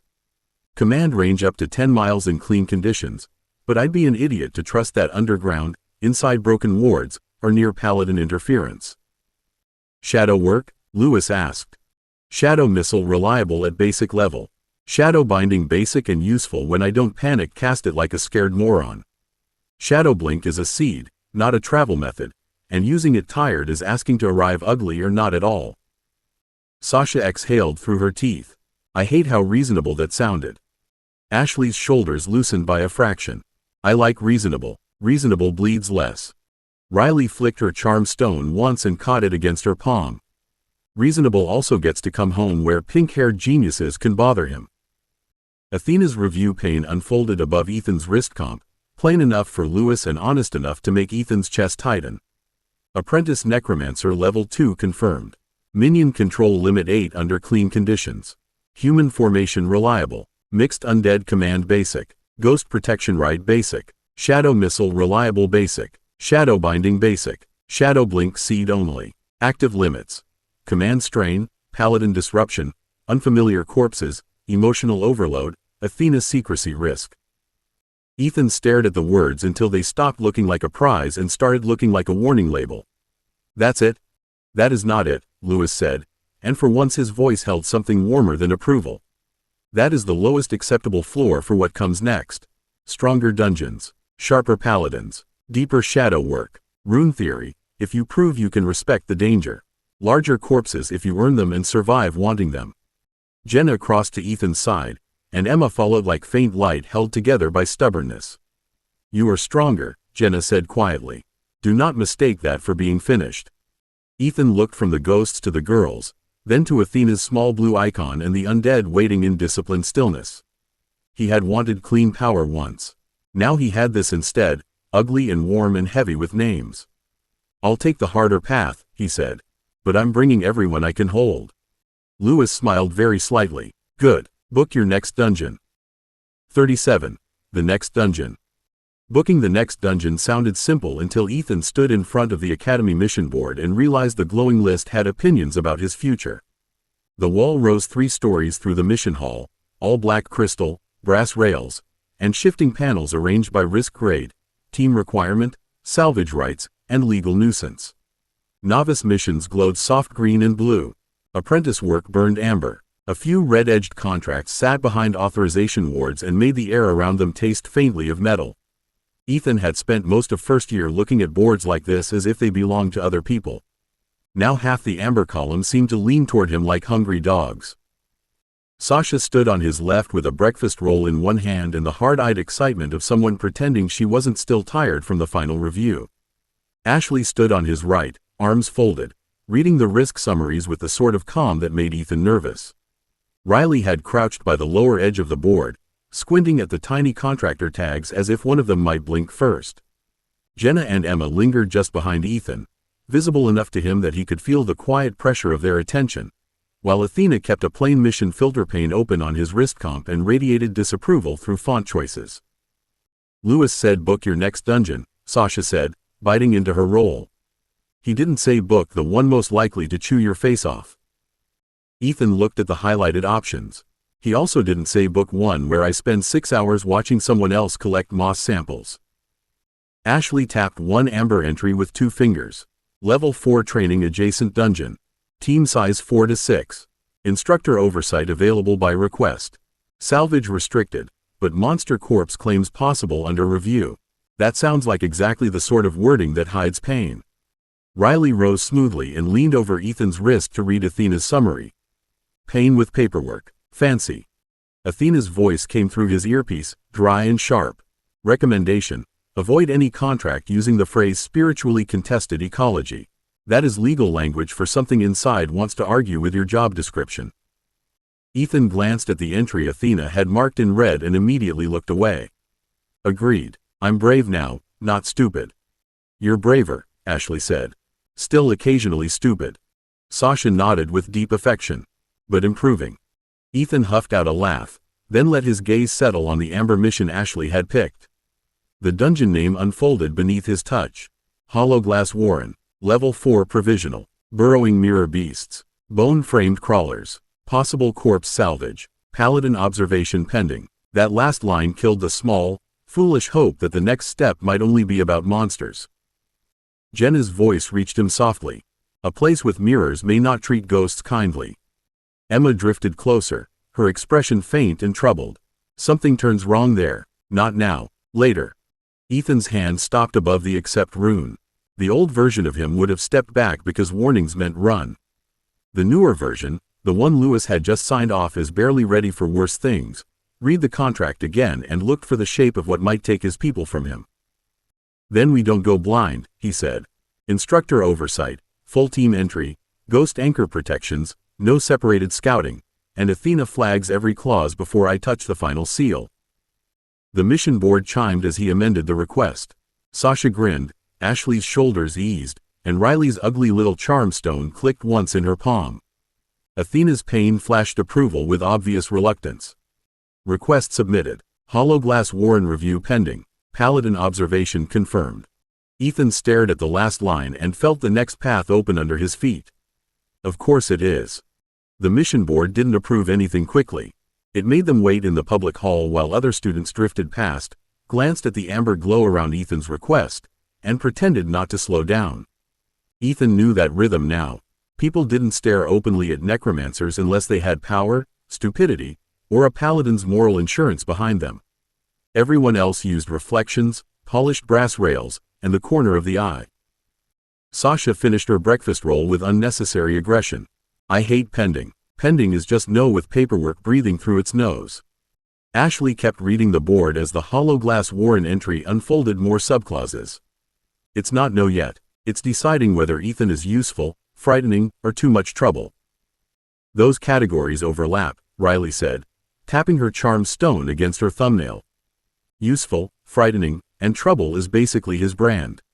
Ethan looked at her. I liked you better when you were pretending to be polite. I didn't pretend that hard. Athena opened another plain pane on his wrist comp, the formatting so dull that anyone glancing over would see only approved Academy mission text. Ethan, unfortunately, could see the highlighted parts underneath. Paladin observation mandatory. Salvage review active. Ghost manifestation must remain within mission safety rules. Human undead weapon platform deployment requires instructor approval inside dungeon boundary. Ethan's stomach tightened at the last line. They're already limiting what I can bring. They're limiting what they can blame you for, Athena said through his earpiece. A subtle distinction, beloved by cowards, lawyers, and people who enjoy reviewing other people's survival choices after the screaming stops. Before Ethan could answer, the amber border around the mission flared white. A woman in Academy field gray stepped from the side office beneath the board, her hair pinned tight, her wrist comp carrying the silver mark of mission control. Beside her came the Paladin observer. He was young, maybe early 20s, clean-faced, broad-shouldered, and bright in the way polished steel was bright. No armor, no drawn weapon, no obvious threat except the golden sunburst pin at his collar and the way his eyes found Jenna's outline first. Ethan Meyer? The mission officer said. Ethan stepped forward before Sasha could put herself in front of him. Yes, ma'am. I'm Coordinator Harlan. Hollowglass Warren has been provisionally approved under supervised conditions. Her gaze flicked to Sasha, Ashley, and Riley, then returned to Ethan. Your team is accepted. Master Lewis is listed as remote oversight unless he chooses to attend in person. Paladin observer Daniel Mercer will accompany for compliance review. Sasha's smile showed teeth. Accompany as in watch, or accompany as in trip over our formation while accusing Ethan of breathing wrong. Mercer's face tightened, but his voice stayed controlled. I'm not here to interfere with lawful dungeon work. Ashley's eyes narrowed. That wasn't an answer. Ethan felt the social pressure tilt toward a fight and made himself speak before Riley's smile could become a weapon. Then let's write the answer into the mission terms. Observer Mercer stays behind active formation unless direct civilian rescue or mission safety requires otherwise. He doesn't touch my ghosts, my undead, my chip, my command logs, or my salvage without Coordinator Harlan's explicit order. Coordinator Harlan looked at him for a long second, then touched her wrist comp. Reasonable. Observer Mercer? Mercer's jaw worked once. Accepted, provided I may record visible field conduct. Athena's pain flashed a warning. Ethan read it, breathed through the insult of needing to be recorded, and nodded. Visible conduct only. No chip feed. No ghost contact recording unless Jenna or Emma agrees. Jenna inclined her head with grave approval. Emma hovered closer, faint and uneasy. Coordinator Harlan amended the mission seal, and the board chimed again. Hologlass Warren approved. Entry window, 2 hours. Ethan stared at the words, then felt Sasha's shoulder bump his arm and Ashley's steady presence at his side. Riley's charm stone clicked once more, ugly and certain. Mercer looked at Jenna, then at Ethan. I hope your restraint is as real inside as it is in writing. Ethan met his eyes and felt the dungeon waiting beyond paperwork, mirrors, teeth, and light. I hope yours is too. 2 hours became less generous the moment Ethan reached the storage annex. The place was colder than the mission hall, all warded doors, brass tag rails, preservation cases, and the faint mint-bitter smell that had become Academy shorthand for death behaving politely. Hologlass Warren waited beyond the clock on his wrist comp, and every minute he spent choosing felt like a bet someone else might pay for in blood. Lewis had not appeared in person. His remote oversight window opened above the main packing bench instead, showing only his face and shoulders against a dull office wall. List your field loadout. Ethan set the first case on the bench and opened it. Inside lay 3 repaired skeleton units folded into transport posture, shield braces marked in chalk, baton grips locked beside their hands, and 1 compact tool harness fitted for corridor work. 3 skeletons. Shield, baton, utility. No live firearms unless you authorize. Mercer stood near the annex door with his hands clasped behind his back. He had kept his promise to stay out of formation, but his eyes kept returning to the folded bones as if politeness cost him effort. You consider that restrained? Sasha dragged a crate of earth plates onto the bench with a thump. He considers not bringing a bone parade restrained. Try to keep up. Ashley checked the strap on her air focus gauntlet without looking at Mercer. 3 bodies for corridor control in a mirror burrow is reasonable. Riley placed 4 ugly charm stones into a padded pouch, each one scratched with marks Ethan still suspected were half spellwork and half personal insult. Also, if the mirrors start doing creepy reflection nonsense, I want something disposable between my face and the nonsense. Athena's pain flickered over Ethan's wrist comp. Recommended loadout: 3 skeleton units, 1 non-combat labor donor, ghost anchor kit, shadow chalk, emergency preservation tags, no sealed level 3 corpse deployment. Stop looking at the level 3 corpse, Ethan. I wasn't, Ethan muttered. You absolutely were, Athena said. Ethan's gaze had, in fact, drifted to the sealed monster crate on the far rack. Bigger, stronger, still unraised. The want hit him with embarrassing force. Hologlass was level 4 provisional, and the old hunger whispered that this was exactly when he should bring the best corpse he owned and prove he had grown past caution. Then he imagined the command strain, Mercer's recording, mirror beasts turning his own mistakes back at him, and Lewis' voice asking whether he wanted to win or show off. He closed the rack shield with his own hand. Not today. Lewis' mouth twitched in the remote window. Why? Because wanting it isn't readiness, Ethan said, hating how much that sounded like Lewis. Because the command load in unknown mirror terrain is already ugly, because Mercer will be watching for any excuse, and because if I raise that thing badly, the girls have to fight my ambition as well as the dungeon. Jenna appeared beside the bench, calm and grave. Wise restraint is still command. Emma hovered near the ghost anchor kit, faint fingers brushing one of the pale cords. "I'll come," she whispered. "But the mirrors don't like looking back." Ethan swallowed and packed the anchor kit with more care than the skeleton case. "Then nobody scouts alone. Not you, not Jenna, not me." Mercer looked at him sharply. "You ask your ghosts?" Ethan locked the case and met his eyes. "Yes, that's why they answer." The entry bay for Hollowglass Warren sat behind 3 layers of wards and 1 board technician who checked their permits as if the mission might become safer through aggressive sighing. The dungeon gate itself looked wrong before it opened, a vertical oval of dull silver glass held inside a frame of black stone, its surface reflecting the room half a heartbeat late. Ethan watched his own face blink after he did and decided immediately that mirrors were overrated. Sasha rolled her shoulders beneath her field jacket. "That thing is making faces at me." "It's reflecting you," Mercer said from behind them. Sasha glanced back. "Then it should look more impressed." Ashley ignored both of them and checked the entry line painted across the floor. Formation before activation. Ethan, skeleton shield left and center. Utility skeleton right. Riley behind me until we know what the reflections do. Riley tucked her charm stone pouch against her belt and gave Ashley a bright look. "Look at you, bossing me around like you're not adorable." Ashley's eyes flicked to her. "I'm serious." "I know," Riley said, softer than usual. "That's why I'll listen." Ethan opened the first transport case and let the command threads settle before he moved anything.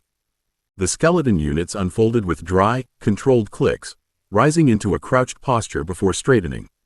He set the shield skeleton left, baton skeleton center, utility skeleton right, then anchored each order with breath and intent instead of the old panicked grab.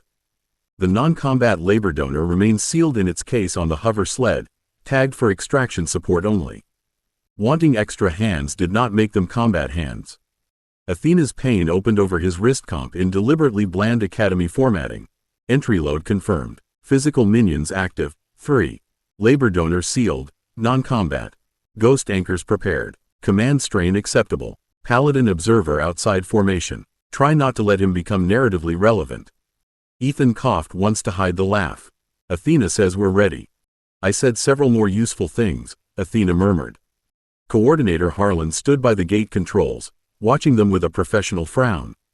"Once inside, your first objective is mapping the entry chamber and confirming whether the Warren has shifted since the last scout drone.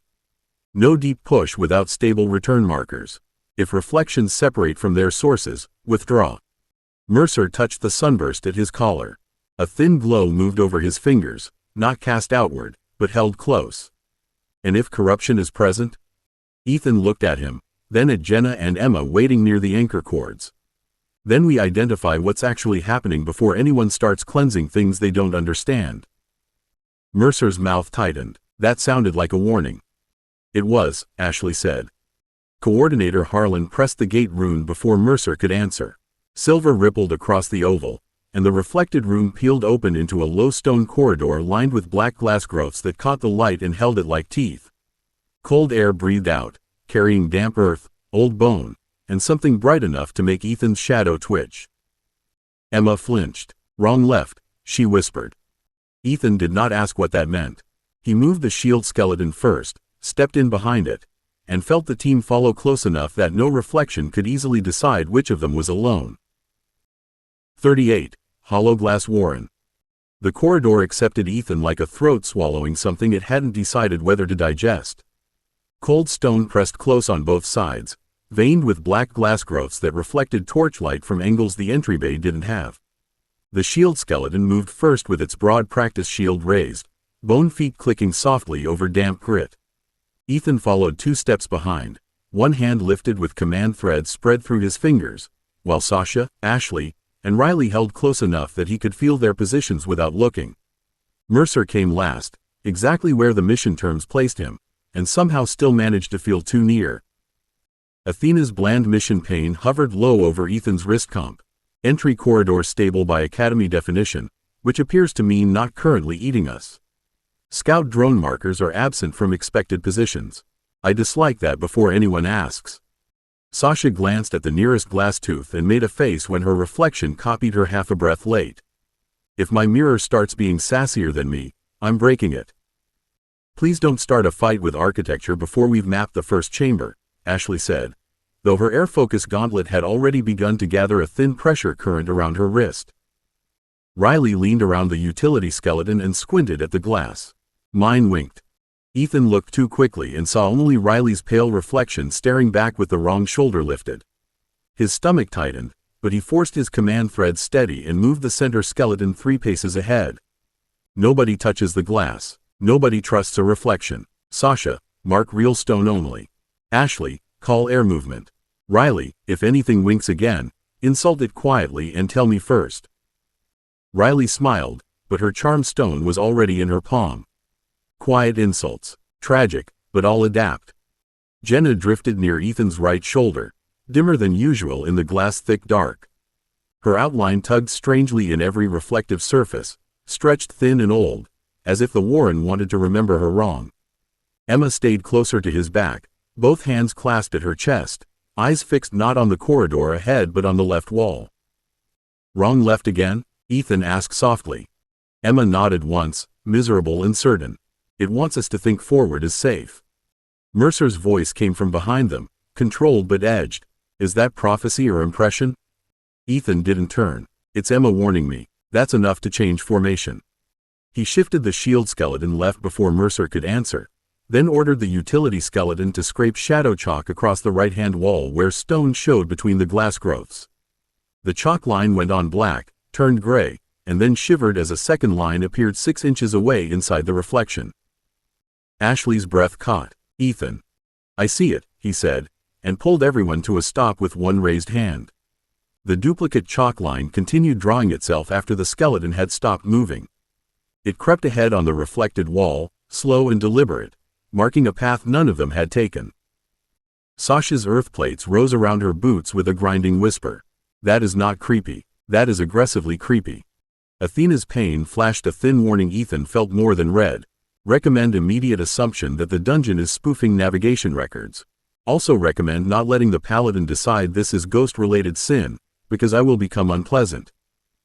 Mercer said nothing for 2 long seconds, then surprised Ethan by lowering his voice.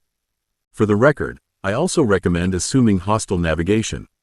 Ethan finally glanced back. Mercer looked pale, but his hand stayed away from the sunburst at his collar. That restraint mattered, whether Ethan wanted to admit it or not. Good. Then we do this properly. No deep push. We map the lie before we walk into it. Mapping the lie meant moving slower than fear wanted. Ethan placed the shield skeleton with its left shoulder nearly scraping the glass, then sent the utility skeleton forward on a short command leash with shadow chalk gripped between 2 bone fingers. Each mark went on real stone first. Sasha pressed a thumb-sized earth nub beneath every third mark, rough and ugly enough that no reflection could fake its texture.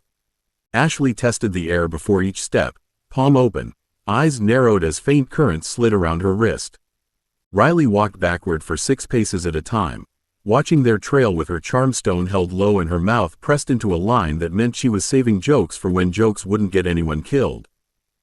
The air's wrong ahead, Ashley said, stopping them before the corridor widened.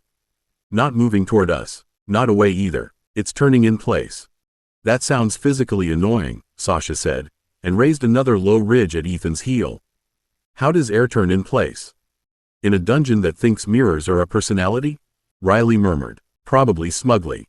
Athena's pane updated with 3 overlapping route lines, only one of them marked Academy approved. Scout drone record says straight corridor, entry chamber, east fork. Local sensor return says straight corridor, entry chamber, left fork. Shadow echo says there is something on the ceiling pretending to be a floor. I am choosing hatred as my primary interpretation. Ethan looked up before he meant to. The black glass above reflected the floor below them, but the reflected skeletons were not where his skeleton stood. Their images lagged behind by several paces, heads tilted, shields low, mouths open in silent bone laughter. His command threads tightened hard enough to ache in his fingers. Stop. Everyone look at your own feet, not your reflections. Mercer inhaled sharply behind him. One of the reflected dead moved without your order. Then it's not my dead, Ethan said, forcing the words flat because panic in his voice would travel through the team faster than any monster. He pulled the center skeleton back 2 steps and felt the reflected version continue forward above them. Sasha, ceiling test. Small stone, no big drama. Sasha crouched, pinched a pebble from her own raised ridge, and flicked it upward with a neat earth pulse. The pebble struck the ceiling reflection and vanished into black glass without a sound. Half a heartbeat later, the reflected floor rippled like water, and a long pale leg unfolded from it. Riley's charm stone clicked once. That is not a ceiling. The thing peeled itself out of the glass wrong, all narrow limbs, bone-white joints, and a head like a fox skull wrapped in mirror shards. It hung upside down for one impossible second, then dropped toward the utility skeleton with its claws spread wide. Emma cried out before it moved, and Ethan snapped the shield skeleton left on instinct rather than thought. The shield caught the creature mid-fall with a flat crack that shivered through the corridor, and the baton skeleton drove forward under Ethan's second command, striking the mirror beast across its narrow ribs. The creature hit the wall, shattered into glittering pieces, and every shard reflected a different version of Ethan's face. "Don't breathe the dust," Ashley said, voice sharp now, and threw a compressed burst of air down the corridor to push the fragments away from them. "It's trying to float back." Sasha slammed both palms down, and rough stone lips rose along the floor to trap the crawling glitter before it could spread. Riley flicked her charmed stone into the nearest ridge, and the trapped shards twitched as if offended before going still. Mercer stepped forward 1 pace, sunburst glimmering under his fingers. That was a mirror beast?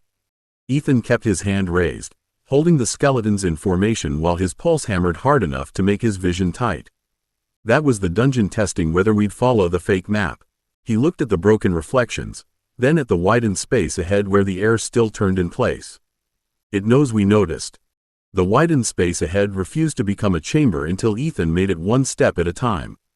The walls drew back in a slow curve, black glass crowding between ribs of wet stone, and the floor dipped into a shallow bowl marked by old claw scratches, drone gouges, and 3 Academy return markers that did not agree on where the entrance was. One pointed behind them, one pointed into a blank wall. The third pointed straight down, pulsing a sickly green beneath a thin skin of mirrored dust. Athena's pain narrowed to a thin strip, as if she could make caution sharper by removing decoration. Mission objective says confirm entry chamber shift. Congratulations, it shifted. Recommendation, record proof, collect 1 corpse sample if safe, then withdraw before the dungeon invents a legal argument for murder. Sasha kept both palms low, earth plates hovering like ugly shields around her knees. "I vote we leave before the floor starts giving speeches." Mercer stepped just far enough forward that Ethan felt Sasha tense. "A sample matters. If this is adapting around ghosts and undead, the Academy needs proof." Ashley turned her head slightly, eyes still on the air currents twisting above the bowl. "The Academy needs us alive more." "It needs accurate reports," Mercer said, and there was strain under the control now. "If he leaves with only words, anyone can say the Necromancer panicked because mirrors made him uncomfortable." Ethan hated that Mercer was not entirely wrong. He also hated the way the chamber seemed to listen harder when the Paladin spoke.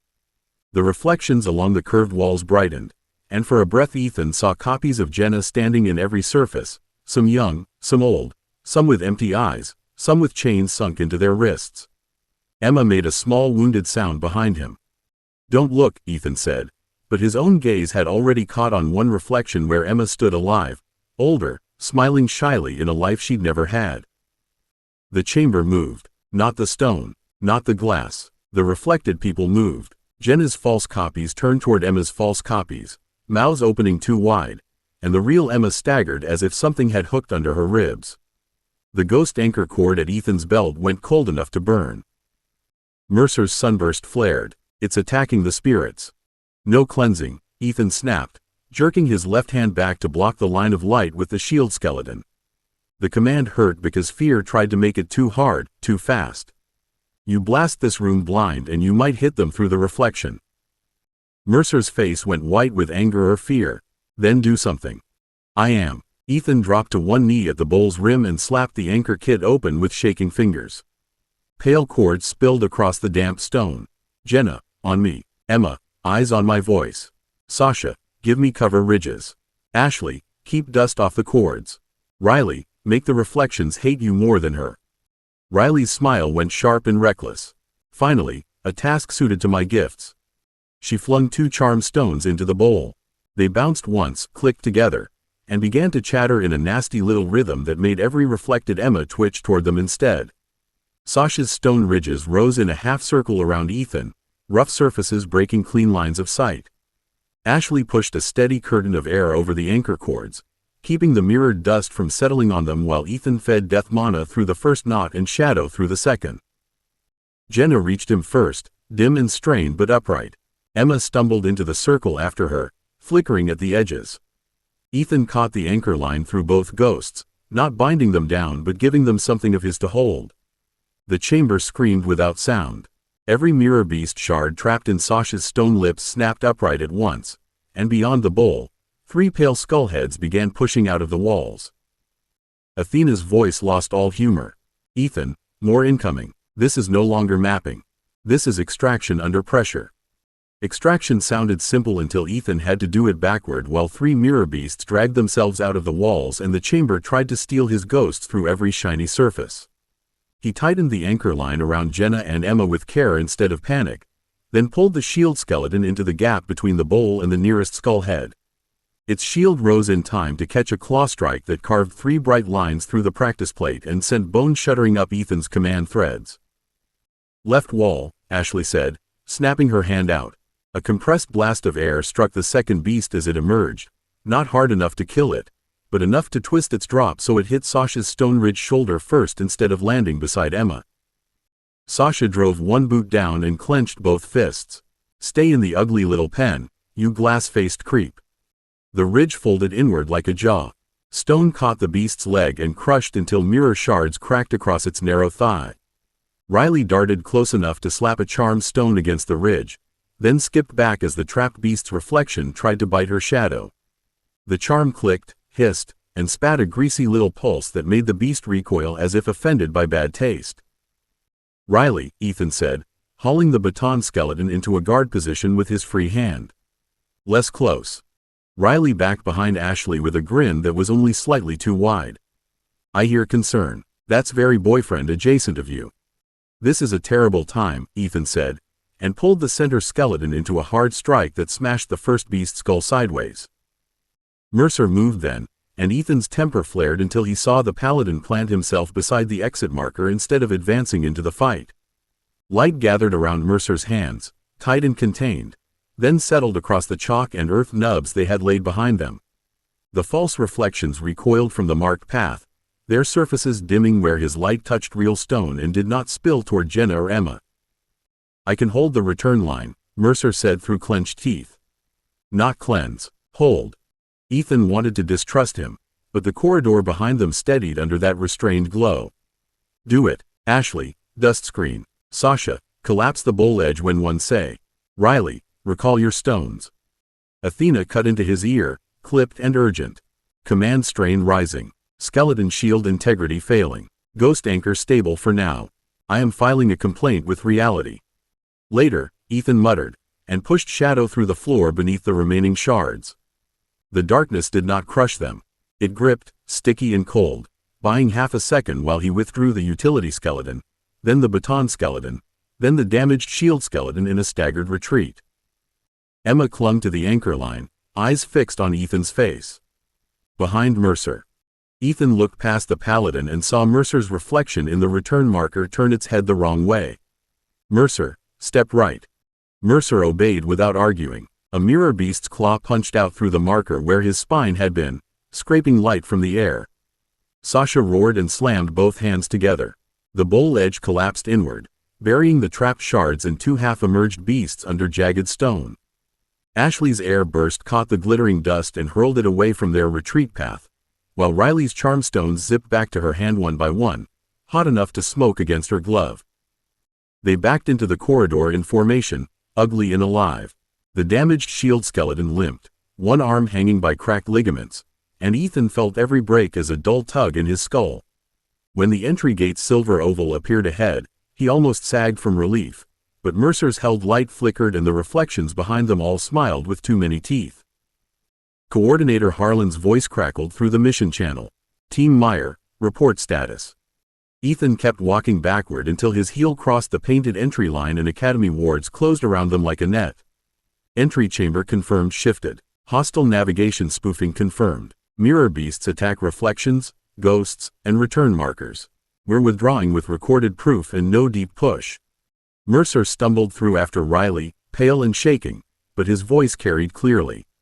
Observer Mercer confirms. Meyer's withdrawal order prevented casualties. The gate sealed. The corridor vanished. Ethan stood in the entry bay with Jenna dim beside him, Emma trembling but present, his skeletons damaged, his team breathing hard, and a paladin staring at him as if an answer had become harder instead of easier. Athena's pain flashed once across his wrist comp. Hollow glass Warren objective incomplete. Survival decision logged. Ghost anchor field use under hostile reflection pressure, successful. Command strain exceeded safe novice pattern. Apprentice review recommended. Ethan stared at that last line while his hands shook. Of course it is. 39. Review under glass. The entry bay did not feel safe after the gate sealed. It felt bright, warded, official, and full of people trying very hard not to stare at the damaged shield skeleton limping beside Ethan as if a dead thing could look exhausted. The silver oval of the dungeon gate had gone flat and blank, but Ethan could still feel hollow glass Warren behind his eyes, smiling through reflections that no longer existed. His command threads trembled in his fingers until he folded them carefully back into his palm, one by one, and ordered the skeletons to stand down against the marked recovery wall. Coordinator Harlan crossed the bay with 2 instructors and a medic in tow. His face had the stiff calm of a man who had already decided shouting would be less useful than paperwork. Meyer, do not dismiss anything. Do not alter anything. Do not clean your skeletons, ghosts, gear, chalk, or anchor cords until review has documented them. Ethan's laugh came out thin and wrong. Good news. I don't think my hands are steady enough to clean anything. Sasha stepped into his side without quite leaning on him. Also, if anyone asks him to fill in a form before he sits down, I'm biting. You will do no such thing, Ashley said, though her hand was already under Ethan's elbow, guiding him toward the nearest bench. You'll threaten to bite in a controlled tone while I ask for a chair, water, and someone qualified to check ghost anchor exposure. Riley held up one smoking charm stone between 2 gloved fingers. And I'll ask who pays for charms that got cooked, saving the Academy's Paladin observer from being turned into wall decoration. Mercer flinched at that, but he did not snap back. He stood a few paces away, pale and stiff, with his sunburst tucked beneath one clenched hand as if he no longer trusted either display or concealment. That is accurate, he said, voice rough enough to make Harlan glance at him. Meyer warned me. I moved because he told me to. His ghost warned him first. Ethan looked up despite the pull in his skull. Emma hovered close to Jenna near the bench, both dim under the Academy lights, but present. The sight loosened something tight and ugly in his chest. Emma warned us more than once. Harlan's gaze moved to the ghosts, then to the anchor cord still hanging from Ethan's belt. Then she will be included in the report as a participating bonded entity, not an environmental anomaly. Jenna's chin lifted. Words matter. Yes, Harlan said, surprising Ethan with the speed of his answer. That is why I use those. Athena's pain opened across Ethan's wrist comp before he could decide whether that made Harlan decent or merely well-trained. Command strain exceeded safe novice pattern. Ghost anchor emergency use confirmed. Reflection hostile dungeon interaction recorded. Apprentice review pending immediate faculty triage. Ethan stared at that last line until Sasha took his wrist and tilted it away from his face. She crouched before him, blue hair messy, eyes too sharp for comfort. No spiraling over rank words while you look like reheated corpse sludge.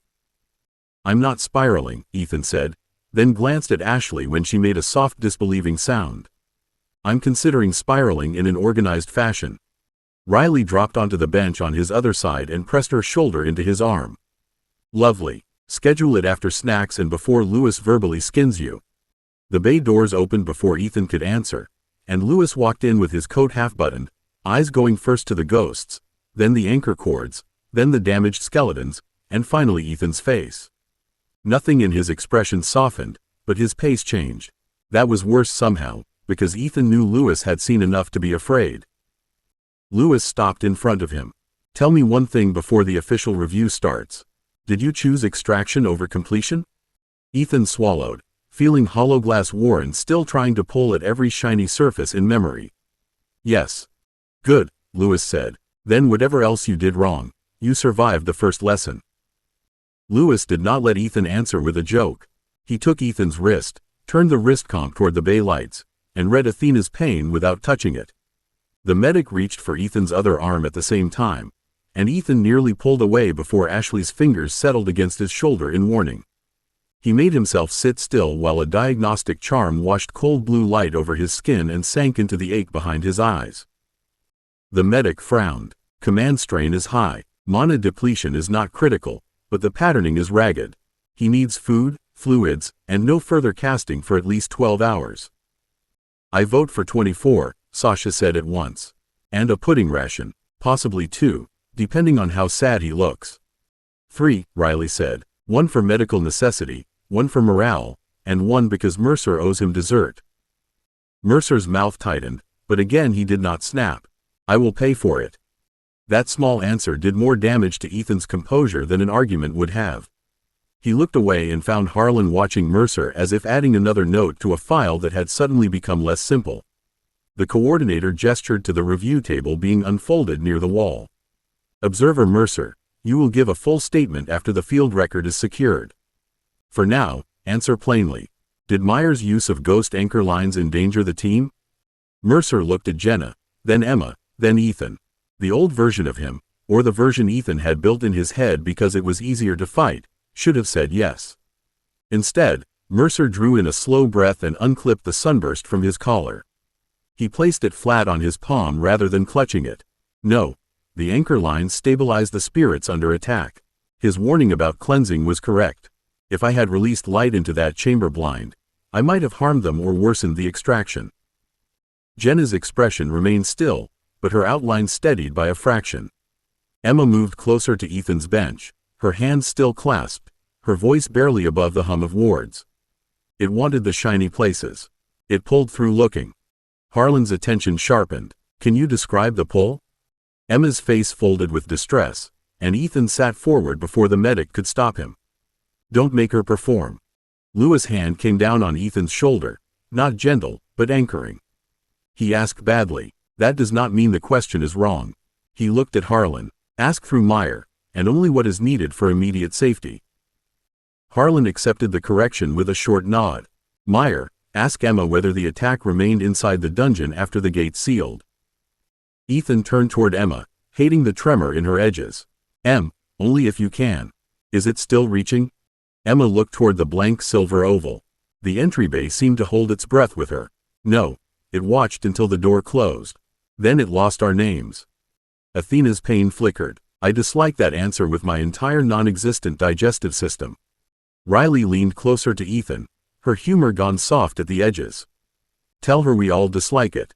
Team bonding through shared horror. Ethan managed one thin breath that was almost a laugh, then looked back at Lewis. It lost our names. That means it had them. Yes, Lewis said, and his calm became the sort that made Ethan's stomach sink. Which means Hollowglass Warren was not merely spoofing maps. It was testing identity, command links, and spiritual attachment. Congratulations, Mr. Meyer. Your incomplete mission just became much more important. The official review table accepted them one by one with ugly fairness. Harlan set 3 recording crystals along its edge, an academy slate in the center, and a thin mirror shield between the gate and everyone present, which Ethan appreciated until he realized the shield was not pointed at the dungeon. It was angled so every reflective tool in the bay faced away from Jenna and Emma. Someone had listened. That made the room feel less hostile and more dangerous, because competent caution always came with consequences. Sasha went first because she had apparently decided blunt force could apply to testimony. She stood with her hands planted on the table and glared at the nearest crystal as if daring it to edit her. The dungeon lied about the route, attacked through reflections, tried to grab Emma and Jenna, and would have eaten Mercer through a return marker if Ethan hadn't listened when Emma warned him. Ethan didn't push for loot, points, or glory. He got us out. Harlan's pen moved across the slate. Did Meyer lose control of any undead unit? No, Sasha said. One got damaged because it was between us and claws. That's called doing its job. Ashley followed before Harlan could decide whether to object to the tone. She placed the burned edge of Ethan's chalk strip beside Riley's smoking charm stone and aligned them with a precision that made the evidence look calmer than any of them felt. Airflow confirmed a rotational anomaly before first contact. Mirror dust attempted to reform after impact. Ethan held formation while withdrawing skeleton units in sequence, protected ghost anchors, and adjusted to Mercer's restrained light when Mercer stabilized the return path. Without that cooperation, the extraction would have been worse. Mercer looked down at the sunburst in his palm when Ashley said cooperation, as if the word weighed more than accusation. Riley slid into the chair next, smiled at Harlan, and somehow made the smile look polite enough to pass while still being a knife. My charm stones were used to distract reflected ghost images and disrupt shard movement. I'd like reimbursement, replacement, and a note that anyone calling Ethan reckless should first explain why he was the only one treating the ghosts as people under attack rather than evidence. Harlan's mouth tightened. That final sentence may be summarized. No, Lewis said from behind Ethan. Recorded verbatim. The crystals glowed brighter, and Riley's smile warmed into something almost sunny. Thank you, Master Lewis. Then it was Ethan's turn.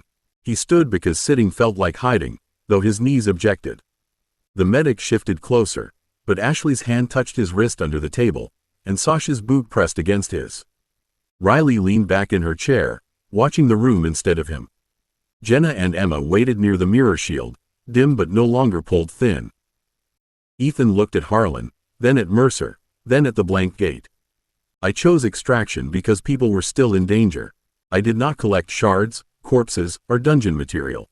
I did not attempt a deeper push after confirming the shift.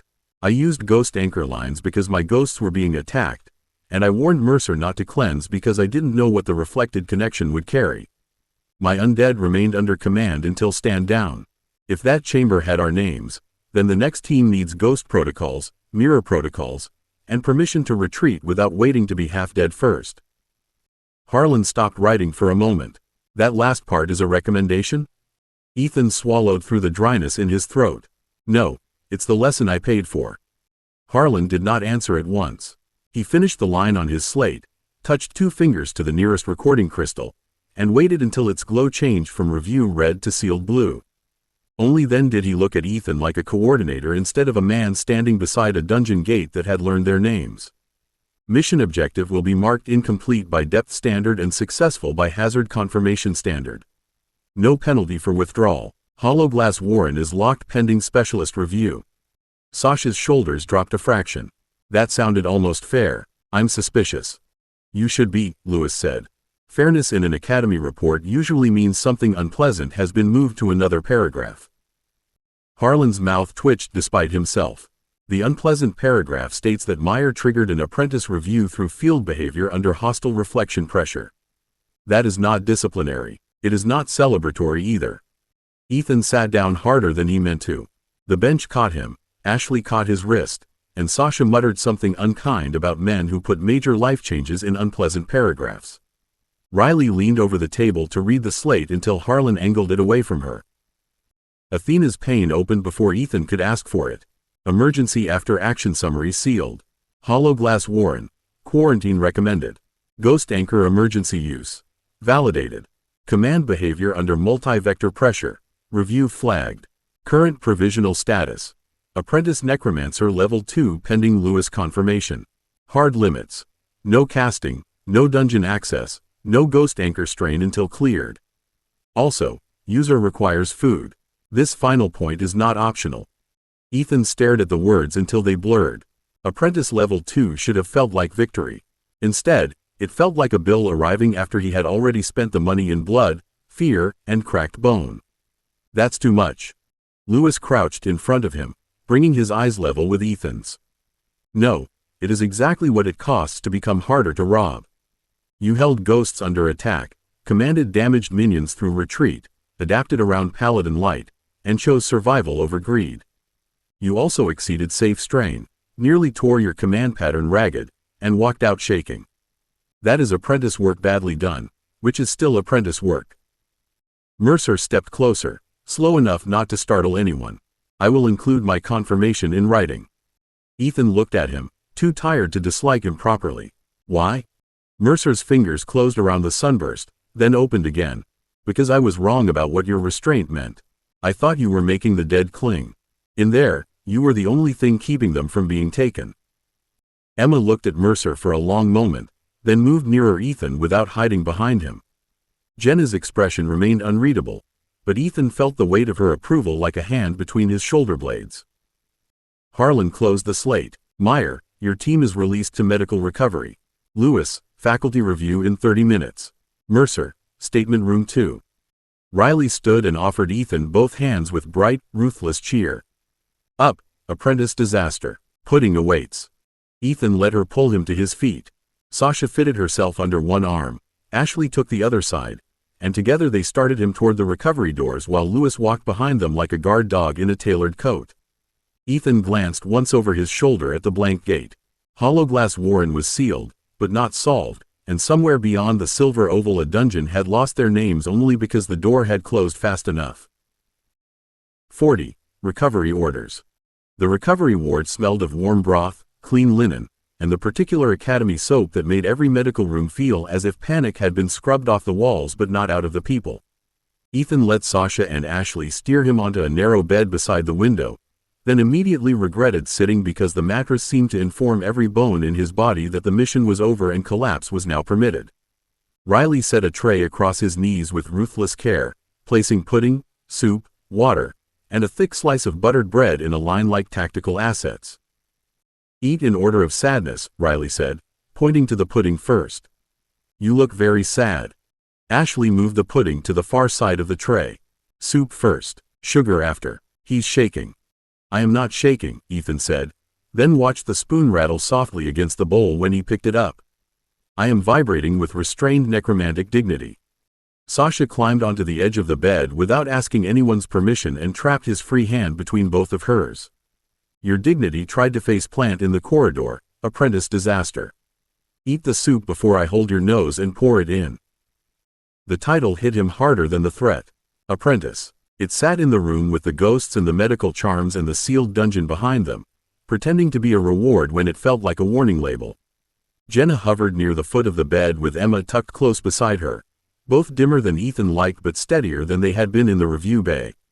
He wanted to ask whether they were truly all right, but the spoon was still shaking, and part of him feared the answer would be no because of him. Athena's voice sounded low in his chip, warmer than her panel had been. Ghost anchor strain is easing.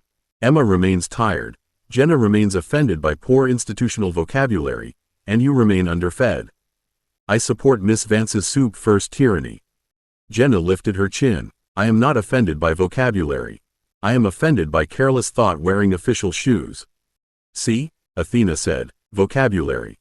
Ethan nearly smiled, and that almost undid him. He bent over the bowl and took a careful spoonful because if he did not obey the tiny practical orders, the larger truths would climb onto his chest and sit there. The soup was salty, hot, and too good. His stomach cramped around the first swallow, then remembered hunger. Lewis entered without knocking, carrying a folded academy slate beneath one arm and a paper bag in the other hand. He stopped at the foot of the bed, taking in Sasha's grip on Ethan's hand, Ashley's inspection of the tray, Riley's guard dog cheer, and the ghosts watching him from the corner. Good, he's eating. Sasha narrowed her eyes. If that bag contains more paperwork, I'm throwing you out the window. It contains dessert, Lewis said, placing it beside the tray. The paperwork is in my other hand. Riley leaned over to peek into the bag. He brought pudding reinforcements. I withdraw half a threat. Ethan looked at the slate and felt the soup turn heavy in his stomach. That's the faculty review? That is the beginning of it, Lewis said. You are not reading it tonight. Tonight you eat, sleep, and do absolutely nothing magical unless death itself arrives with signed permission from 3 instructors and a snack basket. Ashley's shoulders loosened by a fraction. That sounded almost humane. It was medical necessity disguised as mercy, Lewis said, then looked at Ethan with that sharp, measuring calm Ethan had come to both trust and dread. Tomorrow, we discuss what Apprentice Level 2 actually means. Not the panel, not the number, the burden. Lewis did not hand Ethan the slate. He set it face down on the little table beside the bed, then took the chair Ashley had dragged over earlier and turned it backward before sitting. That was worse than standing. Standing meant lecture. Sitting meant he intended to stay until Ethan either understood or stopped pretending he didn't need to. Ethan forced down another spoonful of soup. You're doing the mentor thing where you look calm and make the room worse. I am doing the mentor thing where I keep you from reading a faculty summary while exhausted enough to believe every sentence is a verdict, Lewis said. There is a difference. Riley slipped the paper bag open and produced 2 pudding cups like evidence. I vote we let the man talk as long as the dessert keeps coming. Sasha accepted one and placed it on Ethan's tray with exaggerated care. Fine. He gets 5 minutes of ominous wisdom. Then Ethan sleeps. Ashley looked at Lewis. What burden? Lewis' gaze moved to her first, and Ethan was grateful in a small, guilty way not to be the immediate target. Apprentice Level 2 means the Academy can no longer pretend Mr. Meyer is only a promising student who occasionally causes paperwork. He has demonstrated field command under hostile dungeon pressure. That changes who asks for him, who fears him, who wants to test him, and who tries to take things he has gathered. Jenna drifted a little closer. Poachers. Yes, Lewis said. Poachers with permits, complaints, doctrine, contracts, and sometimes holy symbols. Emma's hands tightened together. The shiny room wanted names. Ethan set the spoon down carefully before it could rattle again. Don't call it that. Emma flinched, and guilt struck him so fast he reached toward her before remembering there was nothing solid to touch. Sorry. I'm not mad at you. I just hate that it got close enough for you to know that. Athena's voice came softer than usual. Emotional Spike noted. I am choosing not to be clever about it. Sasha blinked. That may be the kindest thing you've ever said. I contain multitudes, Athena said. Some of them are tactful under protest. Lewis let the small warmth pass, then tapped one finger on the back of the slate. The gate is sealed. Hollow glass warren is locked. That buys time. Not safety. Until review clears you, you do not cast, enter dungeon space, extend ghost anchors, test command range, meditate into death sense, or allow Athena to quietly check something in Academy quarantine systems. Athena sounded offended at once. I resent being accurately anticipated. Ethan looked at the blank slate and then at the ghosts. His body wanted sleep. His head wanted answers. The new rank still sat in him like a key he hadn't asked for, opening doors he didn't trust. So what do I do? Lewis stood, finally, and the chair legs scraped softly against the floor. You recover. You let your team guard the door. You let your ghosts rest without making their strength reassure you. And tomorrow, when you can stand without soup assistance, you start learning how to carry what you earned. Lewis left the slate where Ethan could see it but not reach it without making an obvious grab. That was probably deliberate. Ethan hated that it worked. The sealed report became a little black tooth at the edge of his vision, biting whenever he looked away from his soup, and every sensible part of him knew Lewis had placed it there to teach restraint while pretending to protect him from paperwork. Sasha noticed because Sasha noticed everything she could turn into violence. She picked up a folded towel from the foot of the bed and dropped it over the slate. There, evil paperwork is defeated by laundry. Lewis gave her a dry look. If only Paladin doctrine were so vulnerable. Riley tapped the towel with one finger. Don't mock the method. Many dangerous men have been defeated by women deciding what they're allowed to see. Ashley did not laugh. She stood near the bed's ward panel, reading the soft green lines with narrowed eyes. His pulse is still too high. The ghost anchor markers are dropping, but not evenly. Ethan looked toward Emma before he could stop himself. She stood close to Jenna, hands clasped, outline faint enough that the wall showed through her skirt. He wanted to pull Mana toward the anchor cord, just a careful thread, just enough to warm and steady the bond. The instinct rose in him like reaching for someone stumbling near a ledge. Lewis' voice cut across the urge. No. Ethan froze with his hand halfway toward his belt. I wasn't casting. You were about to comfort yourself by helping her, Lewis said. Those are different words for the same mistake tonight. Emma looked stricken. I don't want him hurt. That's why you will not ask for strength he shouldn't give, Jenna said. And though her tone was gentle, the command in it made Emma lower her eyes. The shame in Ethan twisted into something sharper. She didn't ask. No, Lewis said. You did, without words. You want your ghosts bright enough that you can stop feeling guilty. That is human. It is also command weakness. Sasha's hand tightened around Ethan's. Careful. Lewis looked at her, not unkindly. I am being careful. If I wanted to be cruel, I would wait until a paladin or rival necromancer noticed the habit and used it. Athena opened a compact pane above Ethan's wrist before he could decide whether to argue. Apprentice Necromancer Level 2 confirmed pending faculty seal. Ghost Anchor emergency use validated. Current restriction. Anchor support locked until recovery clearance. Recommended action. Allow bonded ghosts independent rest cycle. User dislike of recommendation predicted and ignored. Riley leaned in. Athena's bedside manner needs work, but she's not wrong. Ethan stared at the pane, then at Emma and Jenna. Letting them rest without him felt too much like letting go. That was stupid, because they had chosen him. It was also not stupid at all, because Hollowglass Warren had tried to learn their names and pull them through reflections. He swallowed and forced his fingers away from the anchor cord. Can you both rest without me feeding the line? Jenna inclined her head. Yes, better, if you stop twitching at us. Emma managed a small smile. I'll stay close. Just quieter. Ethan nodded, though his chest hurt around it. Okay, rest. I'm not pulling. The ghost anchor cords cooled against his belt, not breaking, not fading, only settling into stillness. Emma's outline softened. Jenna looked satisfied in the stern way that meant approval would cost extra.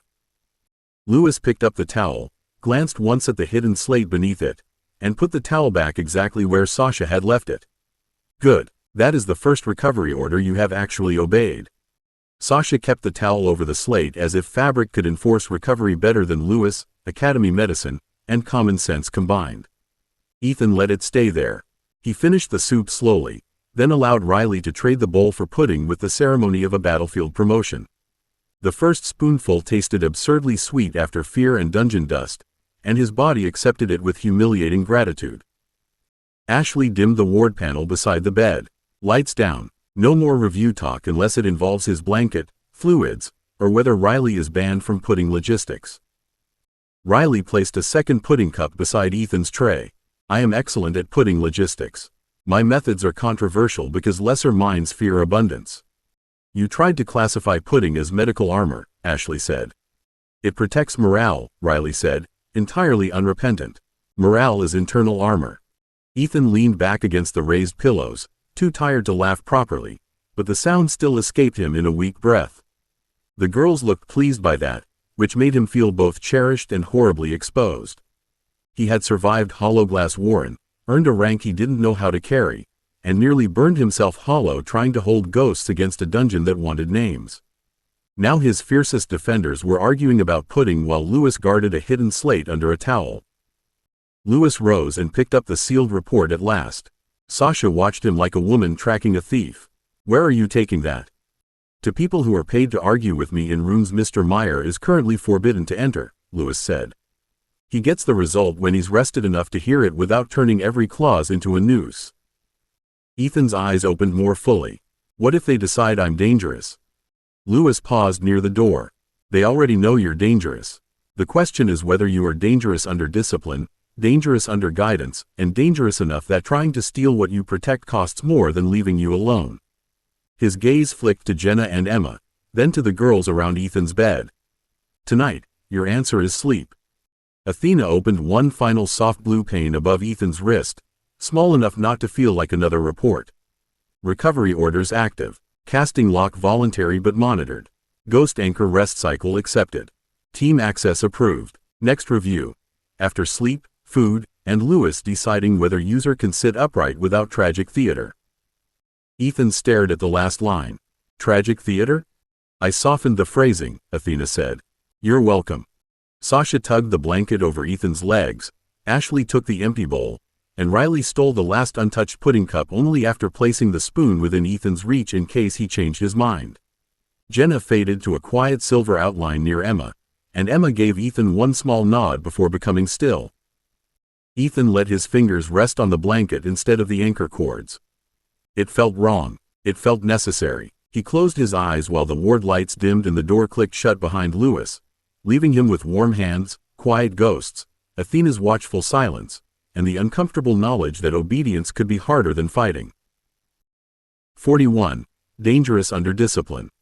Morning arrived with pale light through the recovery ward window and the sour realization that obedience had not killed Ethan, which seemed unfair after how hard it had been. He woke with his fingers still on the blanket instead of the ghost anchor cords, his mouth dry, his body heavy, and Sasha asleep in a chair with one boot hooked around the bed frame as if even unconscious she intended to stop anyone stealing him. Ashley sat by the ward panel with a mug in both hands, reading the overnight lines with narrowed focus, while Riley had claimed the window ledge, eating something crunchy from a paper packet she had absolutely not obtained through approved medical channels. Athena spoke softly through the chip before Ethan could move. Good news. You survived rest, complied with ghost anchor restrictions, and did not attempt tragic theater while asleep. I am reluctantly impressed. Ethan opened one eye. That sounded like praise with a knife in it. It was balanced feedback, Athena said. Your current recovery rating is acceptable. Your hair remains unfortunate. Riley looked over from the window ledge with bright interest. Athena's awake. That means he's awake. Sasha, release the bed before you weld yourself to it with stubbornness. Sasha stirred, blinked, and immediately tightened her grip on Ethan's hand as if she had never been asleep at all. I'm awake. Nobody died. Has Lewis arrived to ruin breakfast? Ashley glanced toward the door before answering. Not yet, but the ward panel says his clearance updated 10 minutes ago. That usually means paperwork is approaching with shoes. Ethan pushed himself upright too fast and regretted it when the room tilted. Sasha rose in one smooth movement and shoved a pillow behind his back. Ashley put the mug down and touched his wrist, not fussing, just checking. Riley hopped off the ledge and produced a wrapped breakfast bar with the solemnity of a priest offering sacred food. Eat before doom, Riley said. It's practically tradition now. The door opened on perfect timing, because Lewis had a gift for making other people's jokes feel prophetic. He entered with coordinator Harlan beside him, both carrying slates. Lewis looked at the girls, the ghosts resting in faint silver near the foot of the bed, the illegal snack evidence in Riley's hand, and finally Ethan's face. Good, you're upright. Ethan accepted the breakfast bar because fighting Riley required energy he didn't have. I've noticed people keep using that as a success metric. For you, this morning, it is, Lewis said. He set one slate on the tray table and turned it so Ethan could read without reaching. Faculty review is complete. Hollowglass Warren remains sealed. Your team is restricted from dungeon entry until clearance, but the mission withdrawal was upheld as correct. Mercer's statement helped. Harlan folded his hands over his own slate. Your provisional status is confirmed. Apprentice Necromancer Level 2. Restricted recovery conditions remain active for 48 hours, longer if Master Lewis decides you're being theatrical. Athena opened a compact blue pane above Ethan's wrist. Apprentice Necromancer Level 2 confirmed. Command strain injury. Recovering. Ghost anchor emergency use. Validated but restricted. Dungeon access. Suspended pending clearance. Current recommendation. Eat, listen, and resist looking heroic while sitting down. Ethan stared at the pane until the words settled into something heavier than rank. So I passed. Lewis' mouth tightened. No, you survived being measured. The correction landed colder than praise would have. Ethan looked from Lewis to the pane above his wrist, then to the slate Harlan had placed within reach but not quite in his lap. The words on it were cleaner than the thing they meant. Apprentice Necromancer Level 2. Command strain injury. Recovery restriction. Ghost anchor limitation. Supervised salvage. Active scrutiny. It felt less like promotion and more like someone had put a label on the part of him other people were now allowed to fear. Sasha read over his shoulder and made a low sound in her throat. Ghost welfare review? Absolutely not. Harlan adjusted his glasses with 2 fingers, which did nothing to make him look less like paperwork in human form. The phrase is unpleasant. The intent is protection. Student Meyer's bonded ghosts were exposed to hostile dungeon influence, and the Academy has a duty to confirm they remain stable, willing, and uncoerced. Jenna drifted a little higher at the foot of the bed, her faded eyes narrowing. Living institutions do enjoy discovering duties after danger has already passed. Emma stayed close to her, dimmer than usual, and Ethan hated the way the review text made her look smaller. He put the breakfast bar down untasted. They're not putting Emma in a room with strangers and making her explain herself. No one sensible is proposing that, Lewis said, and his voice cut through Ethan's rising anger before it could catch fire. Which is why I argued the review can be conducted by me, with Jenna present, in your room or on Athena's island if Athena permits it. Athena's voice went very sharp in Ethan's chip. Athena does not permit Academy reviews of her island as a casual administrative convenience. Lewis looked at Ethan's wrist as if he could see her through the skin and circuitry. Then Athena may suggest an alternative that does not involve frightening an exhausted murder victim's ghost with a committee. The silence that followed had teeth. Riley stopped chewing. Ashley's hand settled on the edge of Ethan's tray, steadying it because his fingers had curled too tightly around the blanket. Sasha looked ready to climb over the bed and bite the first official within reach, which was comforting and strategically unhelpful. Athena answered at last, colder but controlled. A temporary neutral room, no network access, no recording beyond Ethan's approved transcript. Jenna has veto authority. Emma may leave at any time. I will monitor for coercive magic, stupid phrasing, and institutional smell. Harlan blinked. Institutional smell? I stand by the category, Athena said. Lewis nodded once. Accepted in principle. Ethan stared at him. You can just accept that? I can recommend it, Lewis said. Harlan can bury it in language that sounds respectable, and you can decide whether to trust us enough to sign the recovery order instead of treating every line as a trap. Ashley leaned closer, her voice quiet but edged. What happens if he doesn't sign? Harlan's expression tightened. Then restrictions become imposed rather than cooperative. He would lose more choice, not gain it. Riley's smile was small and nasty. There's the leash. Yes, Lewis said, without flinching. And there is also the shield. Learn the difference, Mr. Meyer, because your enemies will offer one while pretending it is the other. Ethan looked at Emma, then Jenna, then the girls around his bed. His body wanted sleep. His pride wanted to refuse. His ghosts needed him to be smarter than either. He picked up the stylus with fingers that still felt weak. Change the review terms first. Then I'll sign. Harlan took the stylus from Ethan without complaint, which made Ethan trust him slightly more and not at all. The coordinator drew the slate close, opened the recovery order, and began making changes with quick, precise strokes. Terms unfolded in neat blocks of text, each revision appearing in amber before settling to green. Ghost welfare review became bonded spirit consent and recovery check.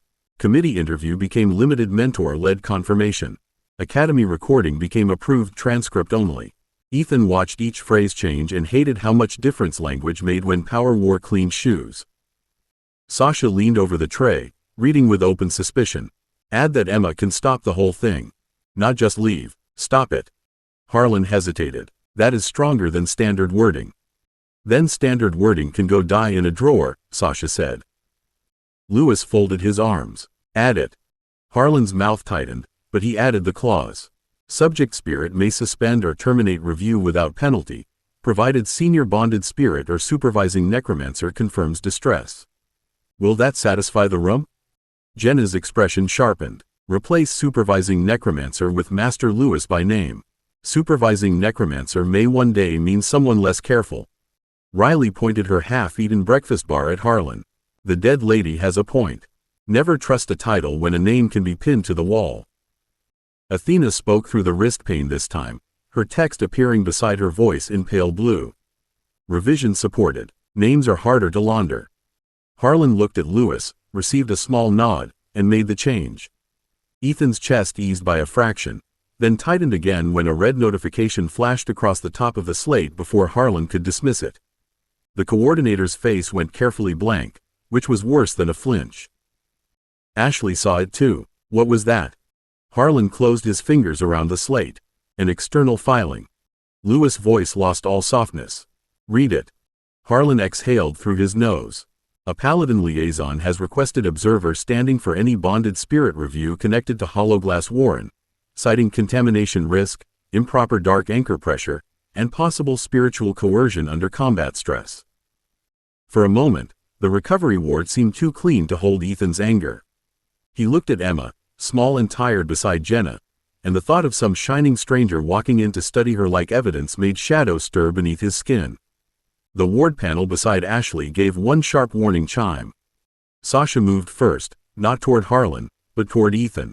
She caught his wrist before his fingers could curl into a casting shape. No, don't give them the scary version on a plate. Ethan breathed once, badly. They don't get her. No, Lewis said. They don't, but this is why cooperative paperwork matters. A signed order with named protections gives me a wall to stand behind while I tell them to go polish their halos elsewhere. Athena's pain flickered. I have prepared 3 legally boring objections and 1 emotionally satisfying insult. The insult is apparently unhelpful. Riley's smile showed teeth. Save it for later. We'll make a family evening of it. Ethan stared at the stylus when Harlan offered it back. Signing felt like swallowing a hook. Not signing felt like handing Emma to people who thought concern and ownership were cousins. He looked to Jenna first, because this was about the dead before it was about his pride. Jenna inclined her head. Build the wall, Ethan. We can object from behind it. Ethan signed. The slate accepted his mark, sealed the amended terms, and sent them into the Academy system with a quiet tone that sounded far too small for the choice it carried. The recovery order sealed itself with a soft Academy chime, and Ethan expected to feel trapped. Instead, he felt worse. Trapped would have been simple. This felt like choosing one cage because the other cages had sharper teeth, and he hated how adult that sounded even inside his own head. Harlan took the slate back, checked the seal, then sent a second packet with his thumb pressed to the authorization plate. Sasha watched the green confirmation mark appear. Tell me that went where it needs to go before the Halo Brigade gets clever. It went to Medical Recovery, Necromancy Curriculum Oversight, Spirit Ethics, Academy Legal, and Master Lewis Standing Authority File, Harlan said. It also automatically rejects outside observer standing unless overruled by a Dean-level emergency order. Riley tilted her head. That sounded like a yes wearing uncomfortable shoes. It is a yes, Harlan said, and some of the paperwork person vanished from his face. A temporary one. Don't mistake it for victory. Lewis picked up the second slate as it chimed. His eyes moved over the reply, then narrowed by a degree Ethan had learned to dread. The Paladin liaison has already appealed. Not for entry this time. For spiritual hazard classification. Emma drew closer to Jenna, and Ethan's anger twitched awake before Sasha's hand closed around his wrist again. Ashley moved the tray a few inches away from him, which would have been funny if it had not been so accurate. Athena's voice sharpened through the pain. Spiritual hazard classification would justify external consultation, stricter movement limits, additional ghost bond review, and possibly supervised access to Ethan's command records. I dislike this sentence and everyone who made it possible. Ethan looked at Lewis. Can they get that? Not today, Lewis said. He placed the slate face down on the side table with deliberate care. Tomorrow is less certain. That is why you signed, why the wording matters, and why throwing shadow at administrators is less useful than building walls they have to climb in public. Jenna's mouth curved faintly. The living have invented a whole battlefield out of ink. And signatures, Harlan said, surprising Ethan by sounding tired rather than offended. I'll file the amended recovery order and recommend denial of hazard classification pending mentor-led review. After that, it becomes a fight above my chair. Riley finished the last bite of her breakfast bar with grim purpose. Then get a taller chair. For the first time that morning, Harlan almost smiled. I'll put in a request. Lewis pointed at Ethan before the small warmth could turn into comfort. You are still under recovery orders. No casting, no anchor support, no secret island strategy meeting, no heroic review preparation. You eat, rest, and let other people do the parts that don't require you bleeding mana. Ethan looked at Emma and Jenna, then at Sasha, Ashley, Riley, and the sealed slate. I'm not good at letting people fight while I lie down. No, Ashley said, setting the tray back across his lap with the breakfast bar on top. You're learning. Athena opened a new compact line above his wrist. Recovery order signed. Bonded spirit protections amended. Paladin hazard appeal pending. Recommended action unchanged. Eat, rest, and allow allies to be useful. Ethan picked up the breakfast bar because everyone in the room looked ready to fight him if he didn't. Outside the ward window, Academy morning moved on as if nothing had changed, but the room felt different now, smaller and better defended. He took one bite, swallowed around the tightness in his throat, and understood that the next battle had already begun without a dungeon wall in sight. 42. The hazard appeal. Ethan picked up the breakfast bar because everyone in the room looked ready to fight him if he didn't. Outside the ward window, Academy morning moved on as if nothing had changed, but the room felt different now, smaller and better defended. He took one bite, swallowed around the tightness in his throat, and understood that the next battle had already begun without a dungeon wall in sight. Athena kept the wrist pane open in its smallest form, a pale blue line hovering above the blanket like a patient mosquito. Recovery order signed. Bonded spirit protections amended. Paladin hazard appeal pending. Recommended action unchanged. Eat, rest, and allow allies to be useful. Ethan hated the last part most because it sounded like advice and an order had been shoved into the same ugly coat. Sasha noticed him glaring at the pane and took the breakfast bar from his hand, turned it around, and gave it back with the uneaten end pointed at his mouth. You're doing the heroic suffering thing with crumbs on your lip. It ruins the effect. I'm recovering with dignity, Ethan said, then took another bite because Sasha's expression suggested dignity would be force-fed if required. Ashley leaned over the ward panel and adjusted one of the display settings, dimming the bright warning band at the edge of his readings. Your pulse jumps every time the appeal line flashes. Stop reading it like staring harder will make the Paladins feel ashamed. They should feel ashamed, Ethan said. They won't, but they should. Riley climbed back onto the window ledge with a second illegal snack packet and shook it open as if rules had already disappointed her beyond repair. Paladins don't feel shame when they can call it concern. That's the whole trick. Concern lets people touch things they haven't earned. Jenna drifted nearer the foot of the bed, her faded hands folded before her with grave patience. Emma remained close to her side, dimmer than Ethan liked, but steadier than she had been when Harlan first read the review wording. Jenna looked from Ethan to the sealed slate tucked under Lewis' arm. Then we make them ask in front of witnesses, in exact words, for exactly what they want. Lewis nodded once, his expression approving in the worst possible way. Good, that is how we fight this round. Mr. Meyer does not attend, argue, cast, posture, or attempt noble collapse in a hallway. Miss Calder, Miss Vance, and Miss Calder may provide supporting statements if requested. Jenna may object on spirit grounds. Emma may refuse any question. Ethan's fingers curled around the blanket before he could stop them. You're really going to do this without me? No, Ashley said, turning from the panel to face him properly. We're going to do it for you while you do the one thing you're terrible at. Which is? Ethan asked, though he already knew. Sasha smiled sweetly and tapped the breakfast bar against his mouth. Staying put. Staying put lasted 9 minutes before the Academy made it feel like cowardice. Harlan's slate chimed again, sharper this time, and everyone in the room looked toward it except Ethan, who had already decided the sound belonged on a list of things he hated. Harlan read the header, then closed his eyes for half a breath as if asking paperwork to become a kinder species. Lewis held out his hand. Give it here. Harlan passed the slate over. The appeal has been expedited. Spirit Ethics accepted emergency review because the Paladin liaison attached Hollowglass Warren's hazard tags, Mercer's light contamination statement, and a theological objection to unsupervised bonded spirit testimony.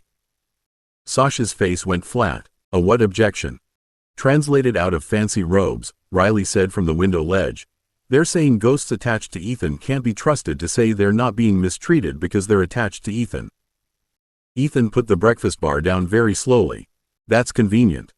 Ashley caught the edge of the tray before it shifted. Hands flat, Ethan. Don't give the ward panel another reason to scream at you. He flattened his hands on the blanket, hating how much effort it took. The warning line on the panel eased from amber to dull yellow, which somehow made him angrier. His body was betraying him by being readable. His magic was betraying him by answering before he chose. The Paladins hadn't even entered the room, and they were already making him look like their argument had teeth. Jenna drifted to Emma's side and rested a translucent hand above her shoulder without quite touching. Then they have mistaken attachment for ownership. That is a common error among the living. Lewis' eyes remained on the slate. Emergency review begins in 12 minutes. Harlan and I will attend in person. Jenna may attend as spirit witness if she chooses. Miss Calder, Miss Vance, and Miss Calder may submit short statements through Academy Legal. Ethan remains here. No, Ethan said before sense could stop him. If they're talking about my ghosts, I should be there. Lewis looked up then, and the tired hardness in his face cut deeper than a lecture.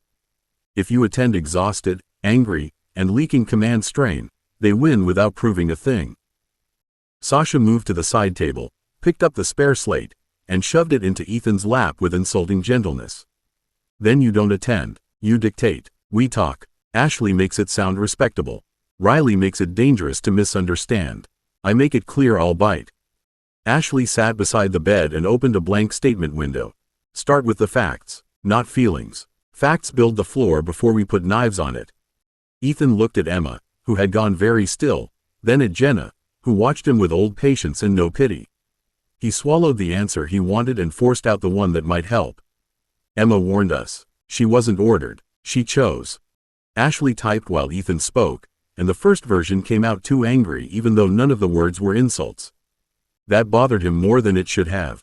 He watched sentences appear on the slate and realized how easily truth could be made to look unstable if it arrived breathing hard. Emma warned the team of imminent danger. Emma acted voluntarily. Emma's warning enabled withdrawal before additional casualties occurred. The phrasing was clean, cold, and nothing like the small ghost standing beside Jenna with her hands folded against herself. Change enabled withdrawal, Ethan said, forcing his voice to stay level. She saved us. Not just me. Us. Ashley's fingers paused over the slate. Saved is stronger. Stronger can sound emotional. It should, Sasha said from the other side of the bed. They're trying to turn her into a hazard tag.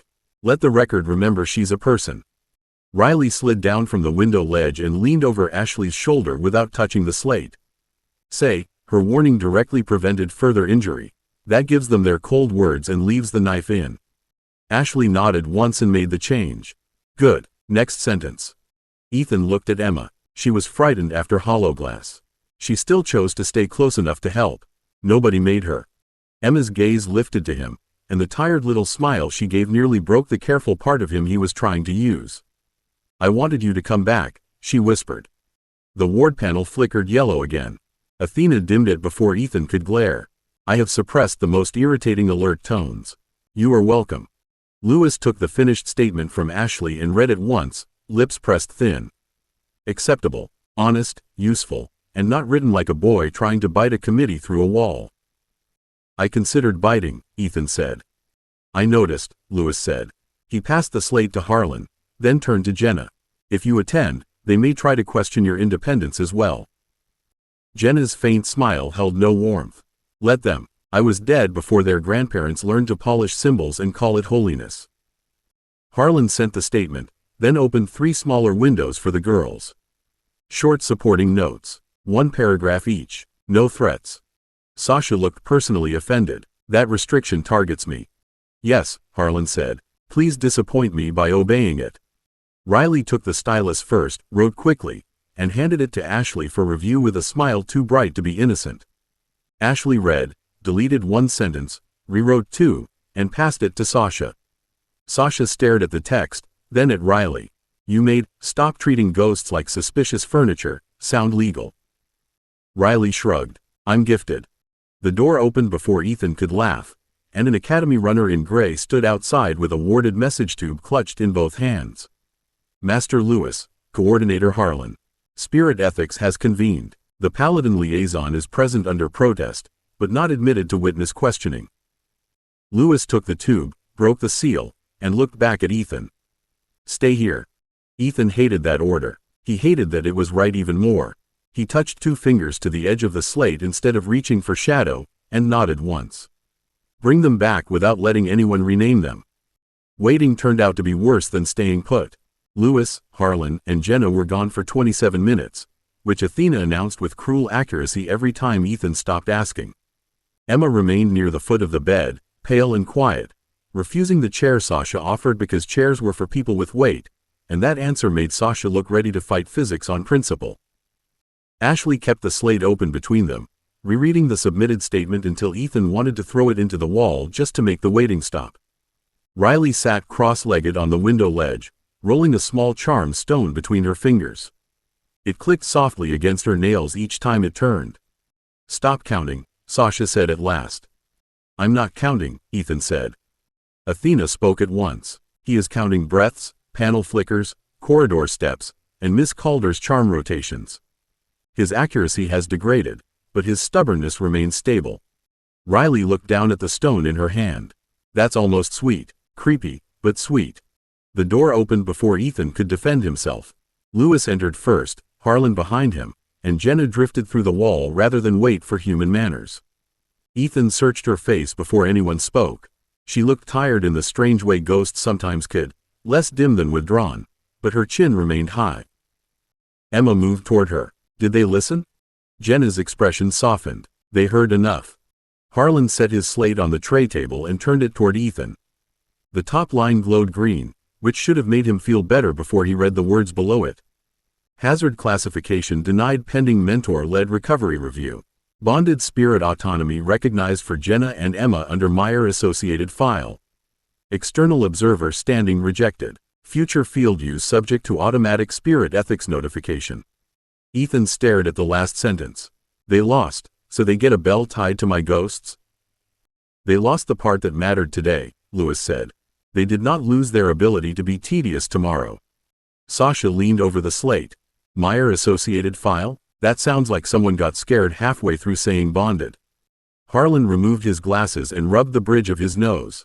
It was the compromise that kept the Paladin liaison from demanding a Dean-level escalation before lunch. Riley's charm stone stopped turning. So they're not taking Emma into a little holy room, but they've marked every time she helps him.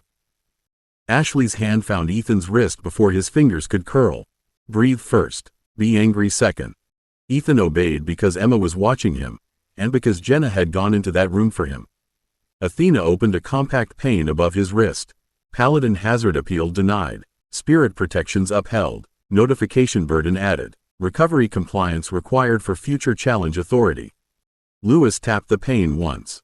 There's your lesson, Mr. Meyer. Winning a wall means you must now live behind it properly. Ethan looked at Emma, then Jenna, then the girls who had fought with words because he couldn't stand. Then I recover fast, he said. And next time, I'm standing when they try. 43. Standing orders. Ethan discovered that deciding to recover fast was much easier before Lewis made him define what fast meant. The next morning brought no grand training yard, no shadow circle, no skeleton line waiting for orders, and absolutely no chance to prove anything dramatic. It brought Lewis standing beside the infirmary bed with a slate in one hand, Ashley at the ward panel, Sasha guarding the breakfast tray as if it had tried to escape custody, Riley perched near the foot rail with a charm stone rolling between her fingers, and Jenna and Emma watching from a careful distance because the new spirit ethics wording had turned closeness into paperwork. Lewis tapped the slate against his palm. Recovery compliance review begins now. You will stand, walk to the marked line, return, sit down, and not use magic, ghost support, shadow reinforcement, or a pressure, stubbornness disguised as willpower, or romantic encouragement disguised as medicine. Sasha lifted a hand with solemn outrage. Objection. Romantic encouragement is medically proven by me. Lewis did not look impressed. Denied. Riley leaned sideways to inspect Ethan's face, her charm stone still rolling between her fingers. He's already offended. That's probably a good sign. Ashley did not look away from the panel. His pulse jumped when Lewis said romantic encouragement, not when he said stand. Ethan glared at the ceiling because the ceiling had not yet betrayed him. I'm surrounded by traitors with monitoring equipment. Athena opened a compact pane above his wrist before he could sit up too fast. Current state. Apprentice Necromancer Level 2, Faculty Seal pending. Recovery restriction active. Ghost anchor support locked. Shadow output suppressed by medical order. Humiliation tolerance improving under repeated exposure. That last line is fake, Ethan said. It is aspirational, Athena said. Lewis set the slate down where Ethan could see the walking line marked on the floor in soft blue light. It was not far. That made it worse. Ethan had crossed dungeon rooms under fire, held formations through monster screams, and dragged command through exhaustion until something inside him had broken open into apprentice strength. Now 10 ordinary steps looked at him with institutional politeness and dared him to fall. Emma clasped her hands tighter, her outline flickering once before Jenna murmured something too soft to hear. Ethan felt the old instinct rise at once, the urge to steady her because seeing her dim still hit the wounded part of him like a hook. He stopped with his fingers on the blanket and made himself breathe instead. Lewis noticed. Of course he noticed. Good. You saw the urge before obeying it. Ethan swung his legs over the side of the bed, hating how heavy they felt. Do I get points for not making it everyone's problem? Ashley finally looked at him with soft eyes and a firm mouth. No, you get to stand up without us panicking. Sasha moved the tray aside and stepped back with visible effort. I hate this lesson. Same, Ethan said, then pushed himself upright before fear could make a committee of his muscles. For one ugly second the room tilted, the ward panel chirped, and every hand in the room twitched toward him. No one grabbed him. That mattered. Ethan locked his knees, unlocked them again because Lewis' expression sharpened, and took the first step on his own. The second step hurt more than the first because pride had already used up its best lie. Ethan made it to the third before his vision pinched at the edges, not blacking out, not really, just reminding him that his body had filed a complaint no one had asked to read. The blue line on the floor waited with insulting patience. He fixed his eyes on it and refused to look at Sasha's hands, Ashley's panel, Riley's charm stone, or Emma's pale face. The ward panel gave a sharp double chirp. Ashley's fingers moved at once, fast and precise, but the warning had already appeared in the air over the bed. Ghost proximity support suspected. Automatic notification prepared under spirit ethics condition. Emma drew back as if the words had struck her. I didn't do anything. Ethan stopped moving because moving suddenly felt less important than not letting that sentence land alone. His knees trembled, and Lewis' gaze sharpened, but Ethan kept himself upright with nothing but anger, breath, and the thin stubborn thread left inside him. She didn't do anything, he said, making each word behave. She watched me almost fall because she cares. If your stupid panel can't tell the difference between caring and casting, your panel needs remedial ethics. Sasha's eyes flashed. I can hit it until it learns. You will not hit the medical ward panel, Ashley said, though her voice had gone cold enough to make the denial sound temporary. She adjusted 2 settings, then opened the sensor feed and turned it for Lewis to see. No contact, no anchor flare, no spirit energy transfer. The panel tagged emotional movement as support because Emma drifted closer when his pulse dipped. Riley rolled the charm stone once across her knuckles, then set it on the blanket with careful restraint. So the bell tied to his ghost rings when they act like people.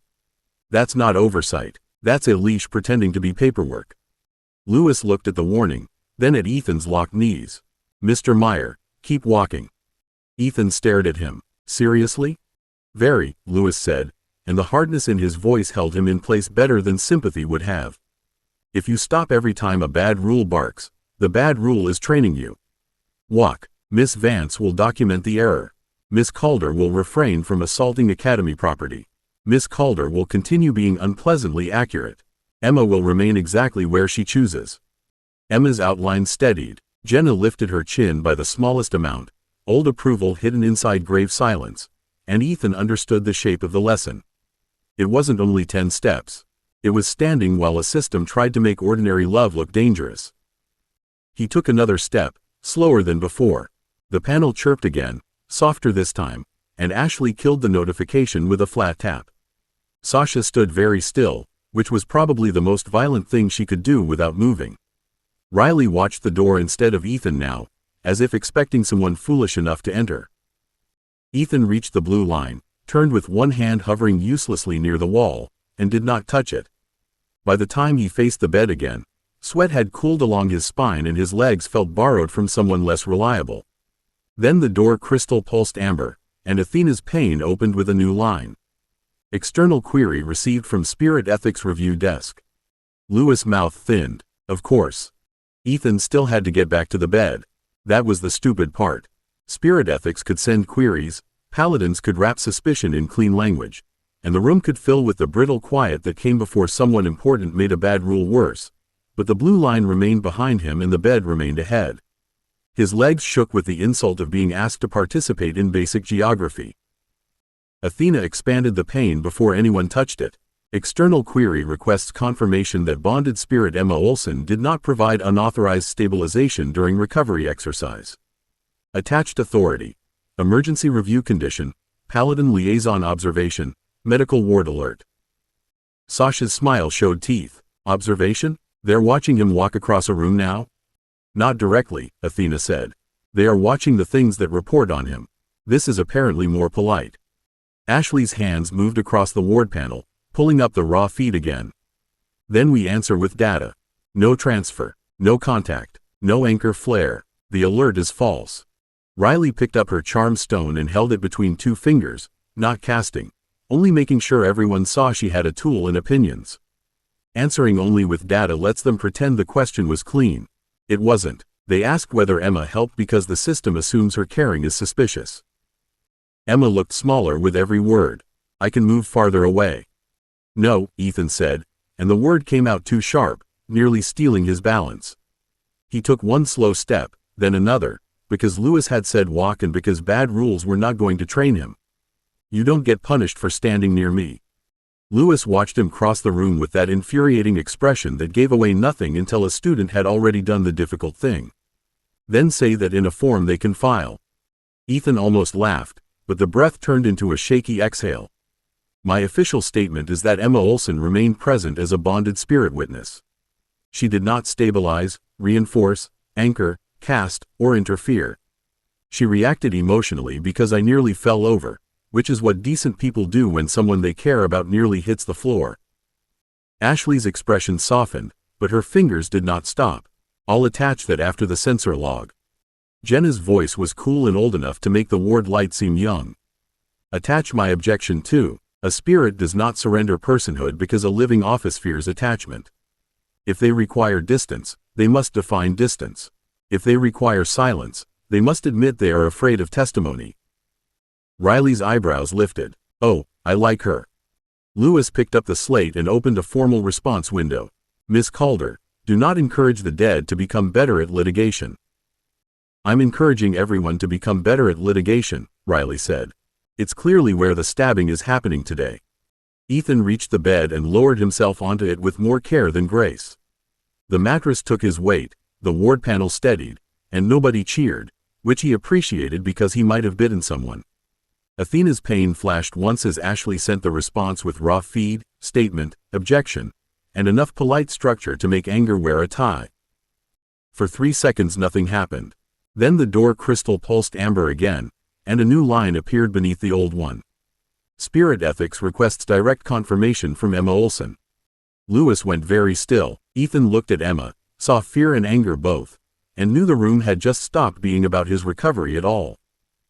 The request sat above the bed in clean blue text, polite enough to be obscene. Ethan wanted to reach through the pain, grab whatever committee had written it, and make them ask Emma to her face without the safety of forms, distance, and holy suspicion. His hand twitched on the blanket, and the ward panel gave a faint warning chirp before Ashley silenced it without looking away from Emma. Lewis stepped between Ethan and the pain, not blocking his view of Emma, only blocking the instinct to answer for her. Mr. Meyer, say nothing until she chooses. Ethan hated him for the order, then hated himself because it was right. He looked at Emma instead, forcing his fingers flat against the blanket. You don't have to prove anything because they're rude. Emma's mouth trembled, but her voice came steadier than her outline looked. If I don't answer, they'll say that means something too. Jenna drifted nearer, her hands folded as if she stood in a court instead of an infirmary. Then answer only what was asked, and add what they tried not to ask. The living adore narrow questions because they hope the truth will stay narrow with them. Riley's smile was sharp and proud. I really like her. Sasha stood beside Emma, close but not touching because touching was no longer simple under the new bell tied to the ghosts. If you want me to glare at the pain while you talk, I can do that. Emma gave a tiny laugh that sounded almost like herself. That might help. Athena opened a response field and dimmed the room lights by a fraction, giving Emma the center without making a spectacle of it. Direct confirmation channel prepared. No coercive prompt detected. Recording includes environmental audio, ward state metadata, and witness identities. Ashley glanced at Ethan before adding, and consent note. Emma chose to answer after being told she could refuse. Ethan swallowed hard. Please add that. Athena did. The words appeared beneath the response field, quiet and stubborn. Spirit witness informed of right to refuse. Statement voluntary. Emma lifted her chin. I am Emma Olsen. I did not stabilize Ethan Meyer during the recovery exercise. I did not anchor him, cast through him, feed him spirit energy, or interfere with his body. I moved closer because he looked like he might fall, and I was afraid. Being afraid for someone is not the same as being ordered. The room held still around her voice. Ethan felt the words settle under his ribs with the same painful weight as a command lesson, because this time the standing order was not his to give. It was hers. Emma looked at the pain, then at Ethan. I choose to stay near him. I choose to help when I can. I choose to stop if I'm hurting myself or someone else. Nobody owns that choice because they're scared of it. Athena sent the statement before anyone could make it prettier. The pain pulsed once, twice, then shifted green. Direct confirmation received. No unauthorized stabilization found. Recovery exercise may continue under mentor supervision. Automatic notification condition remains active pending future review. Sasha exhaled through her teeth. So they admit she didn't do anything, but keep the bell. Lewis picked up the slate and handed it to Ethan. Correct. That is why you will finish the walk, eat breakfast, sleep, and recover enough that the next time a bell rings, you can stand before it without shaking. Ethan looked at Emma, then at the blue line on the floor waiting for the return path. His legs ached, his pride burned, and the pain's green approval felt like a cheap ribbon pinned to a bruise. He pushed himself upright again, slower this time, and Emma stayed exactly where she chose to stand. 43. Standing orders. Ethan woke to the taste of ash, mint wards, and someone else's panic sitting in the room like a held breath. His body felt too heavy for the bed and too thin for his own bones, as if the crisis had wrung him out and left the shell behind. Light pressed softly through an infirmary ceiling panel, not bright enough to hurt, but bright enough to prove he wasn't on Athena's island, wasn't in a dungeon corridor, and wasn't still standing in the middle of whatever madness had forced his magic open. He tried to move his hand and managed a twitch. Pain answered politely, then threatened to become less polite if he insisted. Sasha sat to his left with both feet tucked under her chair and her hair in a furious blue mess. Ashley stood near the end of the bed, arms folded, eyes sharp with the kind of calm that meant she had already been scared and was now angry about it. Riley leaned against the wall in pink-haired silence, which was somehow worse than her talking. Lewis occupied the chair nearest the door with a tablet across one knee, while Jenna stood near the window and Emma hovered close enough to watch Ethan breathe without touching him. Please do not attempt heroics while horizontal, Athena said in his chip, her voice crisp enough to hide worry and familiar enough to make his throat tighten. Your current medical status is as follows. Apprentice Necromancer Level 2 confirmed by combat telemetry, faculty seal pending. Shadow output suppressed by infirmary ward order. Ghost anchor support medically locked. Command channels strained. Physical recovery restricted until Lewis stops looking like murder in a waistcoat. Lewis looked up from his tablet. I heard that. You were intended to, Athena said. Ethan swallowed, which turned out to be a major athletic event. Did we win? Sasha made a tiny sound, half laugh and half sob, then leaned forward and caught his fingers before he could decide whether reaching for her would count as movement. You absolute idiot. That's your first question? Ashley's mouth tightened. It is a very Ethan question. Riley pushed off the wall and came closer, her teasing buried under something steadier. We're here. The others are being counted, repaired, preserved, or argued over by people with clipboards. That's the answer you get before food. Ethan looked toward Emma, because some part of him had needed to see her before the room became real. She smiled faintly, worried and luminous. Jenna inclined her head once, grave as ever, and the simple presence of them both eased something in him until the ward behind the bed chimed a soft warning. Lewis tapped the tablet without looking away from Ethan. No anchors, no shadow, no command reach, no clever little tricks because you dislike feeling weak. You earned the breakthrough, Mr. Meyer. Now you earn surviving it. Lewis set the tablet aside and stood with the slow patience of a man about to become personally unreasonable. Since you're awake enough to ask military questions, you're awake enough to obey medical orders. Sit up, place both feet on the floor, stand, walk to the blue line, turn, and come back to bed. Ethan stared at him, then shifted his gaze to the pale blue strip glowing across the infirmary floor. It was maybe 8 steps away. 10 if he shuffled like an elderly zombie with self-esteem issues. That's it? That's it, Lewis said. No shadow reinforcement, no ghost anchor, no command channel bracing, no romantic medical encouragement from the left, right, or suspicious pink corner. You will move under your own power or you will stop. Sasha's head snapped up. Suspicious pink corner is Riley, not me. Riley gave Lewis a flat look. I'm offended that you think I'd encourage him romantically during medical testing. I'd wait until he was halfway back and vulnerable. Ashley stepped closer to the bed, then stopped herself with visible effort. He can barely swallow without looking like he's negotiating with death. Are you sure this isn't too soon? No, Lewis said, which was not comforting. That's why we test carefully. Ethan hated how everyone watched him after that. He hated the infirmary gown, the weakness in his fingers, the way his magic sat behind ward pressure like a dog locked in another room, whining to be let out. He pushed one elbow beneath him and got as far as halfway up before his ribs protested. His shoulders joined in, and his stomach made a formal complaint to every authority it could find. Sasha's hand twitched toward him. Ashley's chin lifted as if she had to physically hold herself back. Riley folded her arms so tightly her knuckles paled. Athena spoke quietly in his chip. Heart rate elevated. Muscle tremor within expected range. Pride damage severe but non-fatal. Your bedside manner sucks, Ethan muttered, then swung his legs over the side of the bed. The floor was cold beneath his bare feet. That felt unfairly personal. Lewis moved to stand near him but did not touch.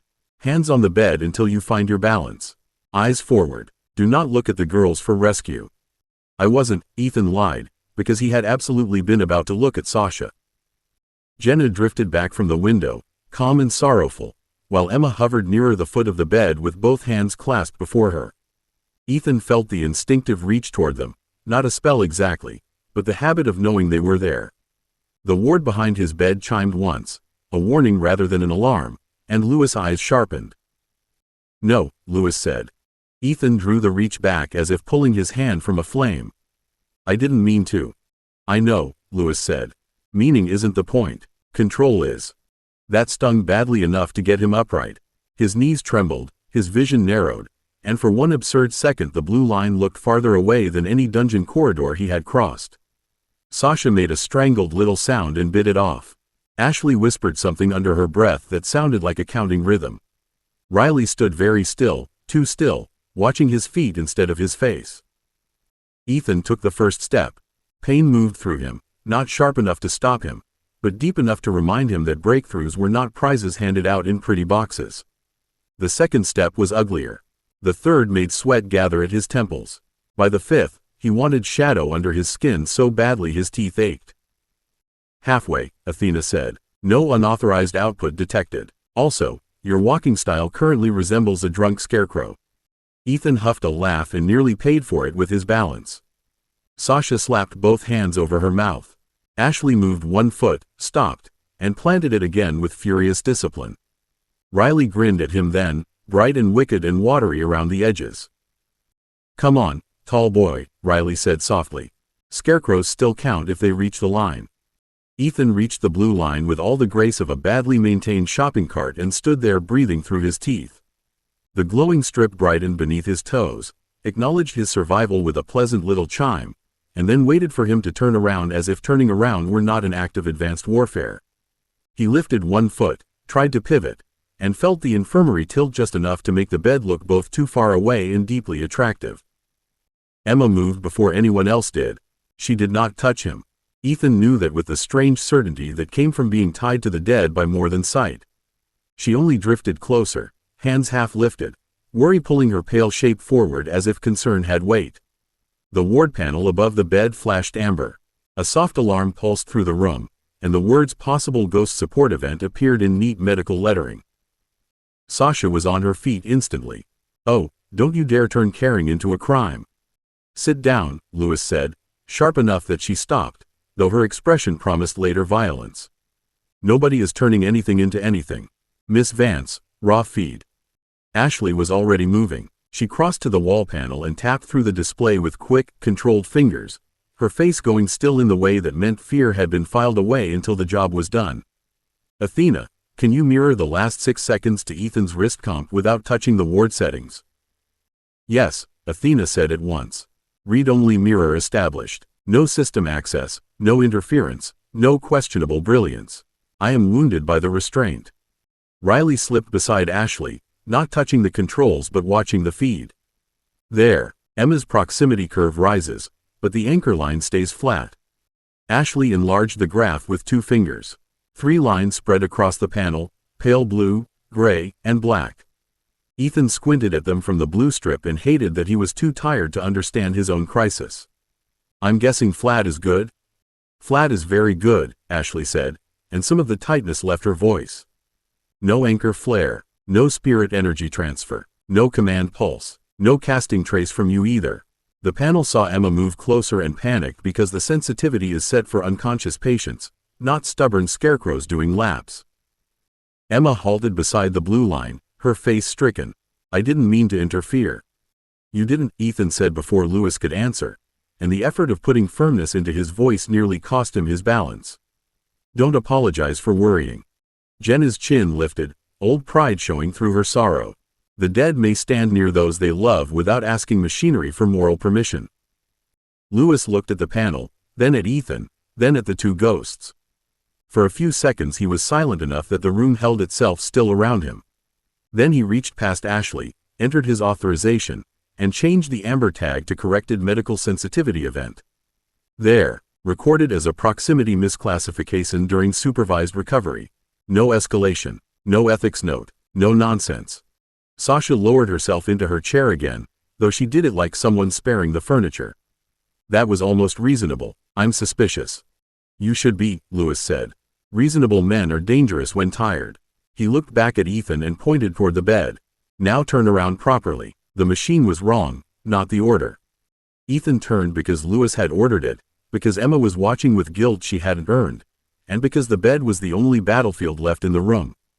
He shifted his weight onto his right foot, dragged the left around in a slow half-circle, and discovered that pride had muscles attached to it, all of them sore. The blue line chimed again when he crossed back over it, smug and cheerful as if it had personally trained him. Sasha rose halfway from her chair, caught Lewis' look, and sat again with murder in her eyes. I hope that line knows it's becoming my enemy. The line is performing its function perfectly, Athena said. Unlike several organic participants, it has not threatened a medical professional.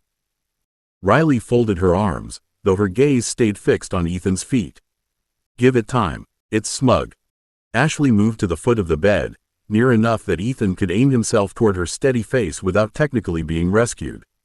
She didn't reach for him. That mattered, because if she had, he might have taken her hand and called it strategy. Instead, she nodded once, soft and certain, and he took another step.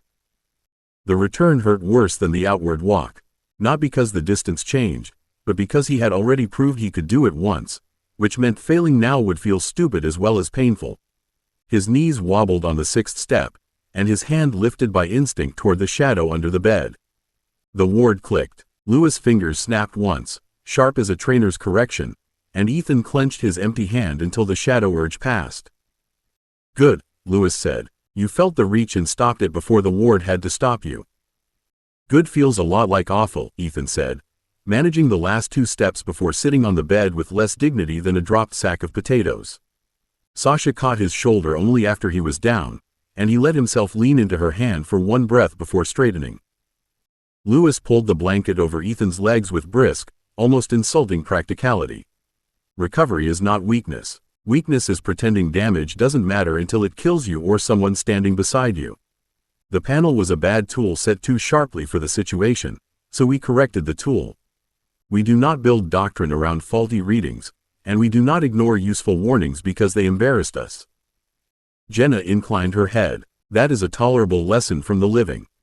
Emma's smile trembled back into place. I like the part where nobody is in trouble. Enjoy it while it lasts, Lewis said, picking up his tablet again. Next comes the practical review. What you spent, what broke, what must be repaired, what must be retired, and what you are forbidden to touch until I clear you. Ethan sank back against the pillows, exhausted enough that even arguing felt expensive. So recovery has homework. Ashley finally touched his hand. Everything with you has homework. Athena opened a small gray pane at the edge of his vision, merciless and neat. Preliminary aftermath ledger prepared. I made it emotionally inconvenient on purpose. Ethan closed his eyes and sighed. Of course you did. 44. Recovery ledger. Sleep came for Ethan like a debt collector and left him feeling only slightly less bankrupt.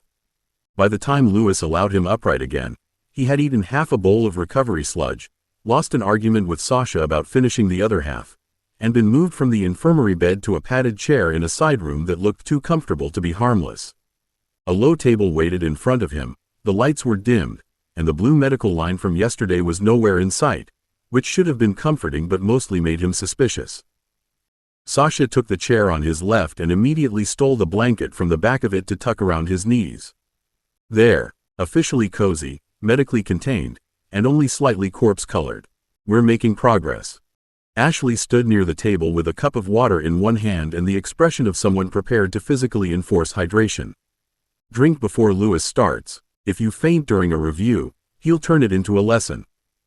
Riley leaned against the wall by the door, pink hair bright against the sterile paint.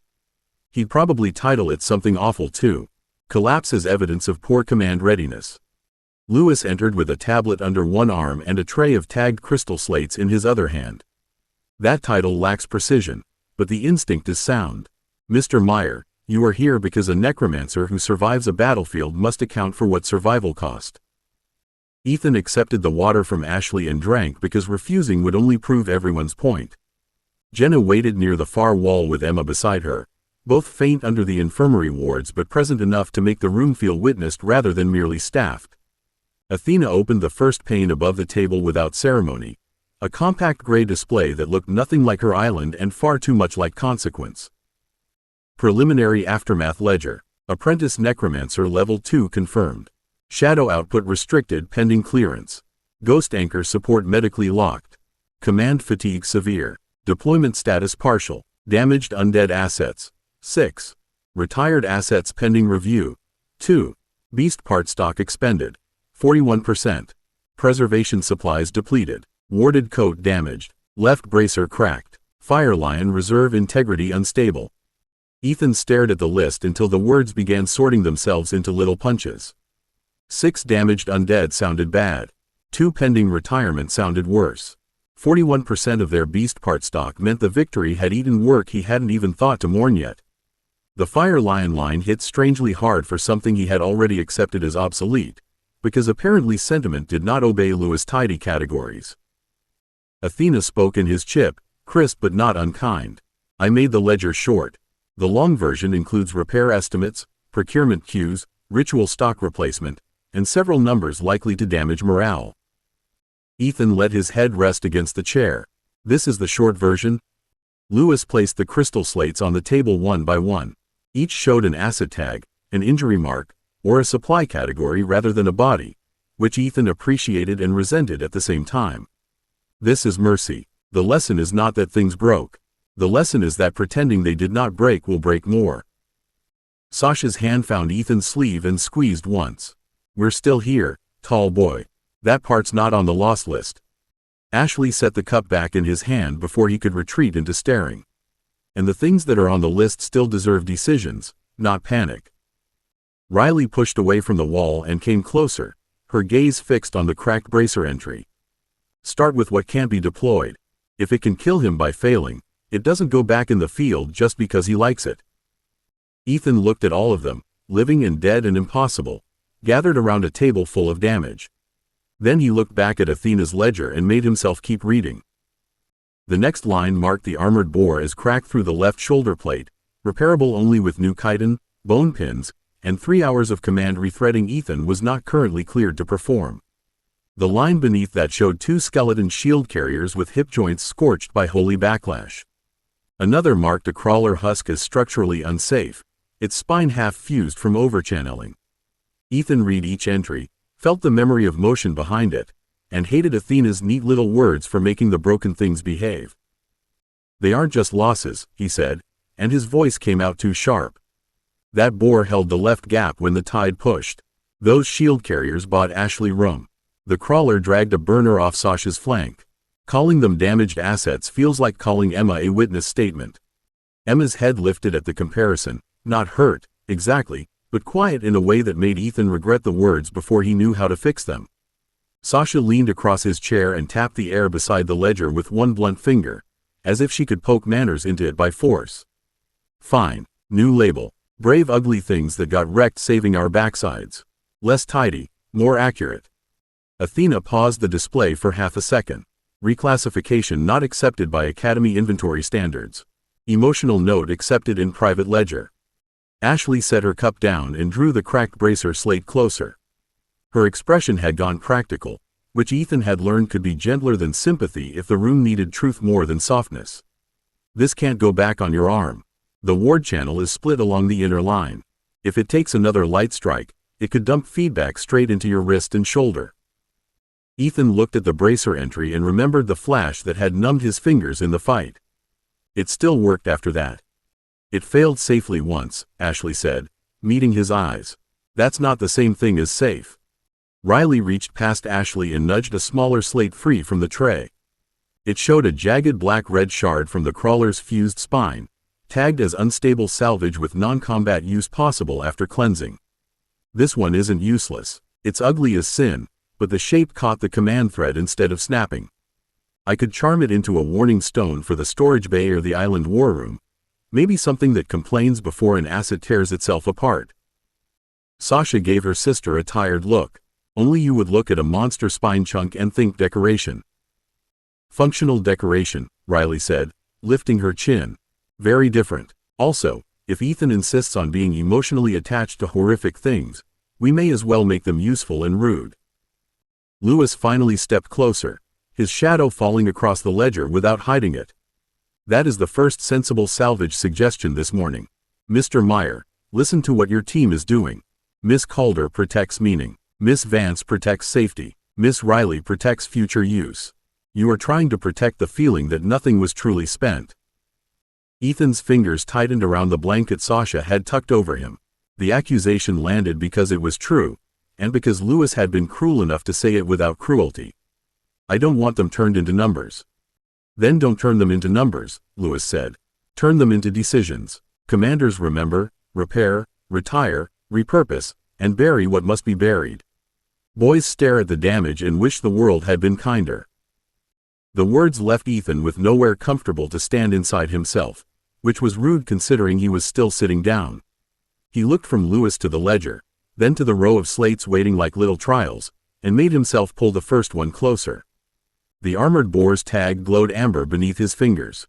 Repairable, expensive, command rethread required, restricted until cleared. Repair the bore, Ethan said, and the decision steadied as soon as it had shape. It held under pressure. If we replace the shoulder plate and pin the brake, it can still anchor a narrow flank. Not full deployment until I can rethread it without shaking. Athena added a neat mark beside the entry. Armored bore moved to repair queue. Status, restricted reserve. Estimated cost unpleasant but survivable. Sasha leaned back in her chair with exaggerated pride. Look at him, making choices and not even trying to adopt the table. I considered adopting the table, Ethan said, dragging the next slate over. It looked sturdy. Ashley's smile was brief, but it warmed the room. Shield carriers next. He nodded and studied the two scorched skeleton entries. The hip joints were ugly, but the frames had not lost cohesion. They had done exactly what he had ordered, and that made the damage feel personal in a way bone and metal had no right to be. Repair both, but no field work. Training formation only until Lewis clears the joints. If one fails during drills, we retire that frame instead of pretending. Lewis' eyes narrowed in approval. Acceptable. The crawler came next. Structurally unsafe. Spine fused. Command thread distortion. Ethan touched the slate, and memory flashed behind his eyes, the husk dragging a burner away from Sasha's flank while smoke and light tore through the corridor. He wanted to save it because it had been useful at the exact moment usefulness mattered most. He also saw the word unsafe and heard Ashley's voice telling him that failed safely once was not safe. Retire the crawler, Ethan said, and the room seemed to tighten around the choice. Riley gets the spine shard for a warning charm if cleansing works. The rest gets processed for ritual stock or disposed of properly. It doesn't go back into command. Riley's expression softened into something less sharp. I'll make it rude enough to honor the original. Sasha sniffed. If it yells at us before exploding, I'm blaming you. Correctly, Riley said. Ethan reached for the final slate before courage could leak out of him. Fire Lion reserve integrity unstable. Poor field efficiency. Heat aura unreliable. Intimidation value moderate. Sentimental attachment noted by Athena with unnecessary cruelty. He stared at that last line until his throat hurt. The fire lion had been the first monster that made him feel like a necromancer with an army instead of a scared boy borrowing shadows. Downgrade the fire lion, Ethan said, forcing the words past the stupid ache in his chest. No field deployment. No pretending it's still a real answer for level 3 work. Training intimidation, controlled demonstrations, are last-ditch expendable only. And if the core keeps degrading, we retire it clean. Athena's reply came softer than he expected. Fire Lion moved to ceremonial reserve and expendable emergency category. Private memorial note retained. Lewis rested one hand on the back of Ethan's chair, not quite support and not quite restraint. That one hurt. Yeah, Ethan said, looking at the ledger because looking at anyone else would be harder. That's why it counts. Once the Fire Lion entry dimmed, the table no longer felt like a punishment. It felt like a workbench Ethan had been afraid to admit was his. He shifted under the blanket, ignored the deep ache behind his ribs, and pulled the supply ledger closer before Lewis could decide mercy had gone on too long. Beast parts filled the pain in small, ugly categories. Venom sacs, chitin sheets, spinal cable, burner glands, marrow shards, binding ash, and 3 jars of something Athena had labeled questionable mucus with ethical confidence. Sasha squinted at the last line. I vote we throw away anything called questionable mucus. Athena answered at once. Rejected. Questionable mucus has excellent adhesive properties after purification and costs far too much to replace through approved vendors. Riley's eyes brightened with the wrong kind of interest. How adhesive? No, Ashley said, without looking away from the ledger. Ethan almost smiled, then placed 2 fingers on the approval mark. Process the beast parts. Ritual stock first, repairs second, experiments last, and nothing gets used on field gear until Ashley or Lewis clears the safety line. Ashley nodded, satisfied enough that Ethan felt embarrassingly proud. That's a real order. It's a tired order, Ethan said, but I'll take real. Athena tagged the entry, then softened the display until the supply lines folded into a smaller corner. In their place opened a quiet page with no price column, no efficiency rating, and no academy code. Memorial entries waited at the top in plain text. Beneath it sat 4 blank fields. Ethan stared at them. Athena? Her voice came through more gently than usual. You wanted them not to be only numbers. I prepared space. I did not fill it for you. Jenna drifted closer, her old eyes fixed on the waiting page. Name what they did, if not who they were. Service is a kind of memory when a creature had no name to carry. Emma stood beside her, pale hands folded. They held, she said softly. That matters. Ethan swallowed and touched the first blank field. He entered armored bore, left flank held during tide pressure. The words appeared, small and inadequate, but they stayed. He added skeleton shield pair, protected Ashley's casting line. For the crawler, his hand paused longer. Finally, he wrote crawler husk, pulled burner from Sasha's flank, retired with respect. Sasha's hand closed over his wrist for 1 warm second. Thank you. The last entry hurt in a different place. Ethan looked at the dimmed Fire Lion slate, breathed through the ache, and typed Fire Lion, first monster raised, morale and intimidation reserve, final status pending. It was not brave prose. It was not enough. It was still better than pretending a decision had no teeth. Lewis collected the crystal slates, leaving the memorial pane open. Repairs authorized, disposals respectful, stock processing approved, memorial entries started. That is recovery work, Mr. Meyer. Not glamorous, not clean, necessary. Ethan leaned back, exhausted enough that the room blurred at the edges. Does necessary ever stop being annoying? No, Lewis said, picking up his tablet. You simply become harder to break while doing it. Riley placed the ugly little crawler shard beside the open memorial pane, where it sat like a rude black tooth against the table's clean surface. There, the command space knows people are grieving. Athena did not remove it. That, more than anything, made Ethan's throat tighten. Ashley made him drink again. Sasha tucked the blanket higher with bossy tenderness, and Emma smiled as if the dead had been heard properly. Ethan looked at the ledger, the shard, the girls, the ghosts, and Lewis waiting with the next harder lesson already somewhere behind his eyes, and understood that counting the cost had not made the victory smaller. It had made it real. 45. Clearance weight. The mission authorization room looked designed by someone who believed discomfort should come with good lighting.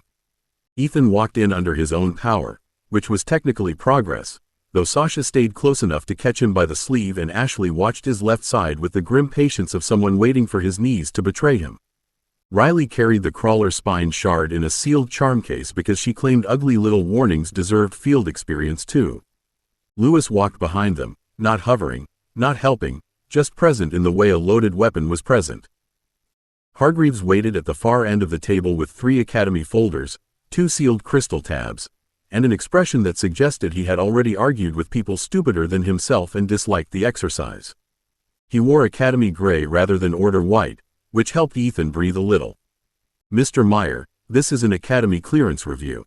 I represent mission authorization, field safety, and salvage administration. I do not represent the Order. Lovely opening, Sasha said, taking the chair to Ethan's left before anyone could suggest she wait outside. 5 stars for not being holy about it. Hargreaves looked at her over the top of his glasses. Miss Calder, if you interrupt usefully, I'll tolerate it. If you interrupt recreationally, I'll have you removed. Sasha smiled sweetly. Define usefully. Ashley sat on Ethan's other side and touched the table panel before Sasha could escalate. Let him speak. I want to see the file before anyone starts performing outrage. Riley dropped into the next chair and set the sealed shard case neatly in front of her. Outrage can wait. Traps usually hide in wording anyway. Athena opened a compact pane above Ethan's wrist without asking. Clearance file summary. Apprentice Necromancer level 2 confirmed. Deployment status partial. Shadow output restricted pending medical clearance. Ghost anchor support medically locked. Command fatigue under observation. Human undead weapon work supervised only. Monster deployment limited. Salvage review supervised. Order complaint attached. The last line sat there like dirt on clean glass. Ethan read it twice, then made himself keep his hands flat on the table instead of curling them into fists. The complaint was not a surprise. Of course someone had objected. He had survived, advanced, saved people, damaged half his army, and still managed to exist as a necromancer afterward. Some people would consider that the real problem. Lewis leaned against the wall behind him. Read the whole summary before reacting. I am reading, Ethan said, though his voice came out tighter than he wanted. I'm also reacting internally with admirable restraint. Logged, Athena said in his chip. Admirable may be generous. Hargreaves slid the first Academy folder toward him. The Order complaint is attached because it affects field optics and external objections, not because it controls this room. Your medical restrictions are real. Your command fatigue is real. Your damaged assets are real. Your usefulness is also real, which is why this is not a suspension hearing. Ethan looked at Sasha, Ashley, Riley, then back to the pane. The old Ethan would have heard complaint and started shrinking before anyone touched him. This time the fear still came, but it found less room to spread. He had repaired what could be repaired, retired what needed retiring, and written down what the dead things had done. He could do this too. He straightened in his chair and pulled the folder closer. Then give me the conditions. Hargreaves touched the first crystal tab, and the table woke beneath Ethan's hands with a neat column of terms. The words were smaller than Athena's pain, colder too, because Academy language had a talent for making human danger look like furniture assembly. No solo deployment until medical signs clear. No unsupervised shadow output testing above training threshold. Human undead weapon work remains under Lewis' signature. Monster deployment capped at 2 active field bodies unless fatigue readings improve. Salvage rights remain yours, but extraction, preservation, and reanimation scheduling require supervised review for 3 missions. Ethan read each line twice. None of it was kind, but none of it was poison either. It made him feel boxed in, watched, and annoyingly grateful that Hargreaves had not used the word contamination once. That keeps me deployable. It keeps you deployable without giving field control a reason to call you unstable, Hargreaves said, then pushed a stylus toward him but did not place it in his hand. You may object to terms. You may not pretend recovery is the same thing as full readiness. A woman in a pale Order collar shifted on the side bench Ethan had been trying not to look at. Beside her, a narrow man with a silver sunpin opened a folder of his own. The Order recommends amended wording. Necromantic deployment should be recorded as tolerated under stain mitigation, pending spiritual review. Sasha's chair scraped before Ethan could blink. Say stain again and I'll show you what earth mitigation feels like. Ashley caught Sasha's wrist without looking away from the folder. That wording isn't about today. It makes every success sound dirty before he does anything. Riley leaned over the table, pink hair bright against the legal pane, and tapped the phrase with one fingernail. Stain mitigation becomes a hook. Next report says field use continued despite known stain.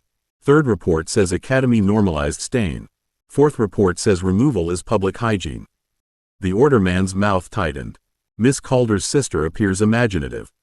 Miss Calder's sister reads traps, Riley said, smiling without warmth. You should hide yours better. Ethan felt the old anger rise, black-edged and eager, but he kept his palms flat. He looked at Hargreaves instead of the order bench because arguing his soul would give them the shape of the fight they wanted. Operational language only. Deployment limits, medical limits, command limits, salvage review. No moral labels. No spiritual review unless I break a rule that already exists. The woman in the pale collar stiffened. Necromancy itself is a spiritual concern. Lewis' voice came from the wall behind Ethan, quiet and cold. Not in this room. Hargreaves looked from Lewis to the order representatives, then drew the folder back and struck a line through the proposed amendment with one clean motion. Rejected. Academy clearance concerns readiness, conduct, and field safety. Mr. Meyer, your objection is noted and accepted. The order man opened his mouth as if rejection were only a delay in a conversation he still owned. He did not get a word out. The room's side door unlocked with a sound like a verdict, and every crystal pane on the table flickered white before dimming to emergency blue. Ethan felt the pressure before he saw who entered, a hard, clean weight pressing against his skin, his scars, his shadow, and the tired place inside his chest where command fatigue still sat with teeth. The man who stepped in did not look like a clerk, reviewer, or liaison. He wore silver armor polished to a mirror shine, though no reflection held steady across it. White gold runes burned along his breastplate, shoulders, gauntlets, and greaves in narrow lines that made Ethan's eyes want to slide away. A sunburst sigil marked his throat guard. A sword hung at his hip, not ceremonial, not decorative, and the grip looked worn by a hand that had used it often. The pale-collared woman rose too quickly. Inquisitor Valahart, we were just establishing procedural ground for continued oversight. Inadequate, the Inquisitor said, and the word struck the room flatter than a shout. His gaze passed over her and the narrow man with the sunpin as if they were furniture arranged badly. You came to review an injured novice necromancer and allowed Academy language to strip your complaint down to scheduling. You peck at wording while corruption learns to stand. The narrow man flushed. The Academy rejected moral classification. Valahart turned his head by a fraction. Then you failed before I entered. He lifted one silver gauntlet and pointed toward the door without looking at either of them again. Leave. Take your folders. Take your cowardice. Pray that paperwork weighs less on your souls than it does in your hands. Sasha went very still beside Ethan, and that frightened him more than if she had snapped. Ashley's hand found the edge of the table, fingers spread as if she were resisting a wind no one else could see. Riley's sealed charm case clicked once under her palm. Hargreaves stood, anger controlled behind Academy formality. This is an Academy authorization proceeding. You may observe by courtesy, Inquisitor. You may not command my room. Valahart's eyes found Ethan at last. They were pale, steady, and utterly certain. The Academy protects useful abominations until their usefulness becomes policy. Do not mistake shelter for absolution, Ethan Meyer. The light has time, and rot does not become clean because frightened administrators call it deployment. Ethan's mouth had gone dry, but he made himself meet the man's eyes. Then file an operational objection. For one terrible second, the runes on Valahart's armor brightened. I am not here to file. Lewis moved before anyone else found air enough to waste. He did not step in front of Ethan like a shield, which would have made Ethan feel smaller. He stepped beside him instead, one hand resting lightly on the back of Ethan's chair, and the room's shadows answered. They did not surge or smoke or crawl. They deepened with horrible patience, filling corners, pooling beneath the table, and pressing upward until Valahart's holy glare met something older, colder, and entirely awake. Inquisitor, Lewis said, his voice so calm that Ethan's skin prickled, You are standing in an academy room, threatening an injured apprentice under my instruction and academy jurisdiction. Leave before you make this theological." Valahart smiled, and the runes on his armor burned brighter. "You say that as if death has ever been anything else." Hargreaves struck the table crystal with 2 fingers, and a hard blue ward snapped up between the benches and the door. It did not feel strong enough to stop either man. It felt strong enough to remind everyone else there would be witnesses. "This proceeding remains under Academy authority. Any act of force here will be recorded as an attack on mission authorization staff, students, and a contracted master instructor." Sasha's hand found Ethan's sleeve under the table, not pulling, only there. Ashley's eyes stayed on Valahart's sword hand. Riley had gone pale but steady, her fingers locked around the sealed charm case as if she could turn ugly salvage into a shield by sheer refusal to tremble. Ethan looked at the clearance file, then at the stylus Hargreaves had left within reach. His heart was beating too fast, and his shadow wanted to answer the light pressing at him, but Lewis' hand on the chair reminded him of the lesson without saying it. Command was not panic with better posture. Command was choosing while afraid. "I'll sign," Ethan said, and every eye came back to him. He drew the file closer with fingers that almost didn't shake.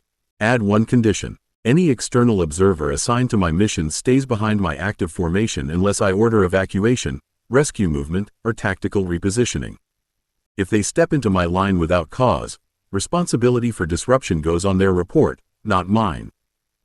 Hargreaves stared at him for half a breath, then nodded once. "Operationally sensible. Accepted."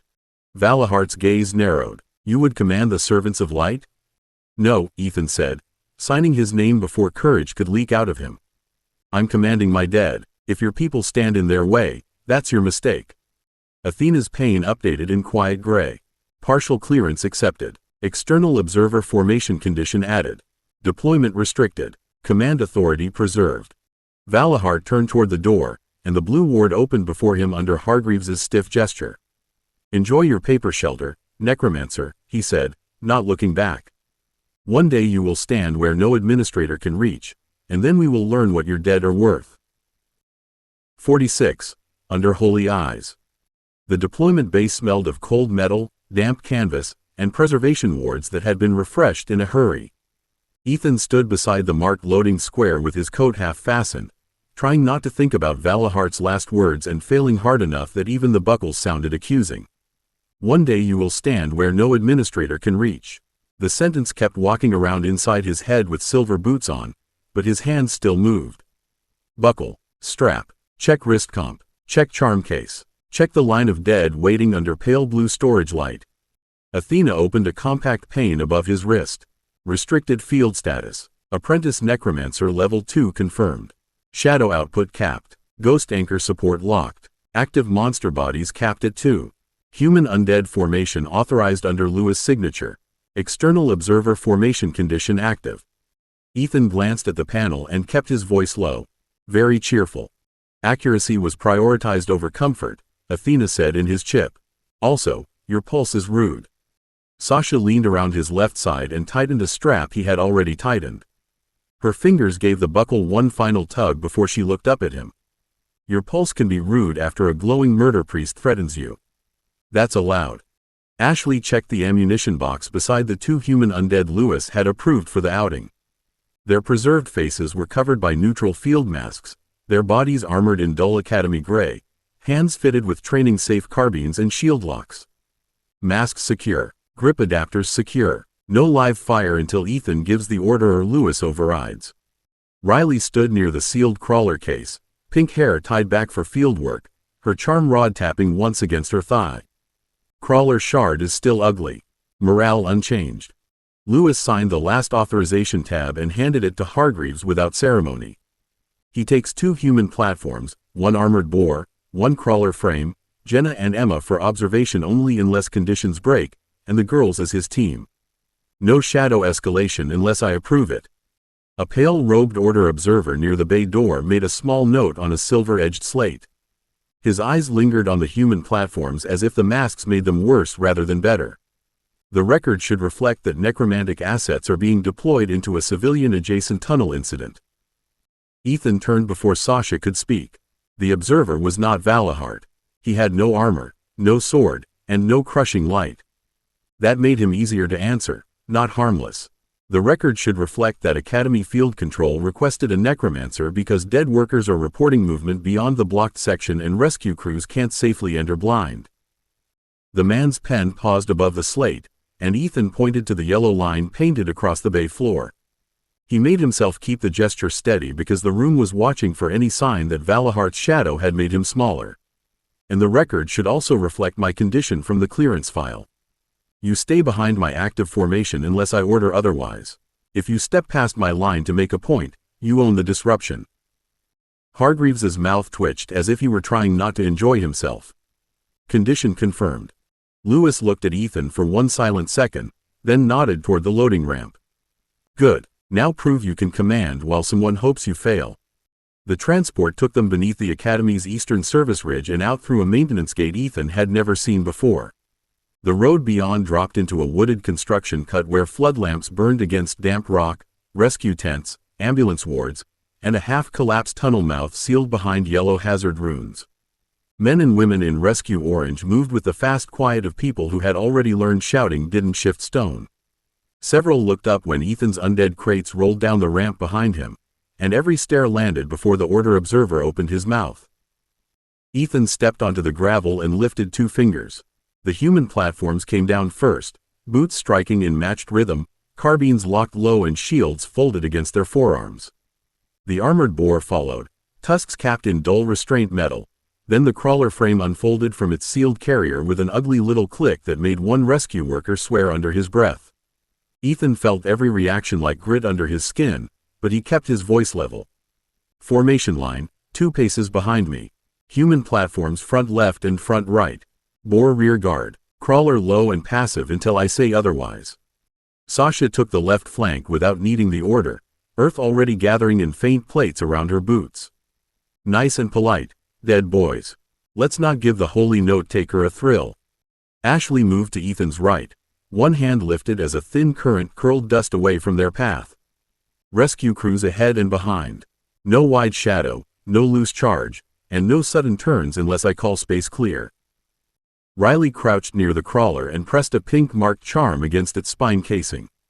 She watched the mark settle before rising again. Disruption tag seated. If it twitches wrong, I'll make it regret having legs. The observer walked behind them with his slate held high enough for everyone to see. Recorded. Necromancer Meyer deploys armed human dead within sight of civilian rescue personnel and activates a beast corpse in proximity to frightened workers. Ethan stopped at once. The formation stopped with him, clean enough that the gravel seemed too loud after. He turned only his head, because turning his whole body would shift the line and reward the man with disruption. Recorded correction. Apprentice Meyer deploys Academy-approved rescue assets under partial clearance at the request of field control. Civilian workers are behind the hazard line, and my assets are controlled, masked, and pointed away from them. One of the rescue captains, a broad woman with soot across one cheek, strode over before the observer could answer. Put that in your notes too. We've got 3 men trapped beyond a secondary fall, maybe alive, maybe not. We also have voices from the dead saying something is moving in there that isn't rescue crew. She looked Ethan up and down, then nodded toward the tunnel. Can your dead walk where my people can't? Ethan looked at the broken mouth of stone, the black gap beyond the flood lamps, and the little tremor of fear trying to make his scars feel fresh. Valahart wanted him to flinch. The observer wanted him to look dirty. The tunnel, at least, didn't care what he was. Yes, Ethan said, and raised his hand toward the dark. Open me a path.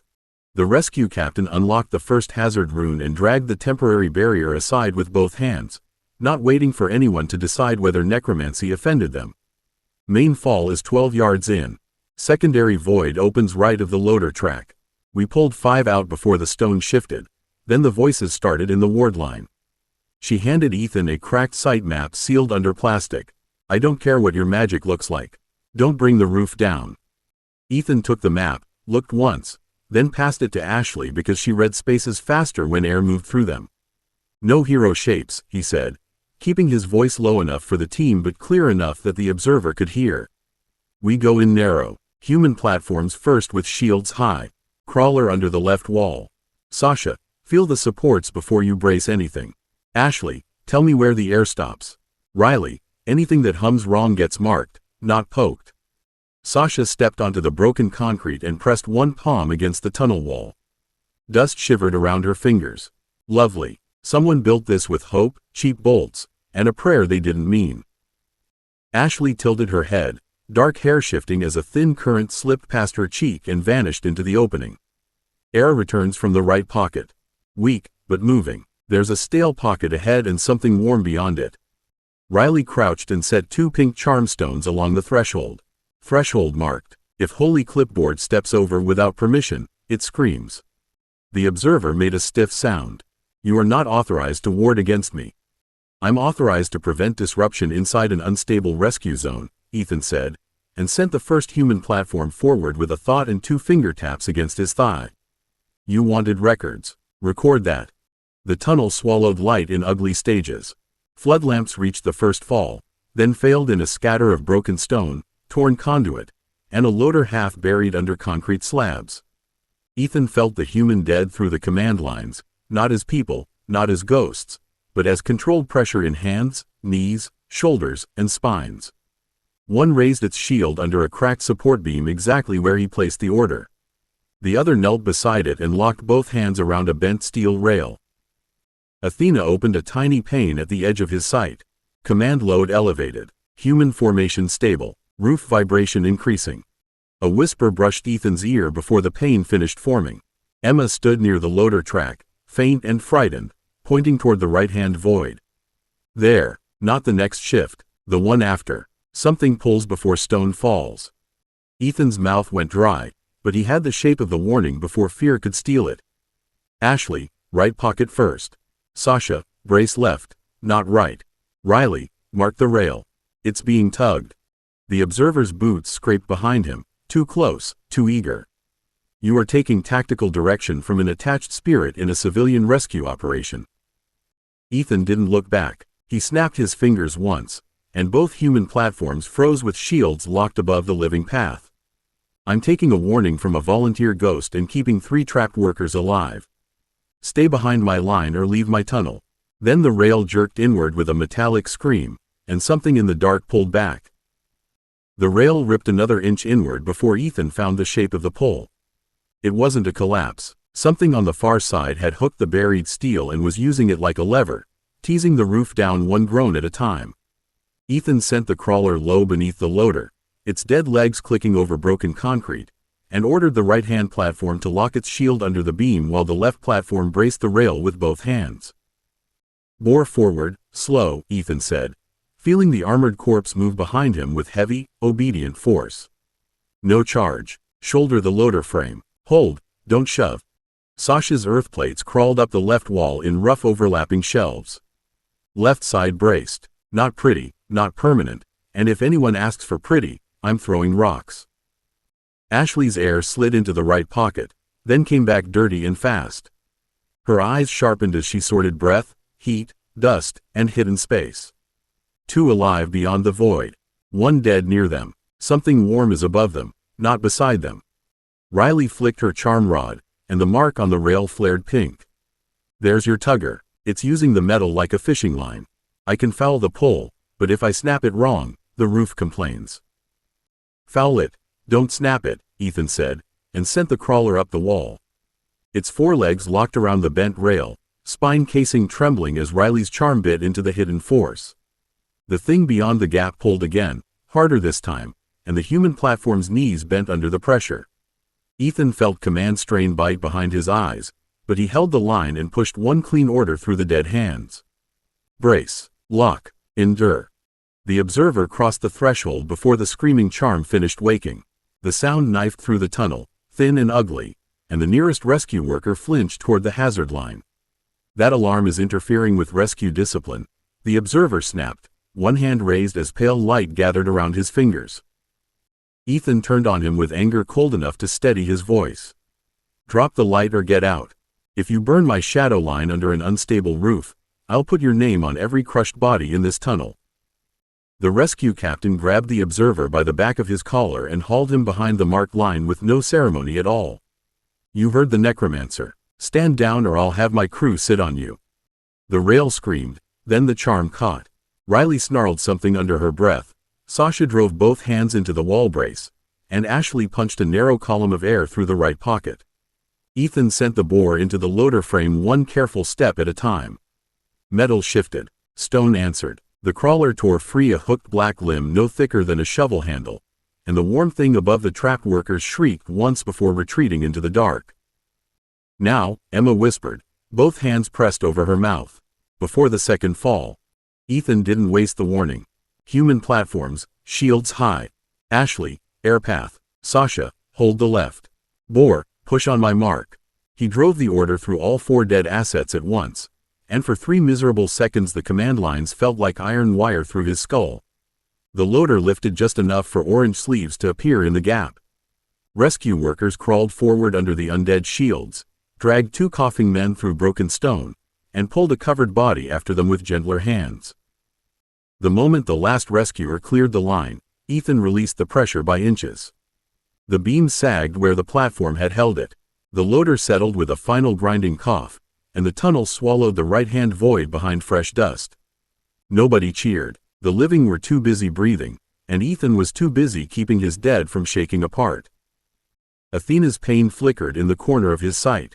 Field command stable under hostile observation. Human formation reliable. Mixed undead command reinforced. Command fatigue elevated. Lewis' voice came from the tunnel mouth, calm and hard. Withdraw cleanly, Mr. Meyer.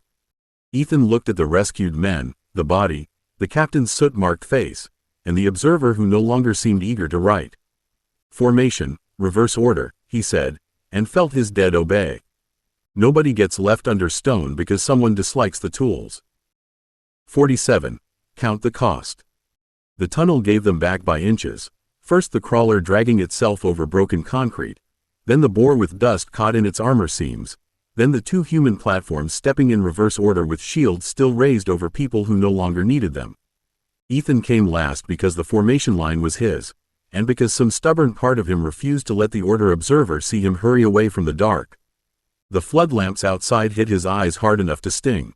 Rescue workers moved around the coughing men, healers dropped to their knees, and the covered body was carried toward a quiet canvas screen by 4 people who handled the stretcher like it weighed more than a body should. Sasha caught Ethan's elbow the moment his boots cleared the hazard line. You're upright, which is my favorite version of you, but you're swaying like a cheap sign. Sit before I make the gravel taller. I'm fine, Ethan said, then regretted it when Ashley gave him the look. Fine adjacent. Fine in the same county.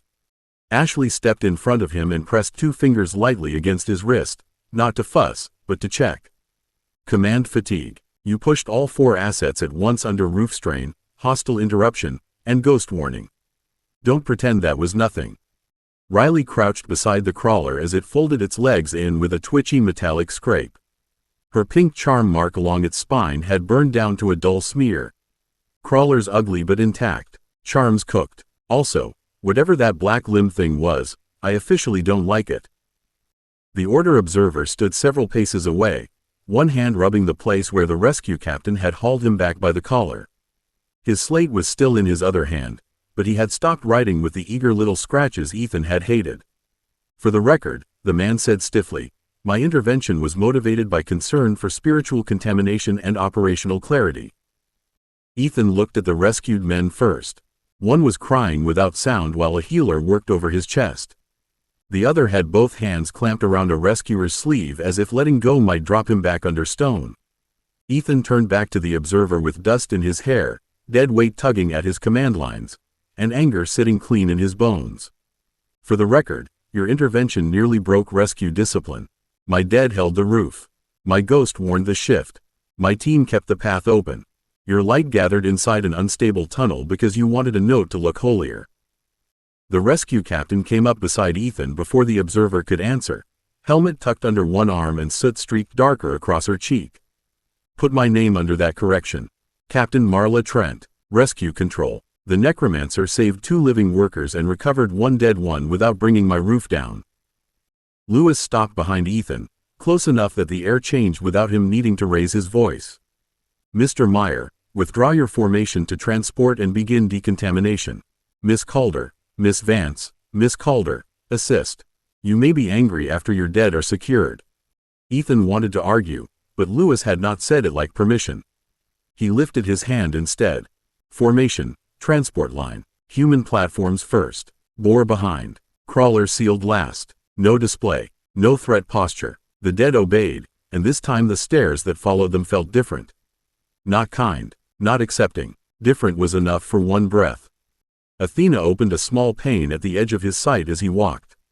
Field action logged. Civilian rescue confirmed. Hostile observation survived. Human formation reliable under load. Mixed command fatigue severe. External complaint probability irritatingly high. Ethan almost smiled despite the ache behind his eyes. Only irritatingly? Valahart has recalibrated my standards, Athena said in his chip. Congratulations. The lesser fool now seems administratively survivable. Lewis' hand settled briefly on Ethan's shoulder before falling away. She isn't wrong. The little man with the slate is not your battlefield anymore. He is a doorway. Valahart will hear about this. Ethan watched the human platforms step into the transport cradle, dead hands still steady around training-safe weapons that had not needed to fire. Then he'll hear I saved them. Lewis' voice went colder, not unkind, but hard enough to brace against. No, he'll hear that you saved them with tools he believes should not exist. Learn the difference before he teaches it to you in person.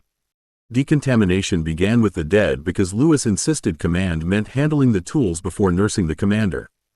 Ethan stood beside the transport cradle while Academy field techs unfolded warded screens, rolled out rinse basins, and laid bright inspection strips across the gravel. The human platforms waited on their marked pads with masks still in place, carbines safe, shields folded, and hands open where everyone could see them. The boar stood behind them like a small armored truck with tusks, while the crawler twitched once inside its carrier until Riley slapped the casing with the heel of her hand. Stop that, Riley told it. You've already been creepy enough for one morning. Sasha glanced at Ethan's face, then shoved a sealed canteen into his hand. Drink. I'm not asking in my gentle voice because I don't have one right now. Ethan took it, mostly because refusing would cost more energy than swallowing. The water tasted faintly of minerals and Academy medicine. I'm still standing. Ashley peeled a disposable ward strip from its backing and pressed it across the left human platform's shoulder seam. That is not the same as being all right. Hold your command steady while I check for residue. Don't help, just hold. He almost said he knew how to hold a line, then stopped himself because she was not challenging him. She was making him do the simple part properly after the hard part had nearly cracked his skull. Holding, he said, and felt the command settle through the two human platforms like weight through ropes. Lewis watched from outside the screen with the rescue captain on one side and the order observer on the other. The observer had recovered enough dignity to be dangerous again. He held his slate against his chest and spoke in a low voice meant to sound official. The after-action record must include that Apprentice Meyer threatened to assign responsibility for civilian deaths to an order representative acting under doctrinal concern. Captain Trent's laugh was short and ugly. He warned you not to flare magic under my roof while my people were still inside. If that reads like a threat to you, write smaller. Ethan kept his eyes on Ashley's inspection strip because turning would pull his command crooked. The strip darkened along one edge, and Ashley's mouth tightened. Shadow residue on the shield rim. Not active. Impact transfer from the beam hold. Athena opened a compact pane beside his wrist comp. Acid check. Human platform 1. Shield strain, shoulder brace stress, residue non-hostile. Human platform 2. Rail torque damage, hand servos stable. Armored bore. Frame pressure acceptable. Crawler. Charm burn, limb abrasion, unknown hostile contact trace pending isolation. Unknown trace? Ethan asked, looking at Riley. Riley's expression sharpened at once. She crouched by the crawler case and slid a pink glass tag under the damaged foreleg without touching the black smear directly. Yeah, that isn't tunnel dirt. It's clinging like old gum with murder issues. Lewis' head came up. Do not cleanse it yet. The observer stepped closer to the screen, eyes brightening with the wrong sort of interest. So the Necromancer has brought back contamination from an unknown creature after deploying dead assets into a civilian zone. Ethan breathed once, slow and sore. He wanted to snap. He wanted to ask whether the man had practiced sounding useless in a mirror. Instead he kept his hand steady over the command line and looked at the crawler, the human platforms, the boar, the girls, and the black smear that might matter more than the argument. Correction. We recovered hostile trace evidence from a threat that was actively trying to collapse the tunnel onto trapped workers. Riley isolates it, Athena logs chain of custody, Ashley verifies no spread, and Lewis decides where it goes. Sasha's grin came back, fierce around the edges. Look at that, operational language, almost like he's the one who knew what he was doing in there. Captain Trent stepped to the screen and pointed at the observer's slate. Add that too, I want the trace tested. If that thing is still in my tunnel system, I don't care whose theology gets bruised. Lewis nodded once. It will be tested under Academy containment. Mr. Meyer, finish securing your assets. Then you give the statement while tired, before anyone helpful edits your memory for comfort. Ethan looked down at the human platform's open hands, the same hands that had held a roof above living people. His anger did not fade, but it found a place to stand. Fine, he said, but my statement starts with the dead workers warning us, not with his complaint. The statement tent had a folding table, 3 hard chairs, and a recording crystal suspended in a brass cage above the center line. Ethan sat only because Lewis pointed once at the chair and waited until obedience became less embarrassing than collapse. Sasha stayed behind his left shoulder, Ashley behind his right, and Riley stood near the sealed trace case with one hand resting on the lid like she expected the black smear to develop opinions. Captain Trent took the chair opposite Ethan, while the Order observer remained standing with his slate angled toward the recording crystal. Captain Trent tapped the table twice. State your name, Academy rank, and function at the incident. Ethan looked at the crystal instead of the observer. Ethan Meyer, Apprentice Necromancer Level 2, Academy Field Support under Restricted Deployment. My function was Rescue Support, Tunnel Assessment by Undead Assets, and Hazard Response under Field Control. The observer's pen moved at once. Add that you deployed armed human corpses. Ethan's jaw tightened, but Ashley's fingers brushed his shoulder before he could bite. He breathed through it. I deployed Academy-approved human undead platforms with training-safe carbines, shield locks, field masks, and Lewis' signature. They didn't fire. They held shields, braced a rail, and kept living rescuers from being crushed. Captain Trent nodded toward the crystal. Recorded. Continue from entry. Ethan forced the sequence into order because order was the only thing keeping his anger useful. He described the map, Ashley's air reading, Sasha's brace, Riley's threshold marks, the crawler path, Emma's warning, the tug on the buried rail, and the moment the roof began answering the pull. His voice roughened when he reached the orange sleeves in the gap and the covered body dragged after them, but he did not skip it. If he skipped the dead man because it hurt, then the record would make him cleaner than he had been. The observer leaned forward. You said Emma. Identify the spirit by full name, binding status, coercion structure, and combat authorization. Sasha made a small, dangerous sound behind him. Riley's hand tightened on the trace case. Athena's private pain flickered at the edge of Ethan's vision. Warning. Question structure attempts to convert volunteer warning into command liability. Ethan kept his hands flat on the table. Emma is a voluntary attached ghost. She is not bound into a combat formation. She gave a warning. I made the tactical decision. I carry the command responsibility. The observer smiled thinly. So you admit a ghost influenced your decision-making.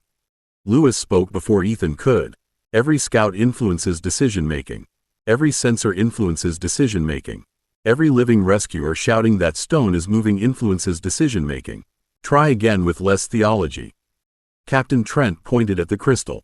Record my position. The warning was materially useful, and the command decision belonged to Meyer.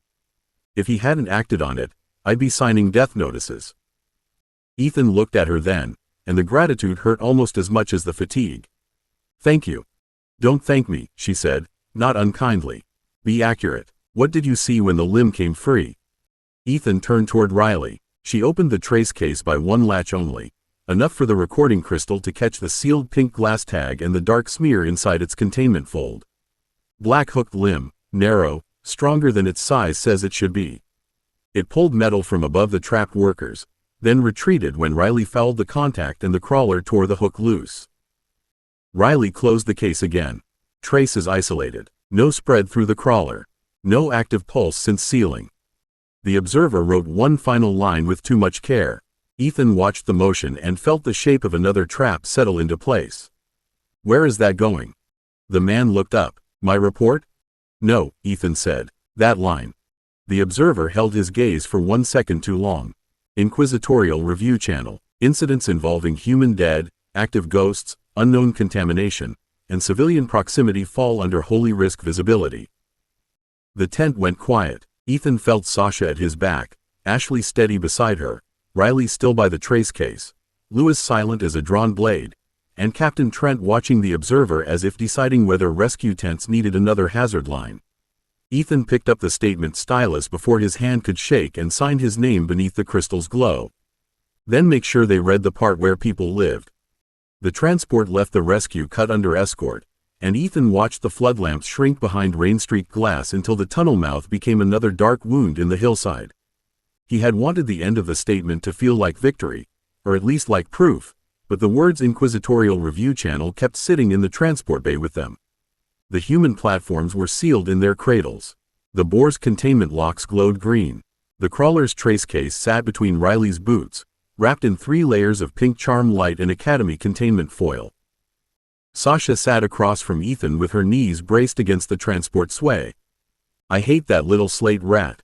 I hate his face. I hate his pen. I hate that he probably folds his socks by doctrine. Riley did not look away from the trace case. He's not the problem. He's a messenger with hair. Valahart is the problem. Ashley handed Ethan a ration bar and waited until he took it. Eat. Then listen to Lewis before you decide whether you're angry enough to be stupid. Ethan peeled the wrapper with fingers that felt too slow. I saved people. I know that doesn't fix everything, but it should count for something. It counts, Lewis said from the forward bench. His coat was dusty at the hem, and that somehow made him look more dangerous, not less. It counts with rescue control, Academy field records, witnesses, the families of the living men, and anyone who cares about practical truth. It will not count the same way with an Inquisitor. Athena opened a pane above Ethan's wrist before he could answer. Mission result. 2 civilians rescued alive. 1 deceased worker recovered. Unknown hostile trace secured. Human formation rating updated to reliable under field load. Mixed undead command confirmed under hostile observation. Command fatigue severe. Temporary deployment restriction recommended pending recovery and trace review. Ethan stared at the line until the ration bar tasted like chalk. Reliable under field load. Sasha leaned forward, fierce pride cutting through her exhaustion. That means your dead hands saved living ones. Don't let the Holy Murder Club steal that from you. Lewis' gaze sharpened. Do not build your confidence on praise either. Build it on repeatable competence. Today proved you can command human platforms without flinching. It also proved how easily a hostile observer can turn every useful act into a charge against you. Ashley folded her arms. So what happens now? Now, Lewis said, Hargreaves receives the rescue captain's statement, the Academy contains the trace, and the Order forwards its complaint. Valahart may come himself, or he may wait until Ethan is in a worse position. Ethan's hand closed around the ration bar hard enough to crack it in half. And I'm supposed to do what? Hide? Lewis gave him a look cold enough to burn. No, you train. Stronger dungeons. Better human formations. Cleaner ghost protocols. Harder shadow work. More durable monsters. If we decide the risk is worth it later, rune theory becomes more than chalk and temporary ink. He leaned closer, voice quiet and unforgiving. The Inquisitor did you one kindness. He showed you the real battlefield before you walked onto it alone. The transport hummed beneath them, carrying Ethan's damaged dead, his tired team, and the black trace of something waiting in the dark. Ethan looked at Sasha, Ashley, Riley, the sealed cradles, and the pain still glowing above his wrist. Then we make me too costly to purify. Lewis smiled without warmth. At last, Mr. Meyer. A sensible mission statement. 48. Too costly to purify. The Academy containment bay received them with too much light and too many people pretending not to stare. The transport cradle locked into place with a heavy clunk, and the doors opened on white floor lines, yellow hazard lamps, 2 containment techs in sealed masks, and Professor Hargreaves standing beside a medical officer with his hands clasped behind his back. Ethan had expected Lewis to speak first. Instead, Hargreaves looked past the cracked ration bar in Ethan's hand, The dust on Sasha's sleeves, Ashley's tight expression, Riley's boots bracketing the sealed trace case, and the green status lights on the undead cradles. "Mr. Meyer," Hargreaves said, voice calm enough to make Ethan's shoulders tighten. "Before anyone says anything clever, are you fit to maintain command over those assets until transfer is complete?" Ethan wanted to say yes because yes sounded stronger. He also wanted to say no because his skull felt lined with broken glass, and honesty had become one of those annoying survival skills Lewis kept weaponizing. He set the ration bar down on the bench, flexed his fingers once, and felt the human platforms waiting inside the cradle like tired weights at the end of long ropes. Fit enough for transfer, not fit enough for deployment. Lewis' mouth twitched by less than a smile. Acceptable answer. Sasha muttered, "Look at him, making responsible noises. I'm scared." Ashley touched Ethan's elbow before he could answer Sasha and ruin the responsible part. "Finish the transfer first, banter after." Riley crouched and slid the trace case forward with both hands, careful not to jostle the pink charm layers wrapped around it. Unknown hostile contact trace from the crawler's foreleg. Isolated, no active pulse since sealing, and if anyone opens it in a hallway I'm biting them before the contamination does.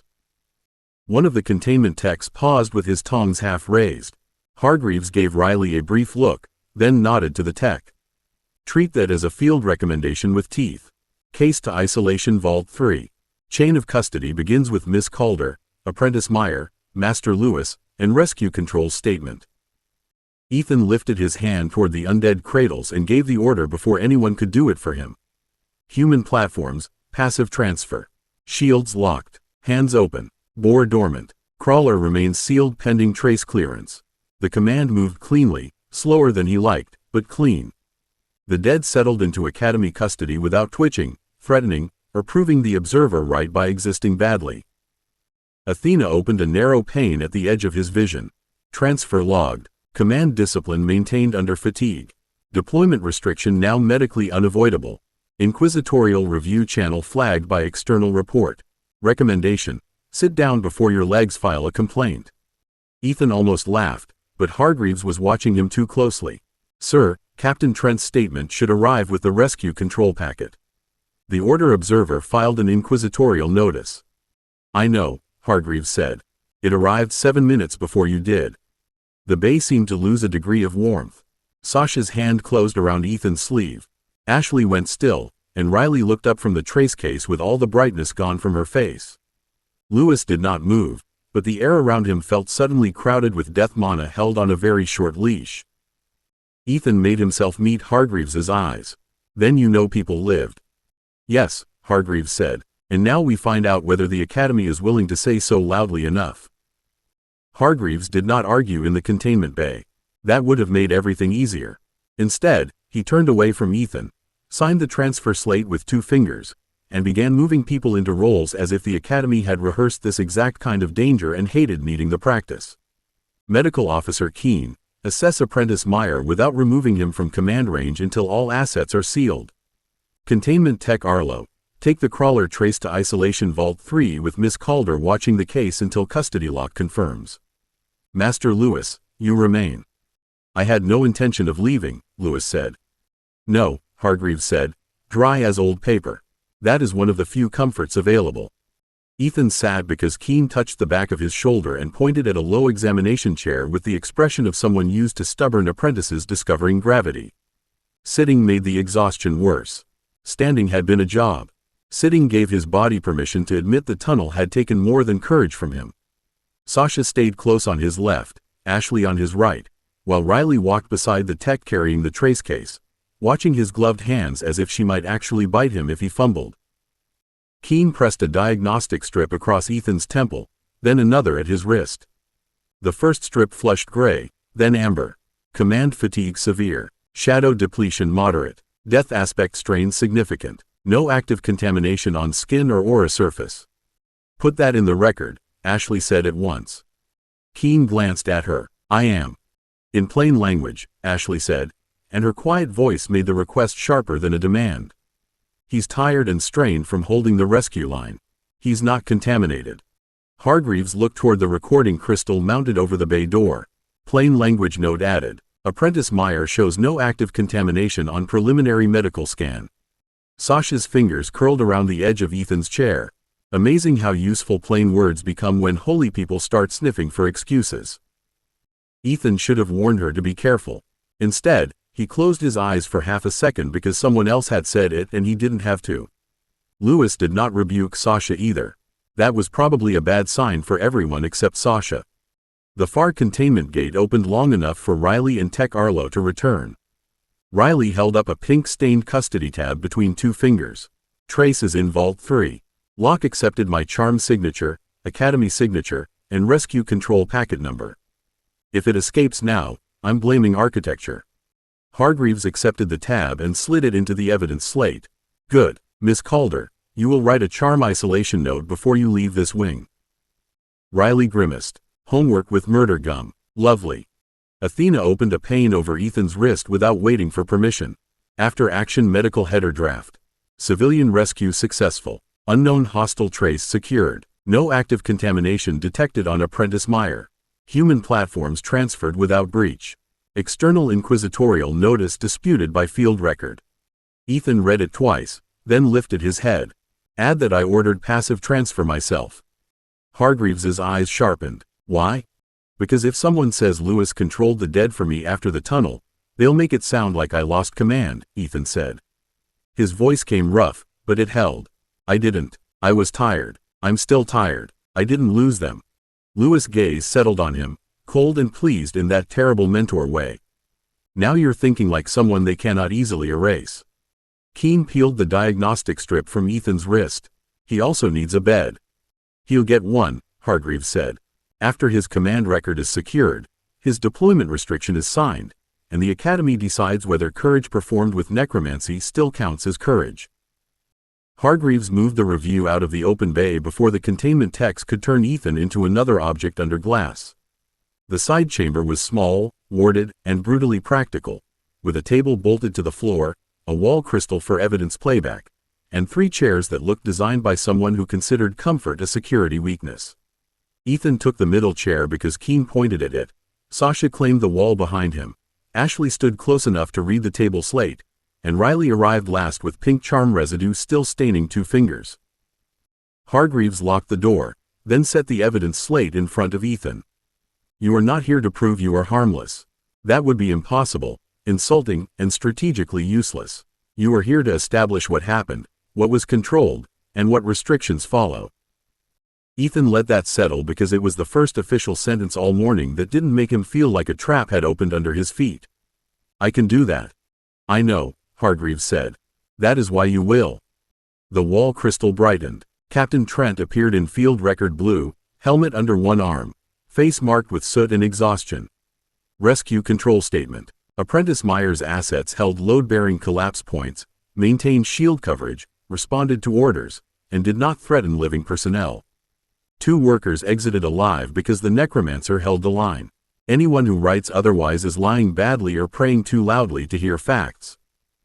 Sasha made a soft, vicious sound of approval. I like her. Ashley leaned over the slate and tapped the next attached file. There. Worker med feed confirms time of extraction. Rescue line pressure drops after Ethan's platform brace, not before. Riley wiped her stained fingers on a disposable cloth and pointed with her elbow because she seemed unwilling to touch the slate. And the trace file proves the crawler didn't bring trouble in for fun. It contacted the hostile thing while stopping it from pulling the rail. Hargreaves tagged each point as they spoke, his fingers moving fast across the slate. Good. Keep the language factual. Useful anger can stand behind the report, not inside it. Ethan looked down at the draft header. The phrase spiritually hazardous methodology sat in the order observer's attached notice like a cockroach on clean linen. He touched the line, highlighted it, and forced his voice not to shake. Remove that from the Academy summary. Hargreaves looked at him sharply. Reason? Because it's not a condition, limit, action, injury, breach, or measurable hazard, Ethan said. He heard Lewis in the shape of the answer and did not mind it. Replace it with controlled necromantic rescue assets deployed under Academy signature and field necessity. If they want to call my soul dirty, they can do that in their report. Not ours. Lewis' eyes narrowed with approval from the far side of the room. Better. Hargreaves made the change without smiling. Accepted. The table slate chimed before Ethan could breathe out. A new seal opened over the evidence packet, white gold and hard enough to make the ward lights flicker. Riley went still. Ashley's hand found Ethan's shoulder. Sasha's joking expression vanished as if someone had cut it away. Hargreaves read the notice, and something old and tired moved through his face before he hid it. Inquisitorial courier on Academy grounds. Valahart has requested immediate access to the containment record. Ethan's mouth went dry, but he kept his hand on the slate. Then he can read the part where people lived. Hargreaves did not answer Ethan at once. He touched the white gold seal with 2 fingers, and the warded door gave a hard, polite knock from the outside, 3 strikes spaced with ceremonial patience. Ethan hated the sound immediately. It did not belong in a containment review room. It belonged on a church door before someone decided fire was mercy. Sasha shifted behind Ethan's chair. Please tell me we're not opening that. We are not hiding in a locked room from a courier, Hargreaves said, though his hand remained on the slate. We are also not handing over an unfinished record like nervous children surrendering homework. Lewis moved to the wall beside the door, not blocking it, but close enough that the room changed shape around him. Mr. Meyer, sit still. Do not flare, do not posture, and do not let fear make you look guilty. Ethan kept his palm on the evidence slate. I'm not guilty. I know, Lewis said. That has never stopped frightened institutions from behaving creatively. Ashley leaned closer, her voice low near Ethan's ear. Finish the Academy summary, now, before they interrupt. Ethan looked down. His hand wanted to shake, but his fingers found the highlighted fields and moved anyway. Human platforms transferred without breach. Crawler trace isolated. Civilian survivors extracted. Deceased worker recovered with dignity. Apprentice Meyer medically restricted from deployment pending command fatigue recovery and hostile trace review. He paused over the final line because every version Athena offered sounded either too defensive or too cold. Athena's pain softened at the edge of his vision. Suggested wording. Rescue success does not erase review requirement. Review requirement does not erase rescue success. Ethan entered the line himself. That one. Make that part of the summary. Hargreaves read it, then nodded once. Accepted. He pressed his thumb to the slate. The Academy seal formed over the report in deep blue light, not as bright as the inquisitorial mark, but steadier. Now we open the door. Riley stepped away from the table and lifted both pink-stained hands where they could be seen. I'm being visibly non-threatening, which is deeply against my personality. Continue the experiment, Hargreaves said, and unlocked the door. The courier beyond it wore white and silver, not full armor, but enough polished plates at throat and wrists to make the message clear. He did not look at Sasha, Ashley, or Riley. His gaze moved to Lewis, stopped there a fraction too long, then settled on Ethan with distaste controlled so carefully it became more insulting than a sneer. By inquisitorial authority, the order requests immediate duplicate access to all records concerning Apprentice Meyer's necromantic deployment in civilian proximity. Hargreaves held out the sealed slate but did not release it when the courier reached. You will receive the Academy-certified containment summary, rescue control attachment, medical restriction, trace custody header, and notice that the full record is under active Academy review. You will not receive raw command logs, student chip interiors, private medical detail, or incomplete witness annotations without formal escalation. The courier's mouth tightened. Inquisitor Valahart will not appreciate delay. Lewis smiled faintly, and the room seemed to remember what kind of man had taught Ethan to stand among dead things. Then tell Valahart to read quickly. He has always disliked wasting time. The courier took the slate at last, because Hargreaves let it go. Ethan watched the white gold seal settle over the blue one and felt the strange, sick weight of being officially noticed by something larger than a complaint. His body wanted sleep. His anger wanted a target. His command sense reached uselessly toward cradles already emptied of his dead. Hargreaves shut the door after the courier left and turned back to Ethan. Medical restriction begins now. No missions, no unsupervised command drills, no trace contact, and no interviews without Academy representation. Ethan should have felt punished.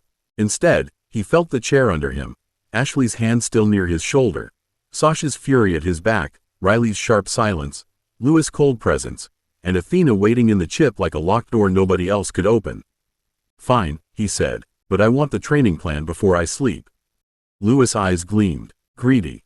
No, Ethan said, tired enough that the truth came out plain. Motivated. 49. The training plan. Medical restriction turned out to involve a wheeled chair, 2 security orderlies, and Keen watching Ethan as if he expected him to sneak a deployment order into his own pulse. Ethan hated the chair on principle, but his legs betrayed him the moment he tried to stand, so he let Ashley put one hand on his shoulder and Sasha muttered dark promises at gravity while Riley walked ahead checking every corridor corner with pink-stained fingers still half-curled from charm work. This is humiliating, Ethan said, keeping his voice low because the academy corridor had ears, recording crystals, and students pretending they were not watching the necromancer who had apparently drawn an inquisitor's attention before lunch. Sasha leaned down beside him without slowing. No, humiliating is falling on your face after refusing the chair. This is tactical sitting. Ashley's hand squeezed once. Take the win. Tactical sitting keeps Keen from sedating you. Keen, walking on Ethan's other side, did not deny it. Medical sedation remains an option if apprentice Meyer mistakes motivation for permission. I asked for a training plan, Ethan said. Not a mission. That distinction is why you're still conscious, Keen said, and opened the infirmary side room door with his badge. Lewis was already inside, standing beside a plain table with Hargreaves's sealed slate, 3 folded training folders, and a cup of something dark that smelled too bitter to be tea. The room had no flowers, no soft chairs, and no decorative attempt to pretend injury was charming. It contained a bed, 2 visitor stools, a medical crystal, and enough warding to make Ethan's skin feel wrapped in clean wire. Hargreaves stood by the far wall, reading from his own slate. Before anyone performs youthful defiance, I'll be clear. The Academy's official position is that you are medically restricted, not disgraced.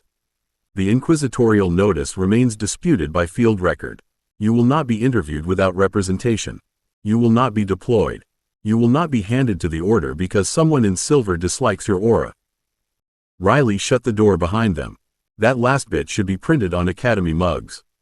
Lewis looked at her. If you arrange that, spellcheck inquisitorial. Ethan almost smiled, then saw the top folder. Anti-Paladin Survival Foundation. The words sat there like a hand around his throat, not because they were surprising, but because they were not. Valahart had turned fear into syllabus. Athena opened a narrow pane at the edge of Ethan's vision. Recovery state. Command fatigue severe, aura stability strained, shadow output restricted, field deployment prohibited. Training eligibility. Theory, review, seated command simulation, threat doctrine. Recommendation. Accept the bed before Medical Officer Keen becomes creative. Ethan looked from the pane to Lewis. So that's the plan? No, Lewis said, picking up the first folder and placing it in Ethan's lap. That is the first page of the plan. You will rest because damaged commanders get people killed. You will review because ignorance gives fanatics openings. Then, when Keen clears you, you will learn how to keep breathing when holy light wants you to stop. Keen made Ethan transfer from the wheeled chair to the bed before anyone opened the folder. It should have been simple. 2 steps, 1 hand on the bed rail, 1 controlled pivot, no shadow reinforcement, no undead command sense reaching for balance that wasn't there. Ethan still felt every eye in the room as he pushed himself upright, and that made the short distance feel longer than any dungeon corridor. Sasha started forward when his knee dipped. Ashley caught her sleeve before she crossed the room, and Riley's fingers twitched around an ugly little charm stone she had produced from somewhere. Ethan saw all of it, hated all of it, and stayed on his feet because pride was not a medical plan but apparently still had uses. Bed, Keen said. I see it, Ethan said through his teeth. Then introduce yourself to it before the floor becomes jealous. Ethan made the last step, sat too hard, and refused to lie back until his breathing stopped sounding like work. Lewis watched without offering help. That was worse than help and better than pity, which probably meant it was teaching. Hargreaves tapped the sealed slate. Training plan begins after medical compliance. We are not building a record where the order can claim the Academy encourages self-harm through necromantic bravado. Riley snorted. Necromantic bravado sounds like a terrible band. It also sounds like a charge they'd invent by lunch, Ashley said, and her voice stayed mild enough to make the warning sharper. Lewis opened the first folder and laid 3 pages across Ethan's blanket. The first showed a simplified diagram of a human aura under holy pressure. The second showed shadow channels burned open by directed light. The third was a field sketch of an armored paladin with notes around the joints, sword line, rune flares, and the bright circle marked "No shadow step here unless you want to die." Ethan stared at that last note. "Subtle. I wrote it for you," Lewis said. Sasha leaned closer, then made a face. "Why are there arrows pointing at his knees?" "Because armor makes people think chest and head," Lewis said. "Paladins train for that. Knees, visor edge, sword wrist, breath rhythm, rune timing. You don't defeat a stronger fanatic by agreeing to the fight he wants." Ethan looked from the page to Lewis. "You're teaching me how to fight Valahart." "No," Lewis said, and tapped the diagram once. "I'm teaching you how not to die while someone better than you decides whether today is the day doctrine becomes murder." The words sat heavy enough that even Sasha did not answer them with a joke. Ethan looked at the paladin sketch until the bright ink seemed to press against the back of his eyes, then forced himself to touch the page instead of pushing it away. The paper was smooth, ordinary, and nothing like the pressure Valahart had brought into the academy, but his fingers still remembered white gold light over blue seal and the sick feeling of being noticed by someone who did not care that people had lived. "Show me the first thing," Ethan said. Keen gave him a narrow look. "You are medically restricted." "I know," Ethan said.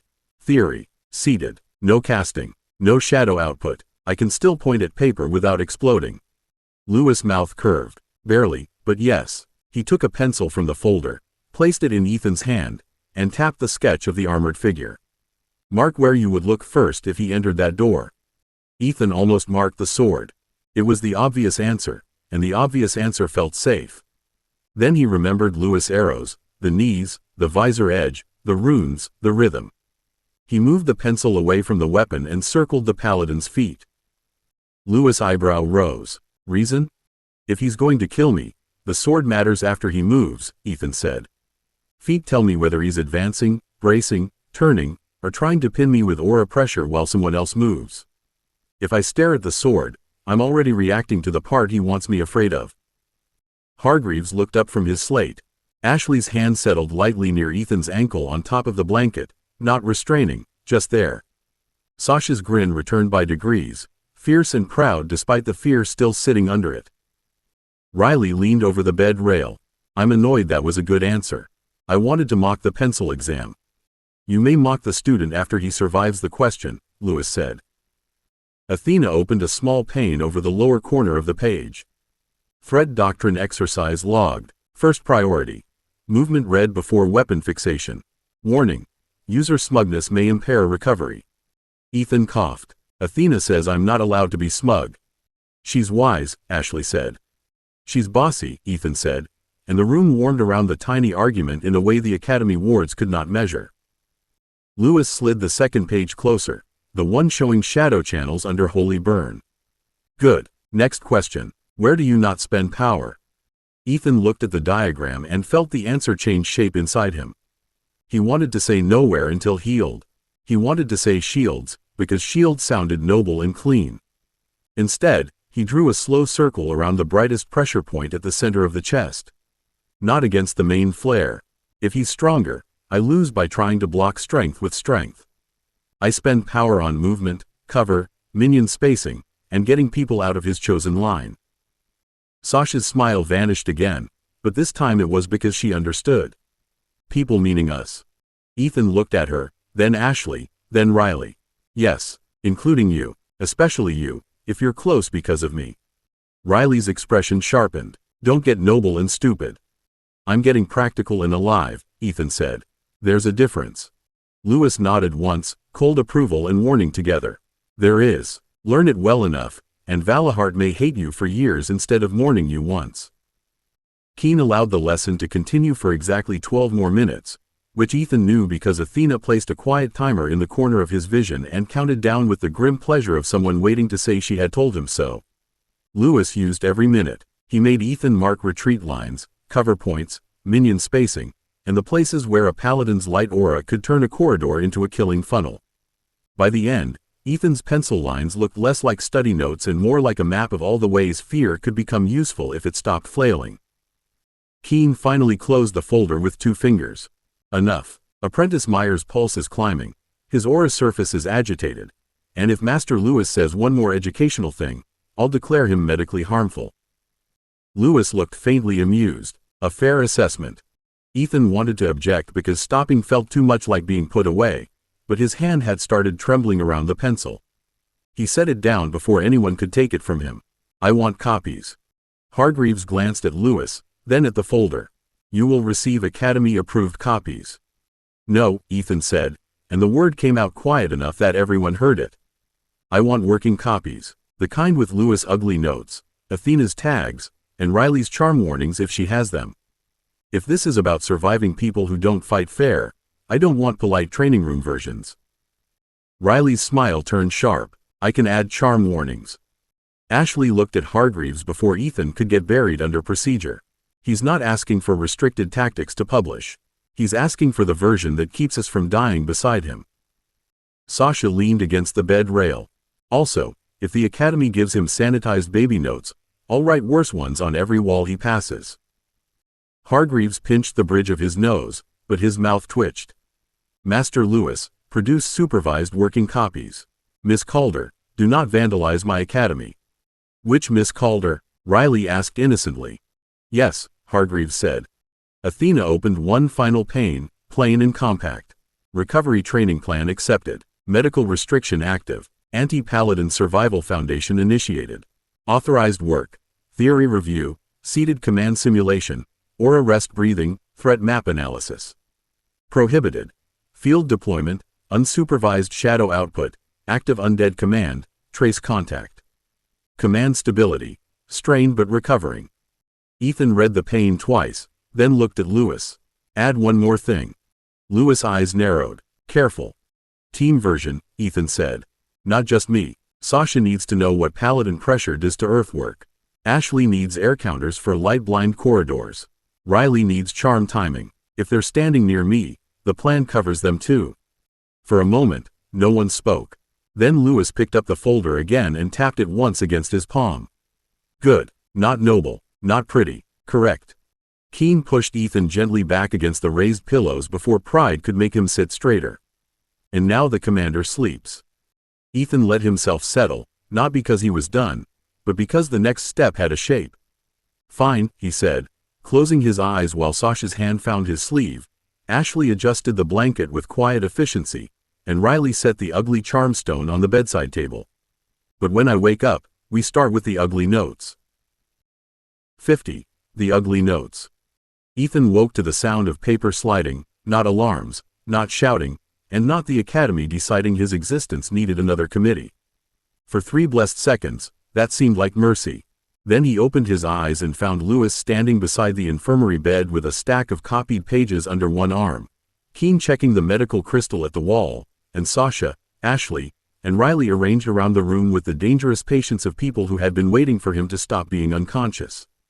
The ugly charm stone still sat on the bedside table where Riley had left it, squat, pink-stained, and somehow smug. Sasha leaned over the bed rail with a grin that tried too hard to be normal. Good news. You drooled less than expected. I didn't drool, Ethan said, and immediately regretted speaking because his throat felt as if someone had lined it with old chalk. Ashley passed him a cup with a straw before he could pretend he didn't need it. You did not drool where Sasha could prove it. That's different. Riley sat backward on a visitor stool, chin on her folded arms, bright hair pinned messily away from her face. I checked. No evidence. Very disappointing. I was going to start a medical archive. Athena opened a small pane at the edge of Ethan's vision. Sleep cycle completed. Recovery state improved but not cleared. Shadow output remains restricted. Command fatigue reduced from severe to moderate severe. Recommendation. Drink before attempting sarcasm. Ethan drank because arguing with all of them at once required resources he didn't currently possess. The water tasted too clean and too cold, and he hated how much better it made him feel. When he finished, he looked at Lewis' papers and then at the folder on the blanket. Someone had written ugly notes across the top in thick black marker. Beneath it, in smaller handwriting, someone else had added, for people who intend to stand too close to Ethan Meyer. That better not be the official title, Ethan said. Lewis placed the stack on the rolling table and adjusted it over the bed with no sympathy at all. It is not. The official title is Anti-Paladin Survival Foundation, Team Supplement 1. Miss Calder renamed it while Miss Vance improved the indexing and Miss Calder II added charm risk warnings in the margins.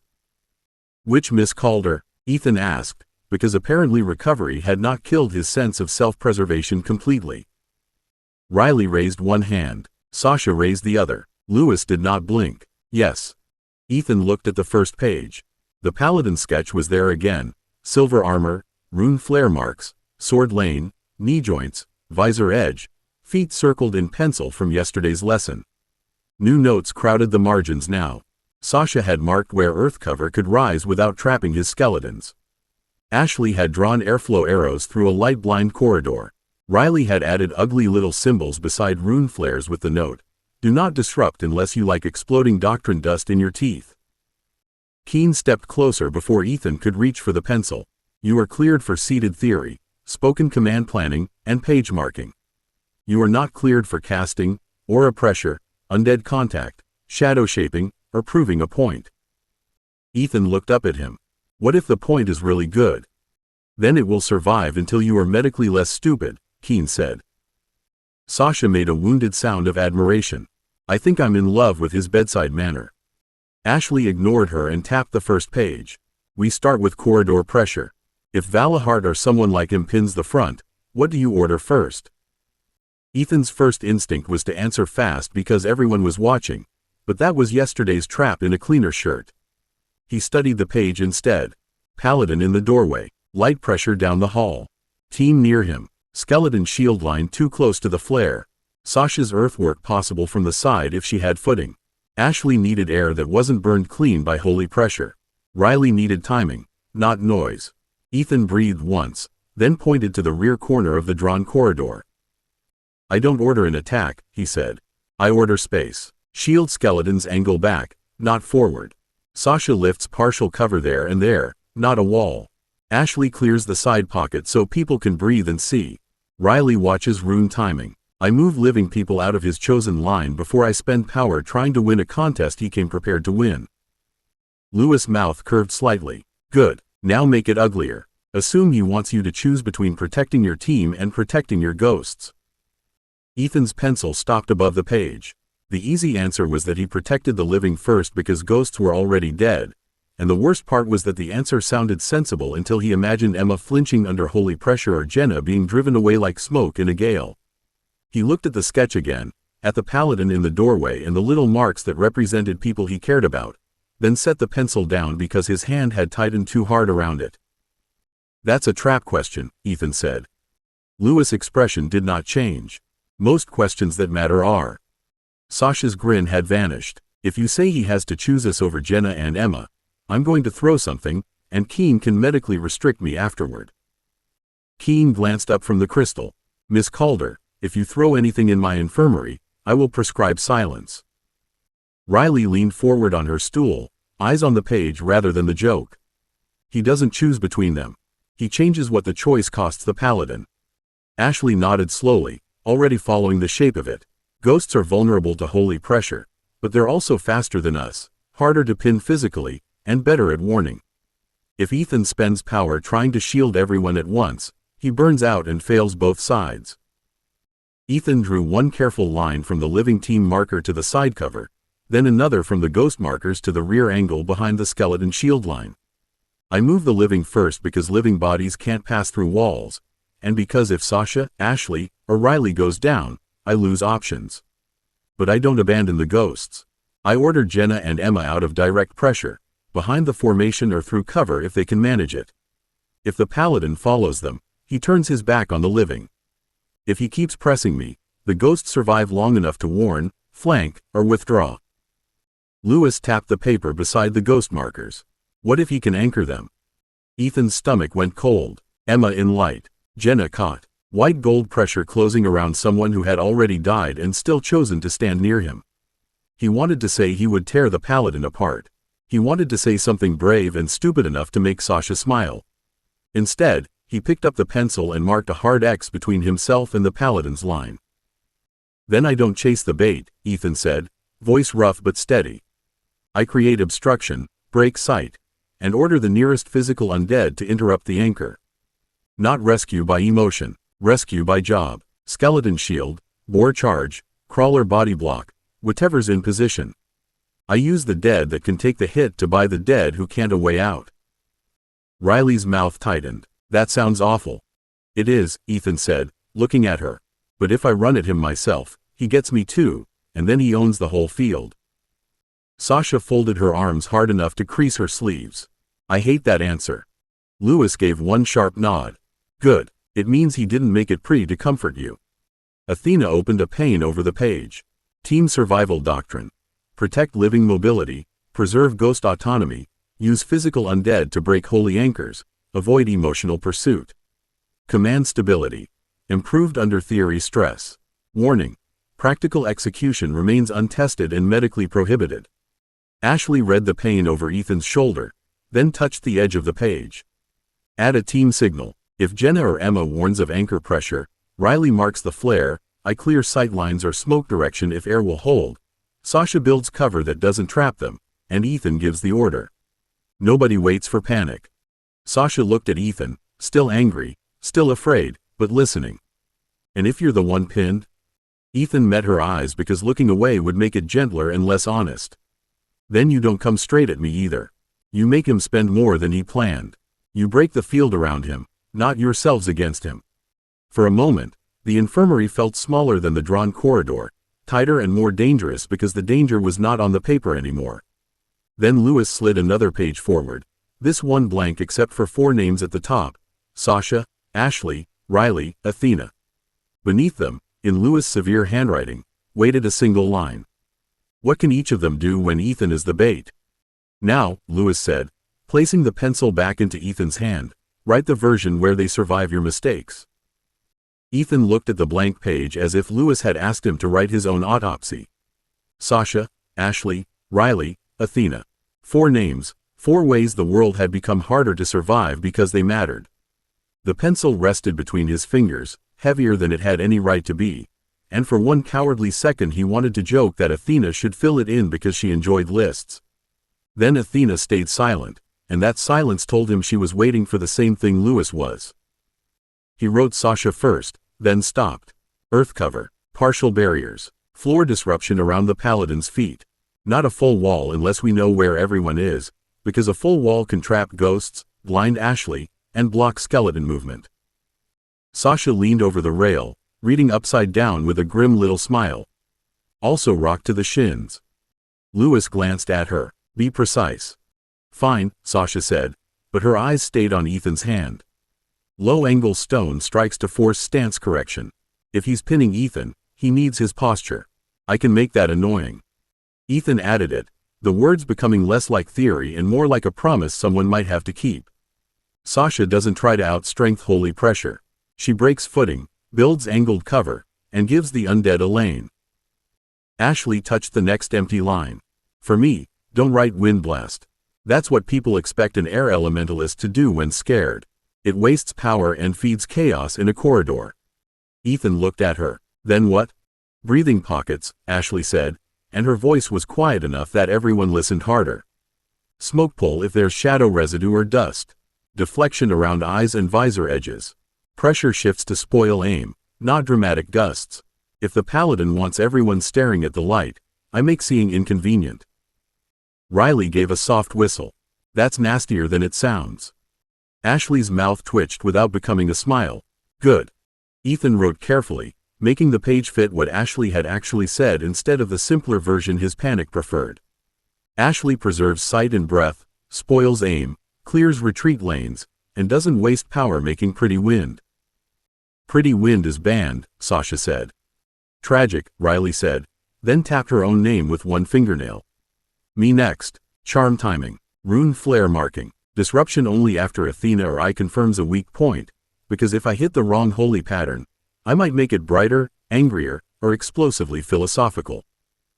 Keen looked up. Explosively philosophical is not a medical category, but I understand the concern.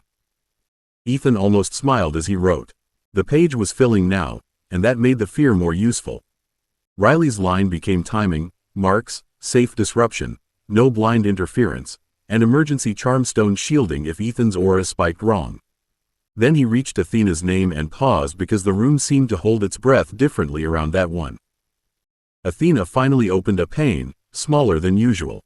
Recommended team function, threat map, timing alerts, medical warning, command load tracking, contract and authority watch, emergency communication. Limitation. Chip side action may expose anomalous capability if overused under audit conditions. Ethan stared at the final sentence until the words sharpened. You're part of the plan, but using you too much points people at you. Yes, Athena said in his ear. I dislike that fact. I dislike more that ignoring it would be stupid. Lewis nodded once. A hidden asset that saves you openly becomes a captured asset by dinner. Riley's expression lost its teasing edge. Then Athena speaks through Ethan unless there's no choice. Short alerts. Normal chip behavior where possible. We don't make the clever girl glow in front of paladins. Ethan wrote that too, anger steadying his hand. Athena tracks, warns, and coordinates quietly. Emergency override only if the cost of staying hidden is worse than exposure. Lewis leaned over the page, read every line, and then tapped the space beneath all 4 names. Now write your rule. My rule? The one that stops you turning their competence into another burden you carry alone. Ethan's first answer was that their safety was his job. He could feel it waiting behind his teeth, noble, stupid, and exactly what Lewis had been trying to beat out of him without touching him.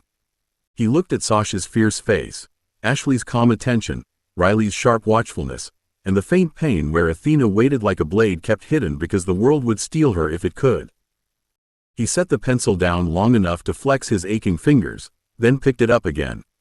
Team survival is not Ethan Meyer doing everything. Team survival is everyone acting before panic asks permission. For once, Lewis did not correct the wording. He only slid the page toward Hargreaves, who had entered so quietly that Ethan had not noticed him until the sealed slate touched the rolling table. Hargreaves read the page with the expression of a man watching children build a barricade and finding it better made than expected. Good. Then you should all know the Inquisitorial Observer has requested access to Apprentice Meyer's recovery review. The words hit the room like a fresh ward snapping shut. Sasha straightened beside the bed, Riley's hand went automatically to the ugly charmstone on the table, and Ashley's face settled into the quiet expression that meant she had stopped reacting and started counting exits. Ethan felt his own pulse climb, not fast enough to bring Keen down on him, but enough for Athena to open a narrow warning pane at the edge of his sight. Hargreaves did not pretend not to notice the shift. Requested access does not mean granted access. At present, it means someone with a title believes the word recovery is a convenient door. Lewis' voice cooled. Which observer? Brother Ellery, Hargreaves said. Order liaison, not inquisitor. He submitted the request on behalf of inquisitorial review interests, which is lawyer language for trying to put a lesser man's foot through a greater man's door. Riley's smile turned thin. So a paper pusher wants to sniff the sheets before the armored lunatic comes back. Keen looked at her over the medical crystal. Crude, but not medically inaccurate. Ethan looked at the page in front of him, then at the names they had just written. Sasha, Ashley, Riley, Athena. He had been making plans for paladins in corridors, for light pressure and ghost anchors and ugly choices. Now the corridor was paperwork, the flare was polite language, and the first person in danger might be Athena if someone decided his chip logs were part of recovery. He put the pencil down before he snapped it. No chip access. Hargreaves's gaze sharpened. That was already my recommendation. No, Ethan said, and made himself sit a little straighter despite Keen's warning look. Not recommendation. Boundary. No chip access, no command log phishing, no Athena interface review, no private recovery feed. They can read Academy medical summaries after Keen clears them. They can hear Lewis say I'm restricted. They can know I'm not deployed. That's it. Athena's pain flickered once. Boundary statement logged. Tone. Firm. Medical risk. Moderate. Emotional significance. High. Ashley moved closer. Not touching him this time. Add team training notes only in summary. Not the working copies. Sasha tapped the ugly notes folder with one finger. Especially not this. If they want survival doctrine, they can survive being disappointed. Riley picked up the charm stone and rolled it across her palm. And if Brother Ellery insists on seeing the patient, the room gets warded for coercive light, truth pressure, charm influence, aura flares, and institutional smell. Hargreaves blinked once. Institutional smell again? It's a valid category, Ethan said, surprising himself. Lewis looked almost pleased, which remained one of the more alarming expressions in Ethan's life. Good. Now put it in order. Mr. Meyer is medically restricted. Medical Officer Keene controls access. Hargreaves controls Academy procedure. I control Necromancer training assessment. The Order controls nothing inside this room unless we hand it to them. Keene stepped to the rolling table and took Hargreaves's slate without asking. Then I will enter a medical denial first. Apprentice Meyer is not fit for external review, confrontation, aura inspection, moral interrogation, doctrinal conversation, or whatever euphemism they use for making injured students worse. They'll object, Hargreaves said. They may object from the corridor, Keene replied. Ethan breathed out, and the breath shook less than he expected. Let them have a written recovery review.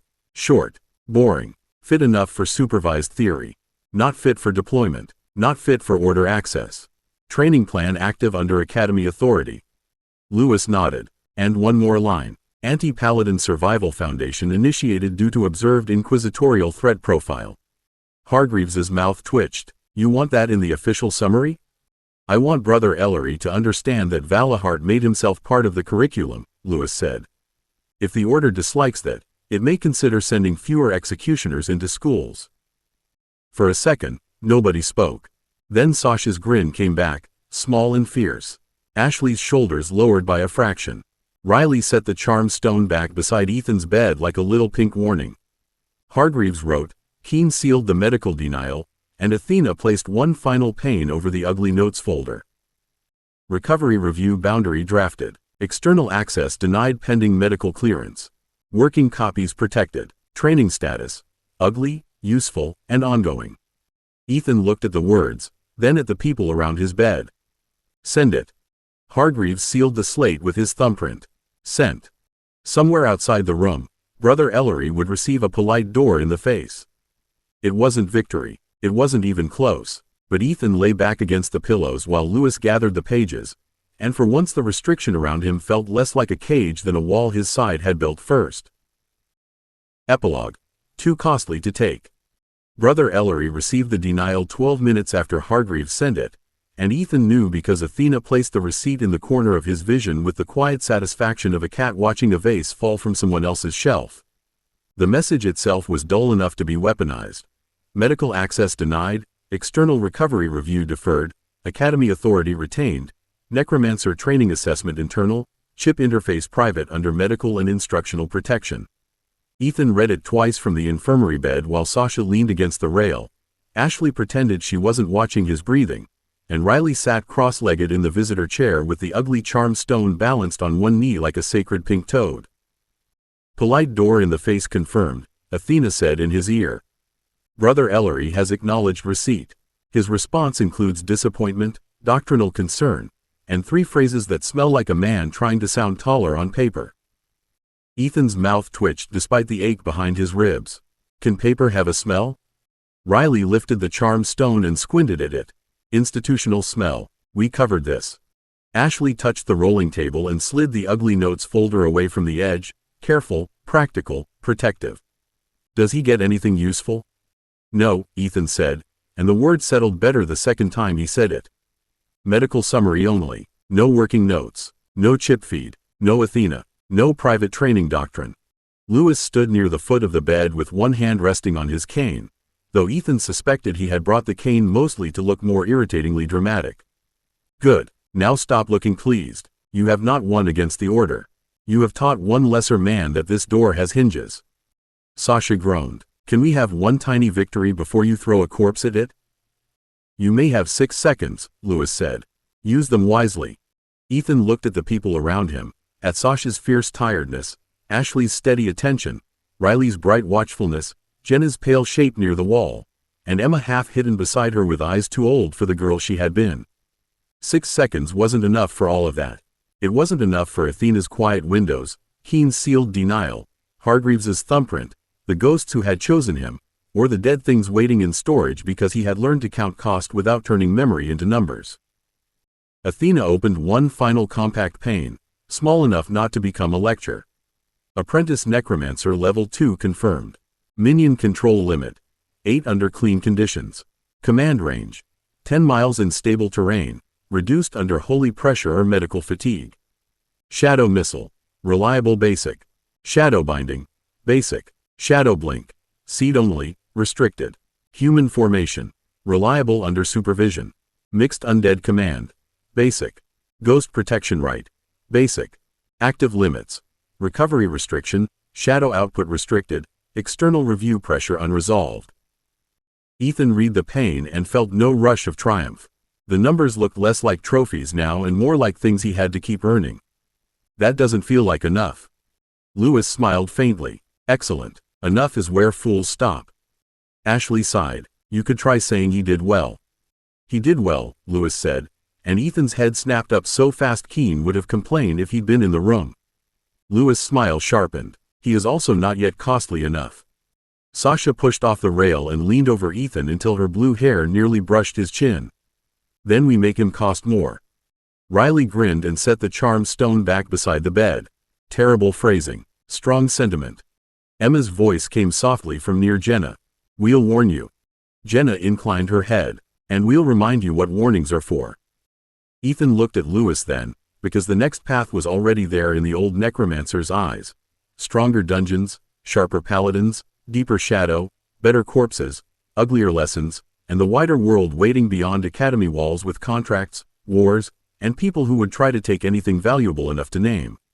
His throat felt rough, but his voice held. When Keen clears me, we start again. Lewis tapped the cane once against the floor. No, Mr. Meyer, we continue. Outside the infirmary, the academy kept moving. Somewhere beyond its wards, Brother Ellery had been denied. Somewhere farther than that, Inquisitor Valahart still existed in silver armor and holy certainty, believing the light would eventually correct the academy's mistake.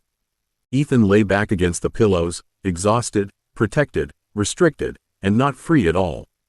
Then Sasha caught his hand, Ashley touched his shoulder, Riley guarded the door with a pink stone and a grin, Athena locked another hidden gate inside his chip, and Ethan understood that Lewis had been right from the beginning.